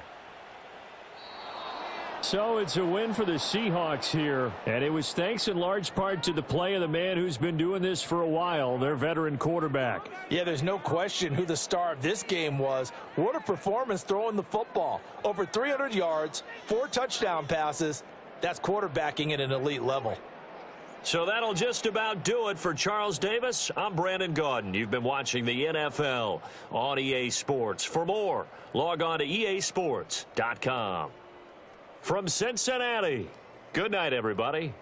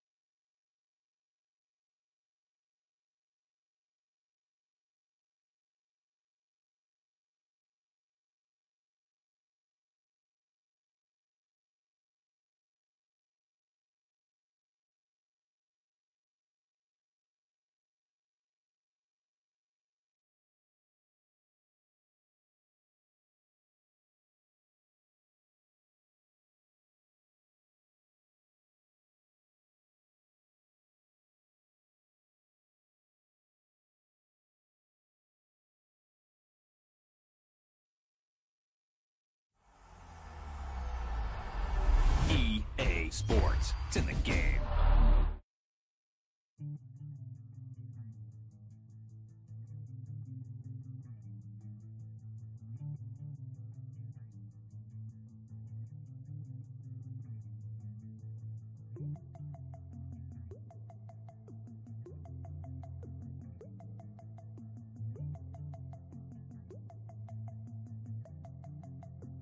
Hey, they say it ain't over till it's over. And let me tell you, this one...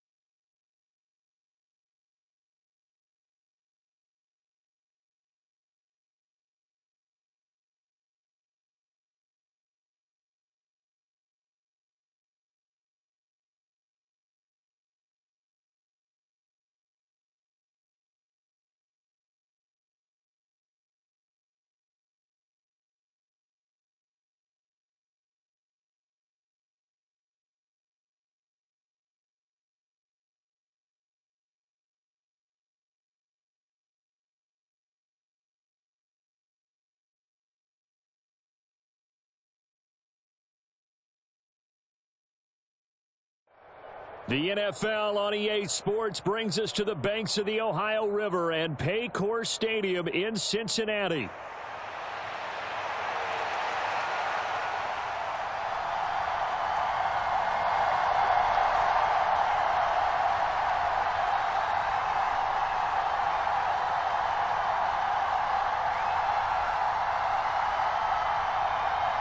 Justin Tucker set to boom this one away. And we are underway from Cincinnati. And he's up across the 25 and down at the 28.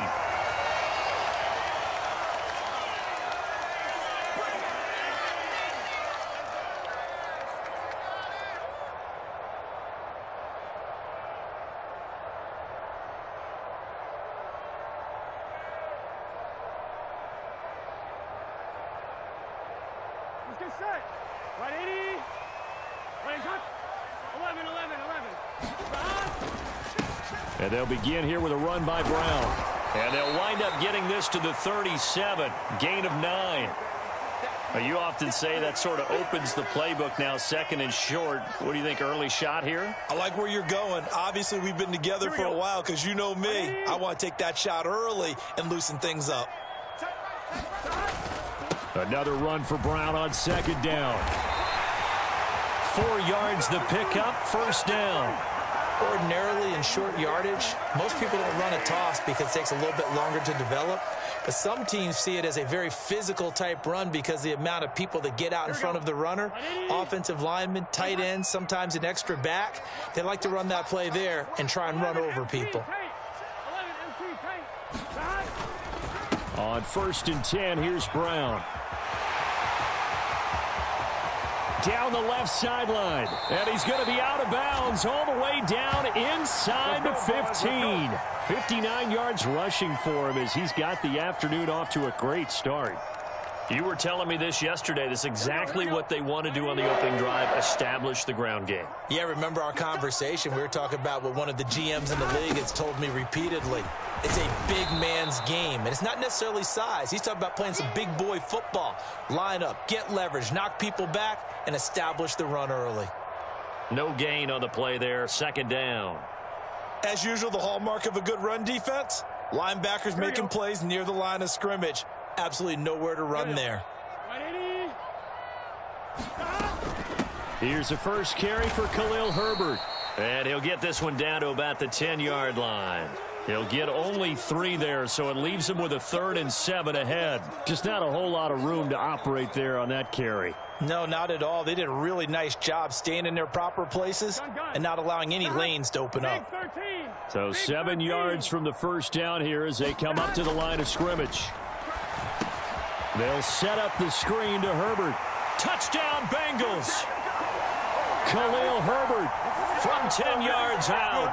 And the Bengals are on the board first here this afternoon. But not only, Charles, did he beat double coverage to make the catch, and then as soon as he did, locked his gaze upfield and made sure to reach the end zone. Go grab your dictionary, partner. Look up determination, and his picture is going to pop right up. How about him getting through multiple defenders, finding his way through coverage, and making sure he got to the end zone? That's a big-time play right there. After the touchdown, McPherson on to kick this one away.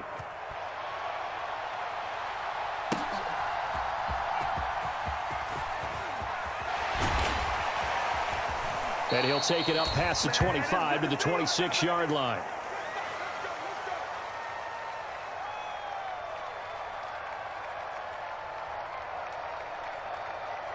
Coming out with a jumbo package to start the drive. The NFL's leading rusher in 2019 and 2020, Derrick Henry. And he'll power his way forward for about 4 yards there on the first down carry. Ball on the 30 now. Here's 2nd and 6. They'll run it again with Henry. And he'll get it out near the 40 to the 39. 9 yards to pick up there, and it's a first down. That's a good, nice, crisp run for a first down. I wonder if the defense might have been loosened up a little bit, maybe anticipating a pass instead of the run that they got.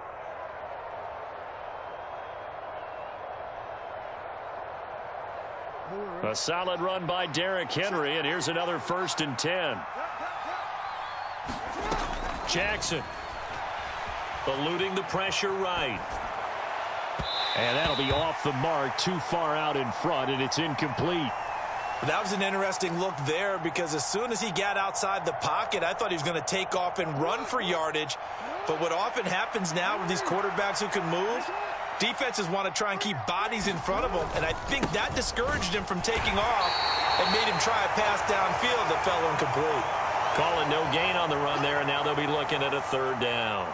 This defense, tough to run against, and those linebackers, they'll go side to side up the field, and there they get them for no gain. If you can't get linemen upfield to the 2nd level to occupy them, they have a field day just running to the football. Oh, that's into double coverage and intercepted. Picked by Logan Wilson. And the Bengals are going to have the short field here.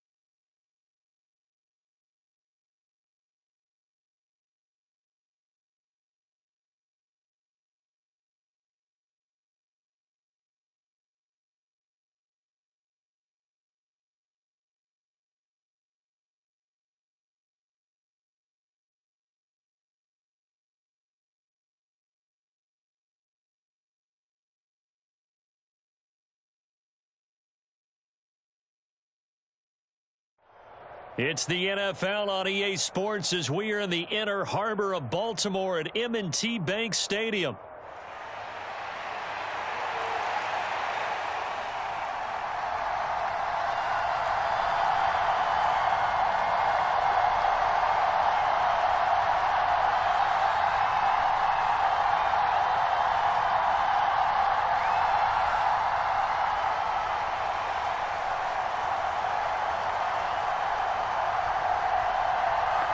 Justin Tucker set to boom this one away. And off we go from M&T Bank Stadium.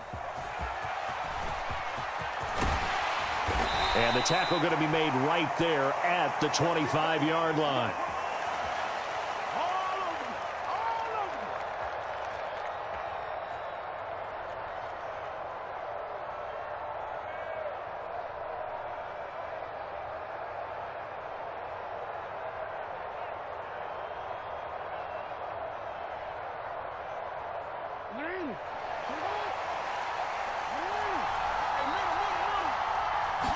Jackson looking to throw right away. Oh, the ball comes out on the hit, but they'll say it's incomplete. And that certainly could be a sign of things to come because they're blitzing to start this ball game, and it works for them there as they force the incomplete pass.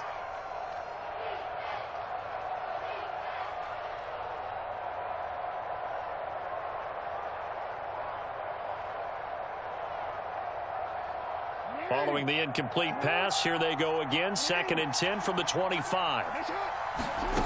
Now it's Jackson. Oh, he tried to fit it in on the slant, and it's intercepted. Picked off by Roquan Smith. And they're going to be set up in the red zone right around the 17-yard line. Brandon, I wonder if someone's down there checking on the head coach right now because he might be in a little bit of shock after what just transpired. Instead of a lengthy opening drive to deal with, his guy stepped up and stole that drive away. Momentum on their side now. How will they attack on offense?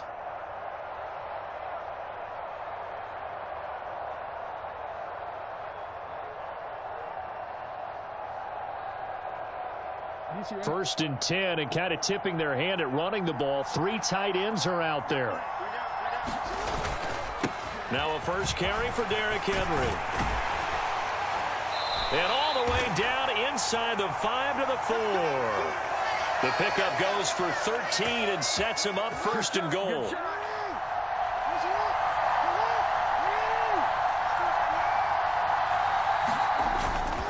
Henry will score. Touchdown, Baltimore. Some good running there at the end of the drive. He had the burst that set up the 1st and goal, and then one play later, he's in the end zone. Brandon, what I liked about that sequence is I'm not sure who made the play call, but they understood the situation, understood the momentum. A nice hard-charging run, give it right back to him, and let him cap things off. And no, it falls incomplete. So the 2-point conversion, no good. Boy, so they don't get the conversion, but they're going to go right into the onside kick formation.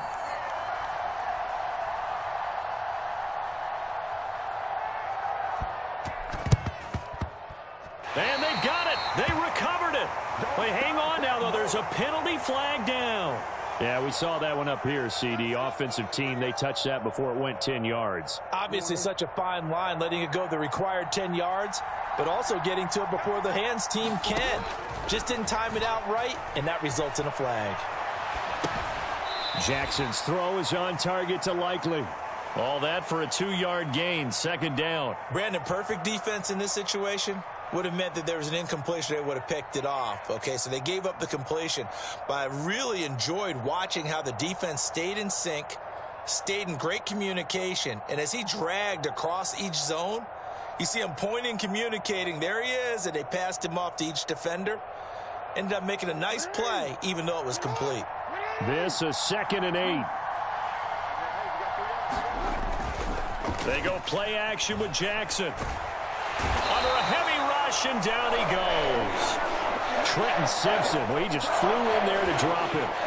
The pressure that time right up the middle, and he was able to wiggle in there pretty easily and get the sack. Yeah, sometimes you end up getting caught in a little bit of a breakdown about who to block up front, and that creates the gap there, and he took full advantage, got to the quarterback, and finished off the sack. And the tackle going to be made at the 41 as they stop him a few yards short of the first. They'll get 11, but it'll still lead to a 4th down. There's another example what defensive coaches constantly preach, not allowing any run after the catch. They gave up a few more yards than they wanted to, but they were able to get him down quickly and force a 4th down. Feeling like they're not quite in field goal range yet, they're going to go for it on 4th. Throwing is Jackson. Flush to his right. Oh, and his early struggles continue. Here's another one intercepted. And the Ravens are going to take over at their own 28-yard line. Well, they're certainly not giving much help to their defense, are they? Because for the second time now, that D has had to run back out on the field early after an interception. And remember, on the last drive, the opposing side took it in for 6 after that interception. The Raven offense set at the line for this next drive.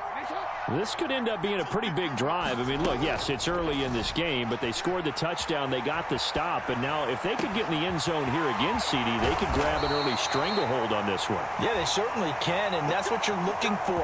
Where's the advantage?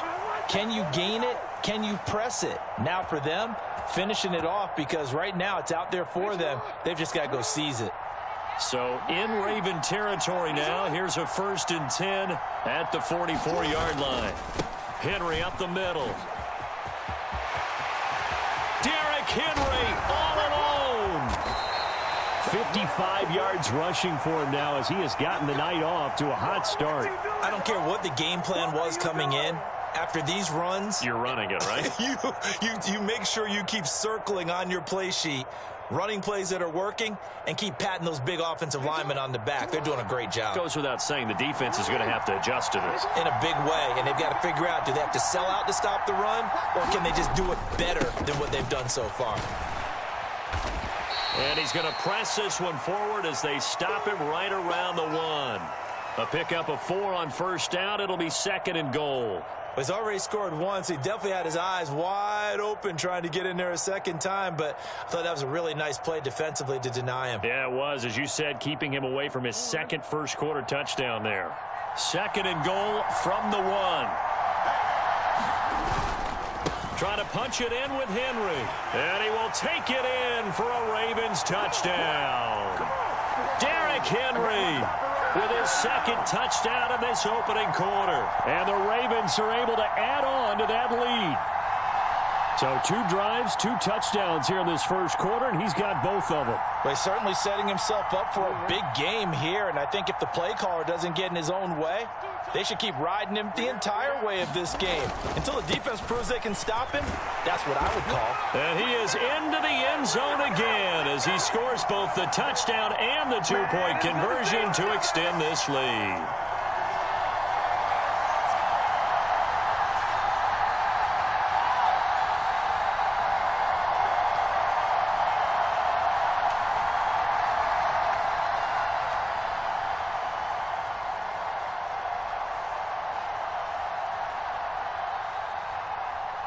Tucker now to kick it away following the touchdown.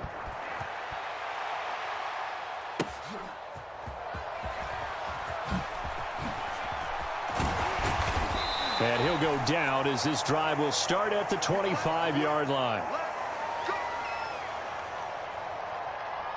Ain't nothing wrong with that.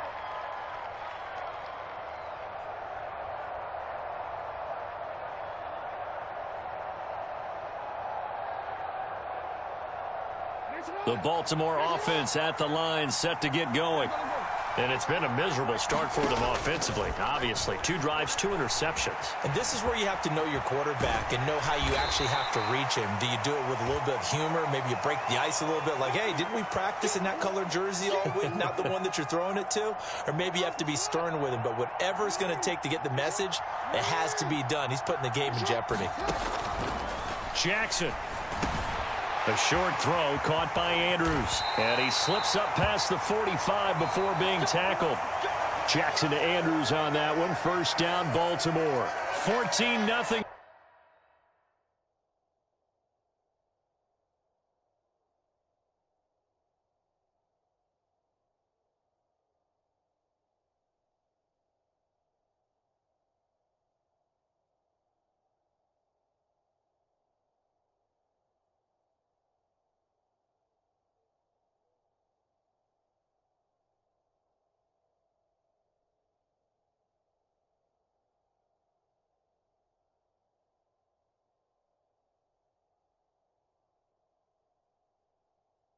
The score, this is the NFL on EA Sports.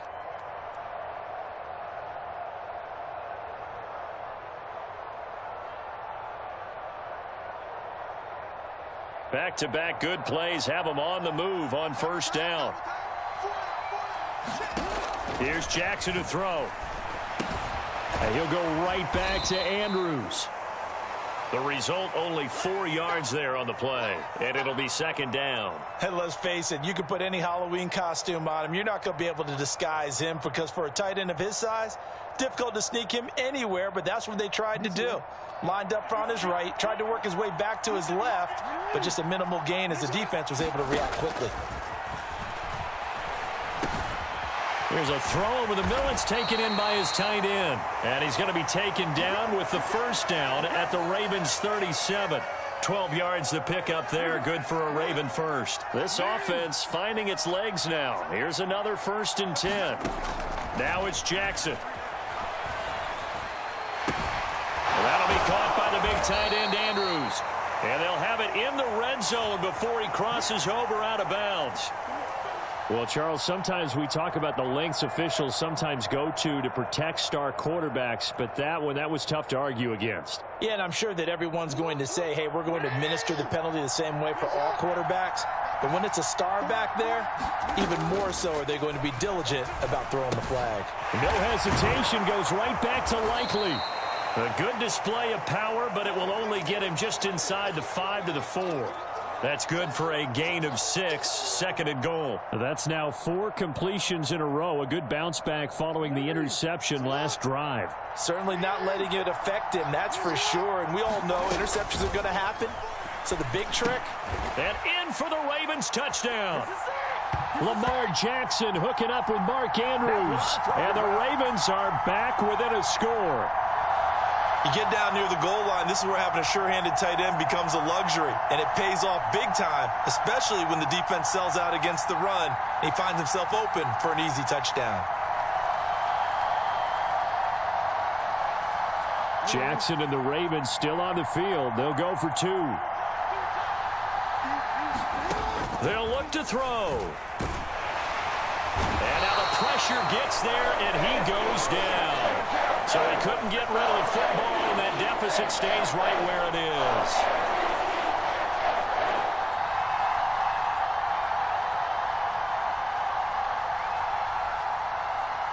Tucker now to kick it away following the touchdown.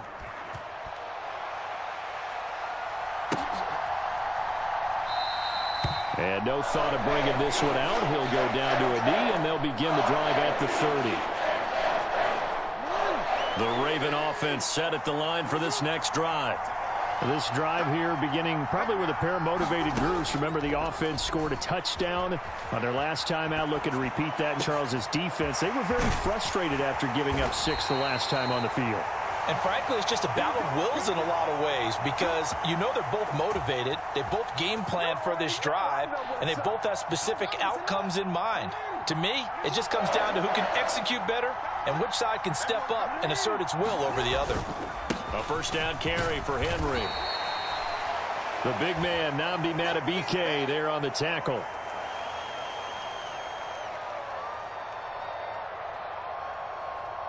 Two minutes remaining in this first half of football.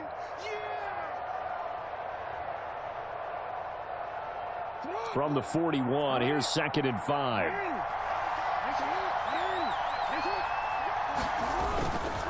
Again, it's Henry. It's a 5-yard gain, but they'll still be a yard short here with 3rd down now looming. Now the Ravens going to use one of their timeouts. It's just their first, so they'll have 2 remaining here before we get to halftime. They'll try to run for the first with Henry. And he gets it to the 32. Good enough for a first down. They're just 4 yards on the pickup, but that's good enough to extend the drive. Someone's been having a good game so far, and you know something? A lot of it's been power running. They decided to turn him loose again on 3rd down, didn't they? They did indeed. He delivered the tough yards. And they're going to stop him right at the line of scrimmage. Just no cutback lane to be found whatsoever. 2nd and 10.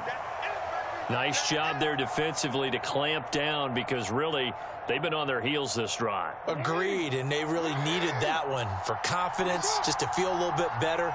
But I don't know if I would be daunted by them stopping me on one run. This drive has gone pretty well. I could come right back at them. 4 yards the gain, and it'll bring up a 3rd down. They are in need of 6 yards here if they hope to move the chains.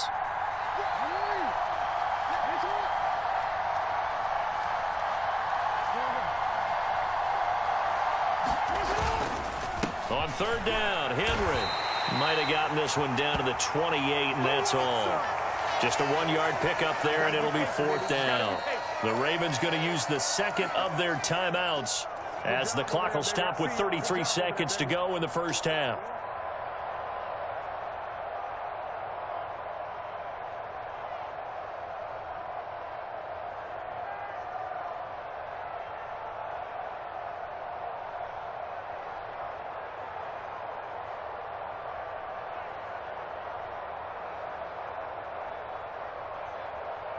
They'll break the huddle here and go for it. This is 4th down. To throw is Jackson. And it's incomplete. They cannot convert, and they turn it over. The Ravens go for it, but come up empty. And the Ravens are going to get the football back.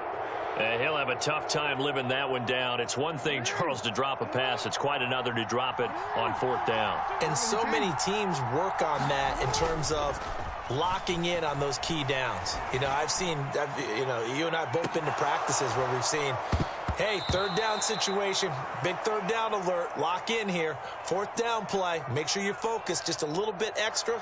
It didn't pay off in that situation. And they're not going to go quietly into this halftime break. They know they're in for a fight, so they're trying to make every possession count. They took the big shot there, but it winds up incomplete. Now Jackson going to shift him around.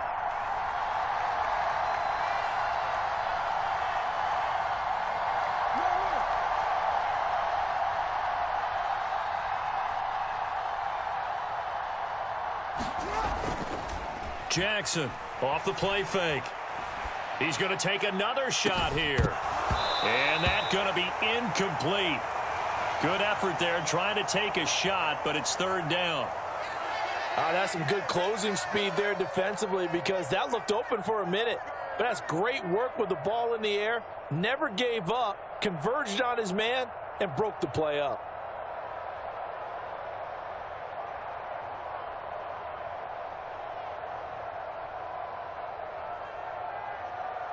So back-to-back incompletions, and that has them staring at a 3rd and 10.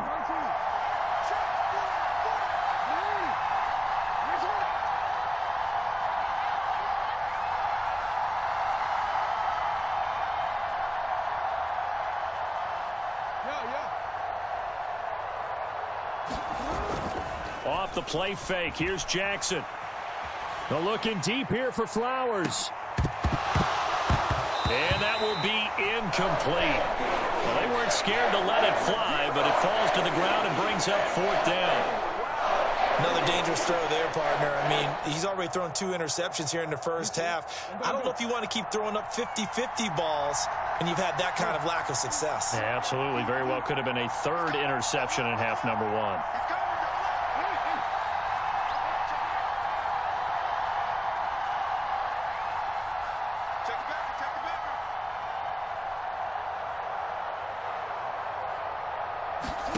They'll try and throw for it with Jackson. He's going to look downfield for Henry. Oh, and for the 3rd time, Jackson going to be intercepted.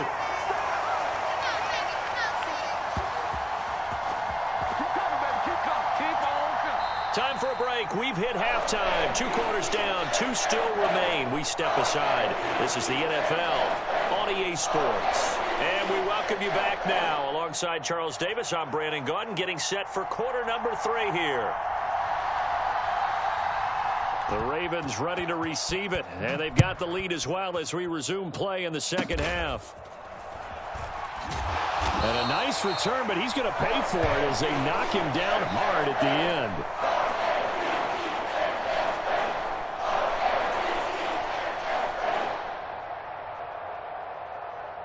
The Baltimore offense at the line, set to get going. And they've got the lead, CD. What do you expect from them in this second half? Well, I like what they were able to do on the ground in the first half because they had a lot of success running the ball, and I certainly think we'll see more of that. But I'd keep an eye on that defense, and I think their coaches up in the box will do the exact same thing. If they start to see 1 or 2 guys start to creep towards the line of scrimmage, that'll be licensed to take some shots downfield. So 1 play, and they're already just shy of midfield. Now Jackson.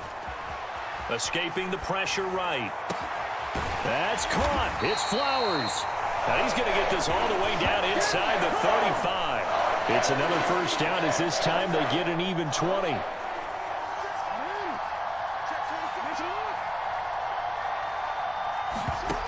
From the gun, Jackson. Throw caught by Flowers. This will be stopped about 2 yards shy of the marker. 8-yard gain, 2nd and 2. Nothing fancy on first down, but a very consistent type of a play. Hit that slant. A lot of people call it an extension of the running game, and it can be if that pass is completed, because you hit a guy on the run like that, you often can go for big yardage. Sets him up nicely for 2nd down, staying ahead of Skid. Touchdown! Zay Flowers, a 24-yard touchdown. And the Ravens go up by 2 touchdowns.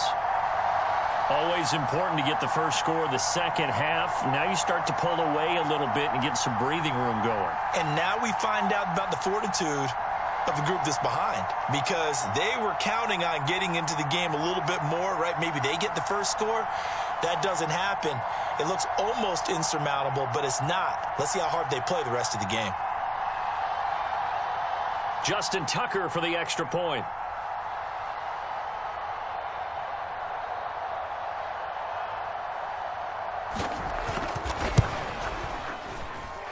It's up and good, and that'll make the score 21-6.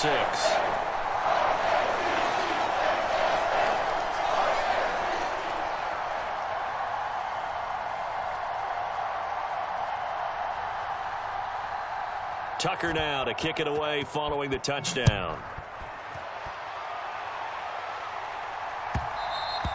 And they'll let that one go as it skips through the back of the end zone for a touchback.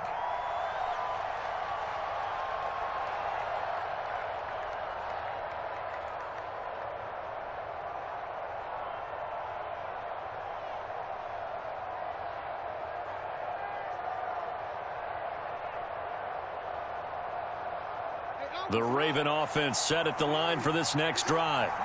So now, Charles, this drive maybe a touch more important, trying to erase the memory of that interception they had the last time out. Yeah, here's a diving catch right side. Successful start to the drive, 17 yards. It moves the sticks. That is definitely what we call on defense an uh-oh play. And what you mean by that is against Lamar Jackson, when you see him out of the pocket, your first thought is, uh-oh, he's going to try and run it. How do I get to him and get him on the ground?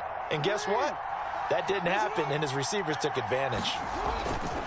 Jackson now off the bootleg, out to his left. He'll take this to the other side of midfield before going out of bounds. Nothing open downfield. He keeps it himself for 11 and a first down.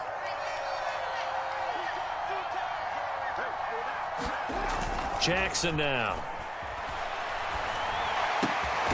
To the right side, into the hands of Flowers. And brought down, but able to get it to their 30-yard line. You see this a lot on corner blitzes because they don't often get a shot at the quarterback, so they want to take it when they can. But this time, the hit came too late. Easy call for the official. They'll throw on first down with Jackson. Right side and caught by Kohler. And they'll get him down after a pickup of 8, 2nd and 2. Nice rhythm throw there on first down. He located his tight end, made it a nice easy pitch and catch. Hoping he can break a tackle or two. Wasn't able to do that there, but still good yardage. 2nd and 2, first down marker at the 5-yard line. Jackson going to change things up a bit.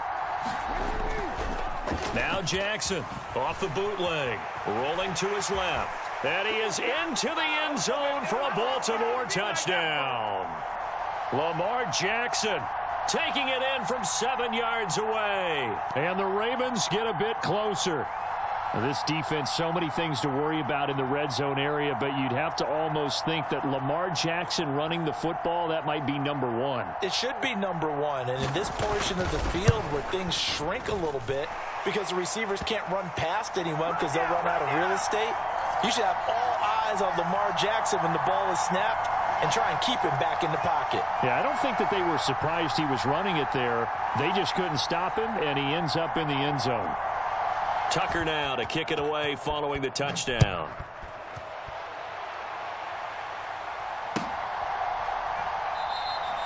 And he'll wisely just take a knee here, and this ball will come out to the 30-yard line.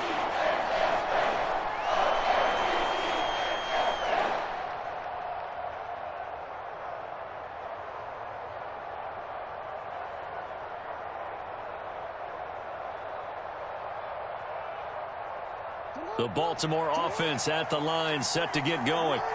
Pretty important third-quarter drive for them. Momentum has sort of shifted the other direction after that last touchdown as they nurse this small lead. Give them 3 on first down. It'll set up a 2nd and 7. An opportunity to get a drive started here at the end of the third quarter. What you're trying to do is break the game down a little bit. Don't let your guys see too deep into the game, into the future, and say, oh, we got to get here. No, right here, right in front of them, melt the clock down, get to the fourth quarter, try and keep going. And try to keep that lead. Exactly.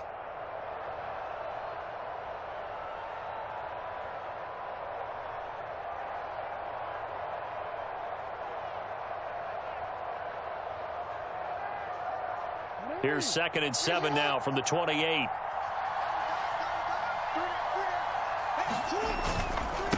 Inside handoff, Henry. And he takes this up to the 40-yard line before being corralled.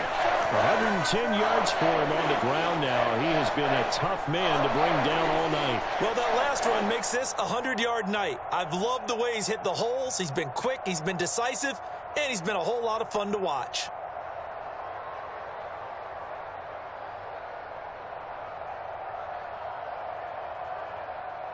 A solid run by Derrick Henry, and here's another 1st and 10.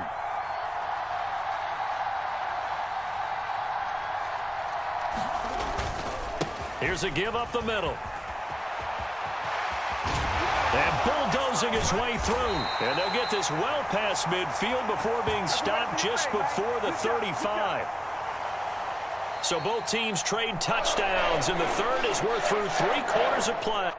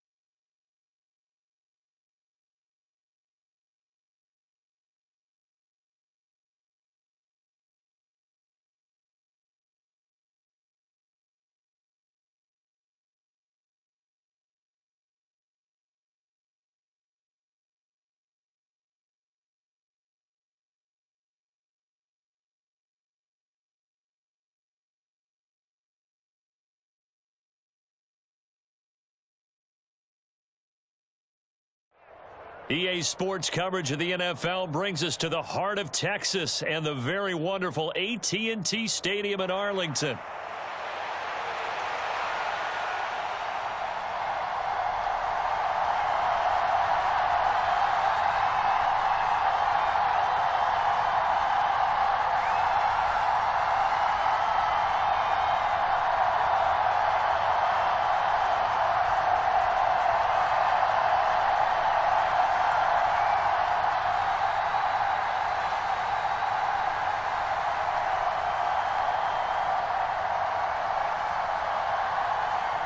Justin Tucker set to boom this one away. And we are underway from AT&T Stadium.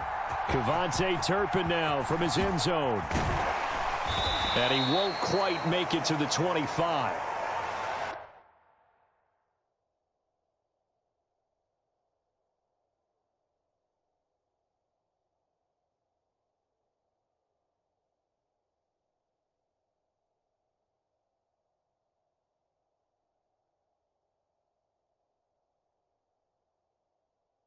Money in the bank, baby.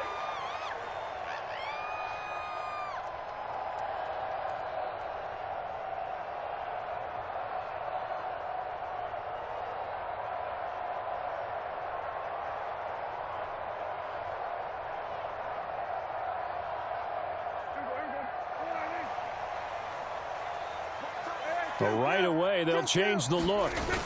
They run here with Rico Dowdle. And a short pickup to about the 27. It'll be second down. I feel like I could see what he was thinking on that carry. Wanted to follow that big tackle through the hole. Ended up only getting 4 yards on the carry. I think he had designs on that one being bigger. Now a 2nd and 6. Now Dak, he's going to mix it up. Second down, Prescott. He'll get this to his running back, Dowdle. And he will lose yardage and be backed up to the 24. It'll be a loss of 2, maybe 3 on the play. And that brings up 3rd and a full 10 yards.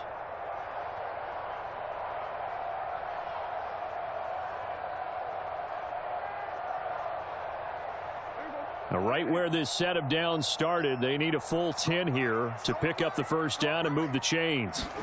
On 3rd down, it's Prescott. Open man, right side, it's Lamb.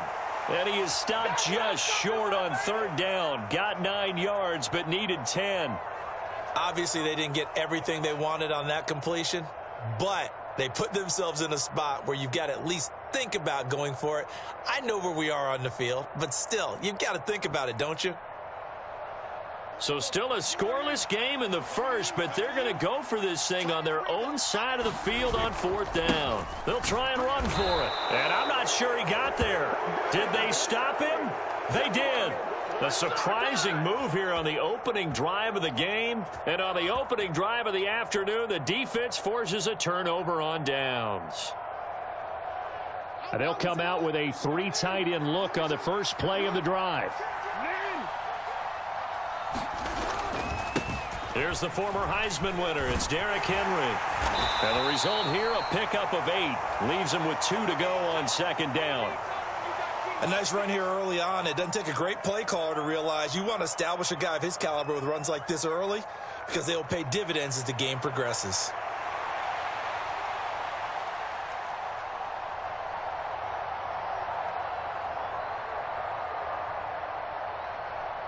Second and a couple.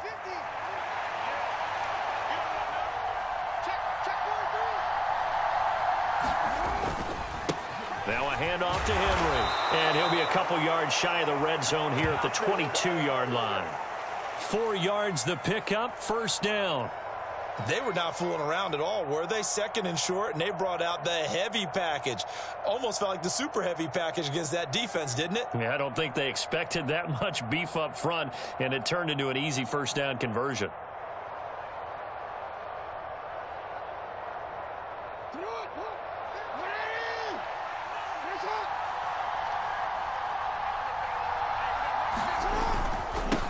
Again to Henry. Give him 5 on the carry there, and it'll be second down. A quick burst there, and he nicely bit off a pretty decent gain.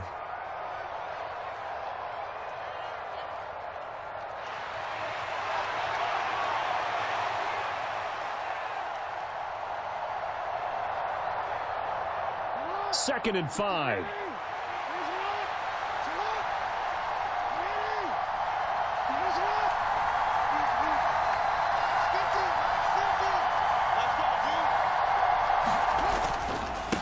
Derrick Henry.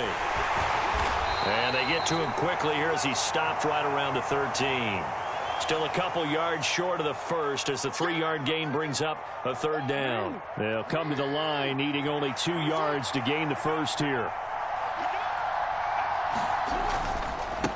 Now it's Henry, and he's able to pick up the first down before he's tackled right at the 10. Give him 3 yards and a fresh set of downs. If you make the stop there, maybe you hold them to 3 on this opening drive. They didn't get the stop. Yeah, new set of downs now. Now you're worried about, just as you pointed out, not just giving up 3, possibly giving up 6. Let's see what they decide to do here because they've got to change up what they have been doing. It hasn't been working. All runs on this drive so far. It's 1st and 10. This is Henry. And a short pickup there down to about the 9. Only a yard on the pickup there, and it'll be second down.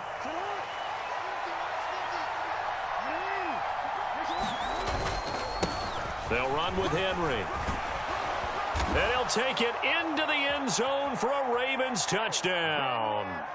Derrick Henry, a 9-yard touchdown run. And the Ravens will jump on top with the game's first score here this afternoon. Well, Charles, clearly they wanted to send a message there and impose their will. They score on their opening possession on a drive comprised entirely of rushing the football. Message sent. I don't know that the team on the other side of the field wanted to receive it, but what a statement on their opening drive. Just run it all the way downfield, no passes. That absolutely sets the tone that they're going to be physical in this game.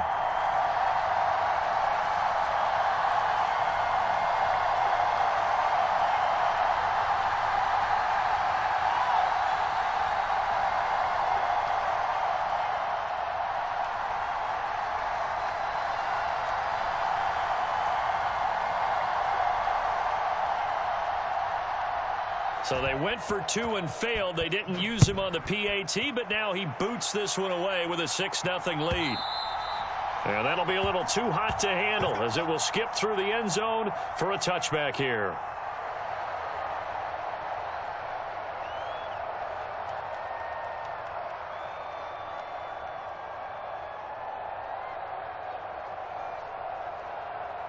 The Dallas offense here set to begin the drive. Charles, we know that this offense is aggressive. We saw that last drive. They went for it on 4th down, didn't get it. Then they give up the touchdown. So now you feel like they really need to respond here. They certainly do, but let's face it. Sometimes when you take that risk, you understand if you fail, a little more onus goes back on your ball club to try and pick themselves back up.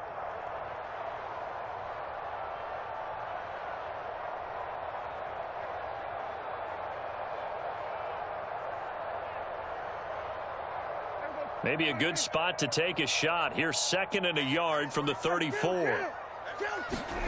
Now Prescott. He'll fire deep downfield for Lamb.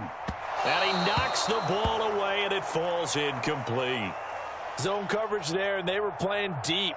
That makes it obviously a little bit harder to run by guys. And that time, there's not much of a window to get the ball in there, and it winds up incomplete.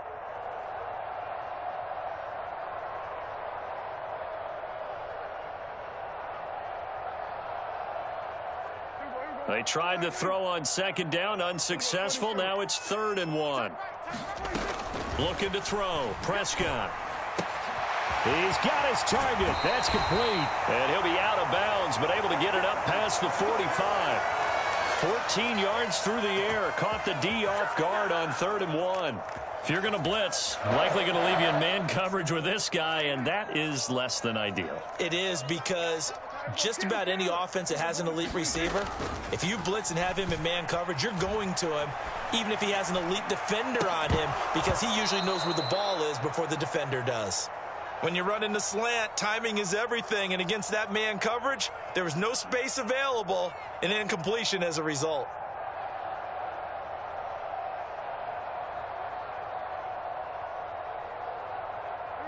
Now a 2nd and 10. To the air again, Prescott. And that's complete downfield to Cooks. Touchdown, Cowboys!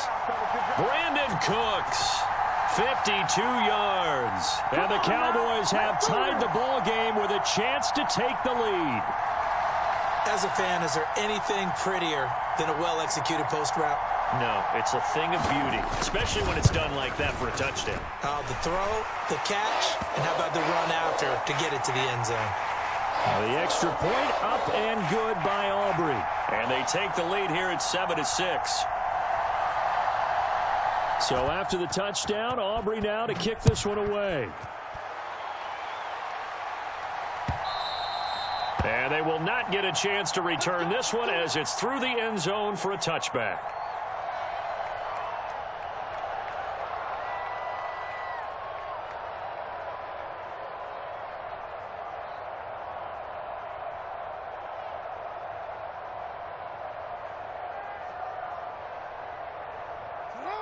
The Raven offense set at the line for this next drive.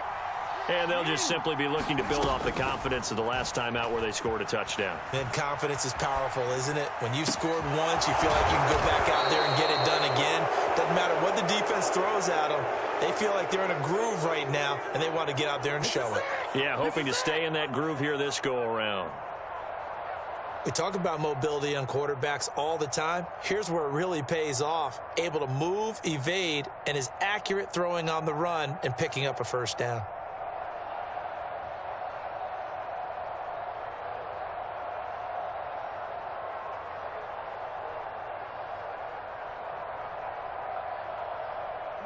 So from Cowboy territory now, here's 1st and 10 at the 47. Here's Jackson. Sliding out of the pocket. And that went too far in front. He couldn't reel it in. It's incomplete. It'd be interesting to see what he decides to do the next time he's in the position we just saw there. Outside of the pocket, takes a throw downfield, it turns up incomplete. I wonder if next time he might take off and run. From the gun, it's Jackson. Flushed out right. That one into the hands of Flowers. And they'll wind up getting this one all the way down inside the 20. A gain there of 30 big ones. Excellent execution, and now they're set up nicely. Are they ever? Red zone? I wonder what the next play call is going to be, because after a big play like that, a lot of teams like to use the momentum to launch another one. Eluding the pressure right. And he can't find anywhere to go with it, and he goes down. Defensive end DeMarcus Lawrence applied the heat. Well, many times when you talk about mobile quarterbacks, you get the sense that they feel like they can get out of any bad situation. They keep moving around and trying to emulate guys like the Scrambler or the Dodger. Instead, they keep losing yardage and digging themselves a hole that they can't get out of. And in for the Ravens touchdown. Zay Flowers, 28 yards. and the Ravens have retaken the lead. And that's one where the quarterback has to show the agility of his feet and the arm. And to scramble, still was able to make the play. I'm going to show my age. I go back to Roger Staubach. When he was with the Cowboys and Tom Landry, his head coach kept telling him, quit scrambling, Oh, nice result. Those are those types of plays. Keeping the play alive, extending it, and finding a receiver open for a touchdown. Jackson and the Ravens still on the field. They'll go for two. They'll try and throw for it. And it's intercepted at the goal line.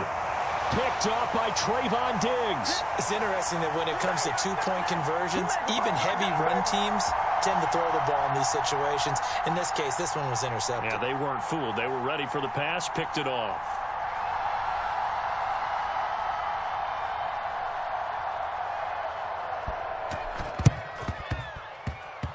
Oh, the Ravens say they have it.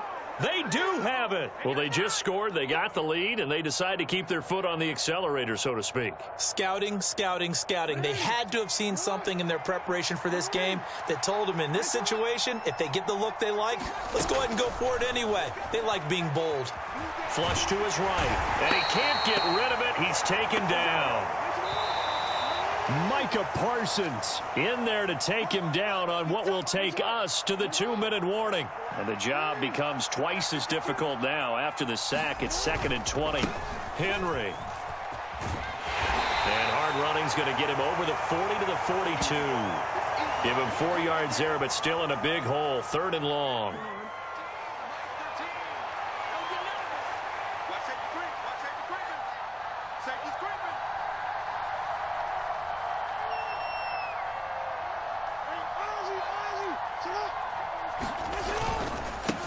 They'll keep it on the ground. Henry. Well, he's free going down the left side. It's a foot race. And all the way in for a Ravens touchdown. Derrick Henry with his 2nd touchdown here in this first half. And the Ravens are able to extend their lead. We see this a lot on 3rd and short yardage, especially down here in the red zone. They're going to sell out to stop the run, try and hold them to a field goal. But once the running back gets past the first wave, the resistance can evaporate after that. And he not only picks up the first, but he takes it all the way into the end zone. Justin Tucker for the extra point.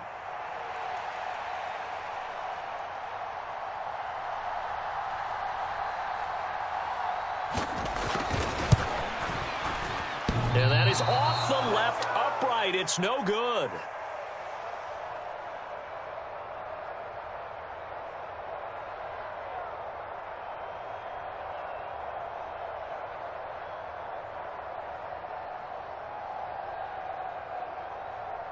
Boy, I guess they're going to keep trying to put the pedal to the metal here. They're going to try an onside kick. Now the Ravens going to use one of their timeouts as they'll head to the sideline and talk over what to do next.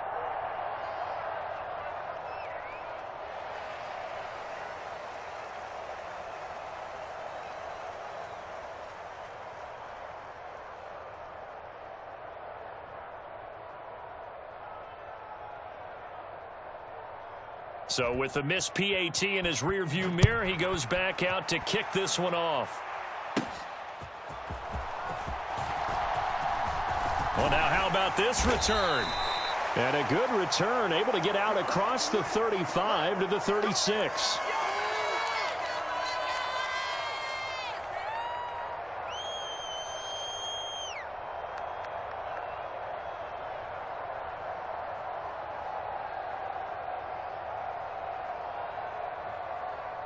About set for this next drive by the Cowboys offense. Good drive last time. Really effective passing the football. Do you maybe mix it up, now go to the ground game and surprise the defense a little bit? I would anticipate the defense making some changes, but I wouldn't necessarily just absolutely go in the opposite direction.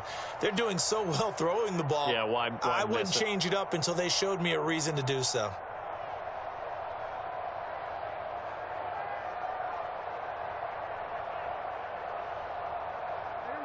Here's 2nd and 10.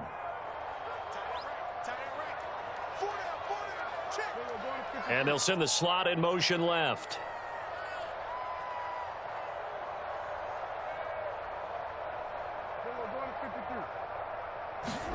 Prescott now on 2nd down. He'll find Lamb. That's complete. And he'll be out just a yard or two shy of the 30. A big play on the catch and run, covering 34 yards. Well, he worked his way quite a bit in this first half, and with good reason. You can see it there. He is such a handful defensively, just too hard to keep him under wraps, and delivers a big play here for this offense. And now a throw on 1st down there, but it's incomplete. Well, the incompletion, yes, but maybe here not the worst thing in the world? No, not on 1st and 10. It actually gives them a chance to regroup, relax just a little bit. They huddle up, talk it over. Then they get a chance to continue their drive. 2nd and 10. Lamb in motion left.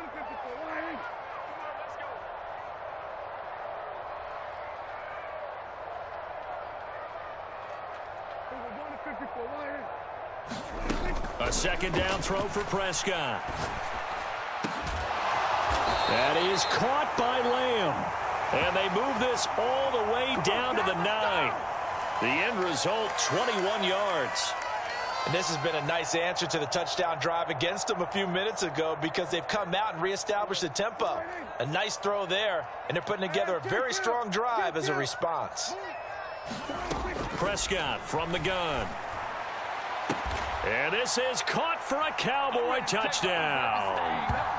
Jake Ferguson, a 9-yard touchdown grab. And the Cowboys get a late score here in the final minute of the first half. I think everyone in the league talks about finishing, don't they? Doesn't matter whether it's a quarter, a half, a game, a series, whatever. But they're finishing the first half in fine style, putting that one in the end zone. They did. They didn't leave much time on the clock either. Well done.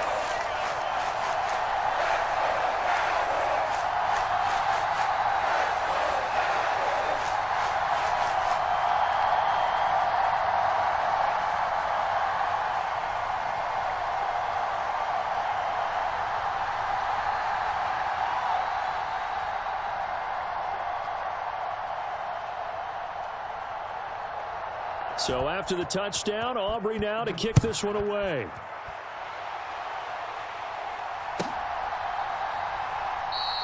And not wanting to risk anything here late in the half, he'll just take a knee and they'll bring the football out to the 25.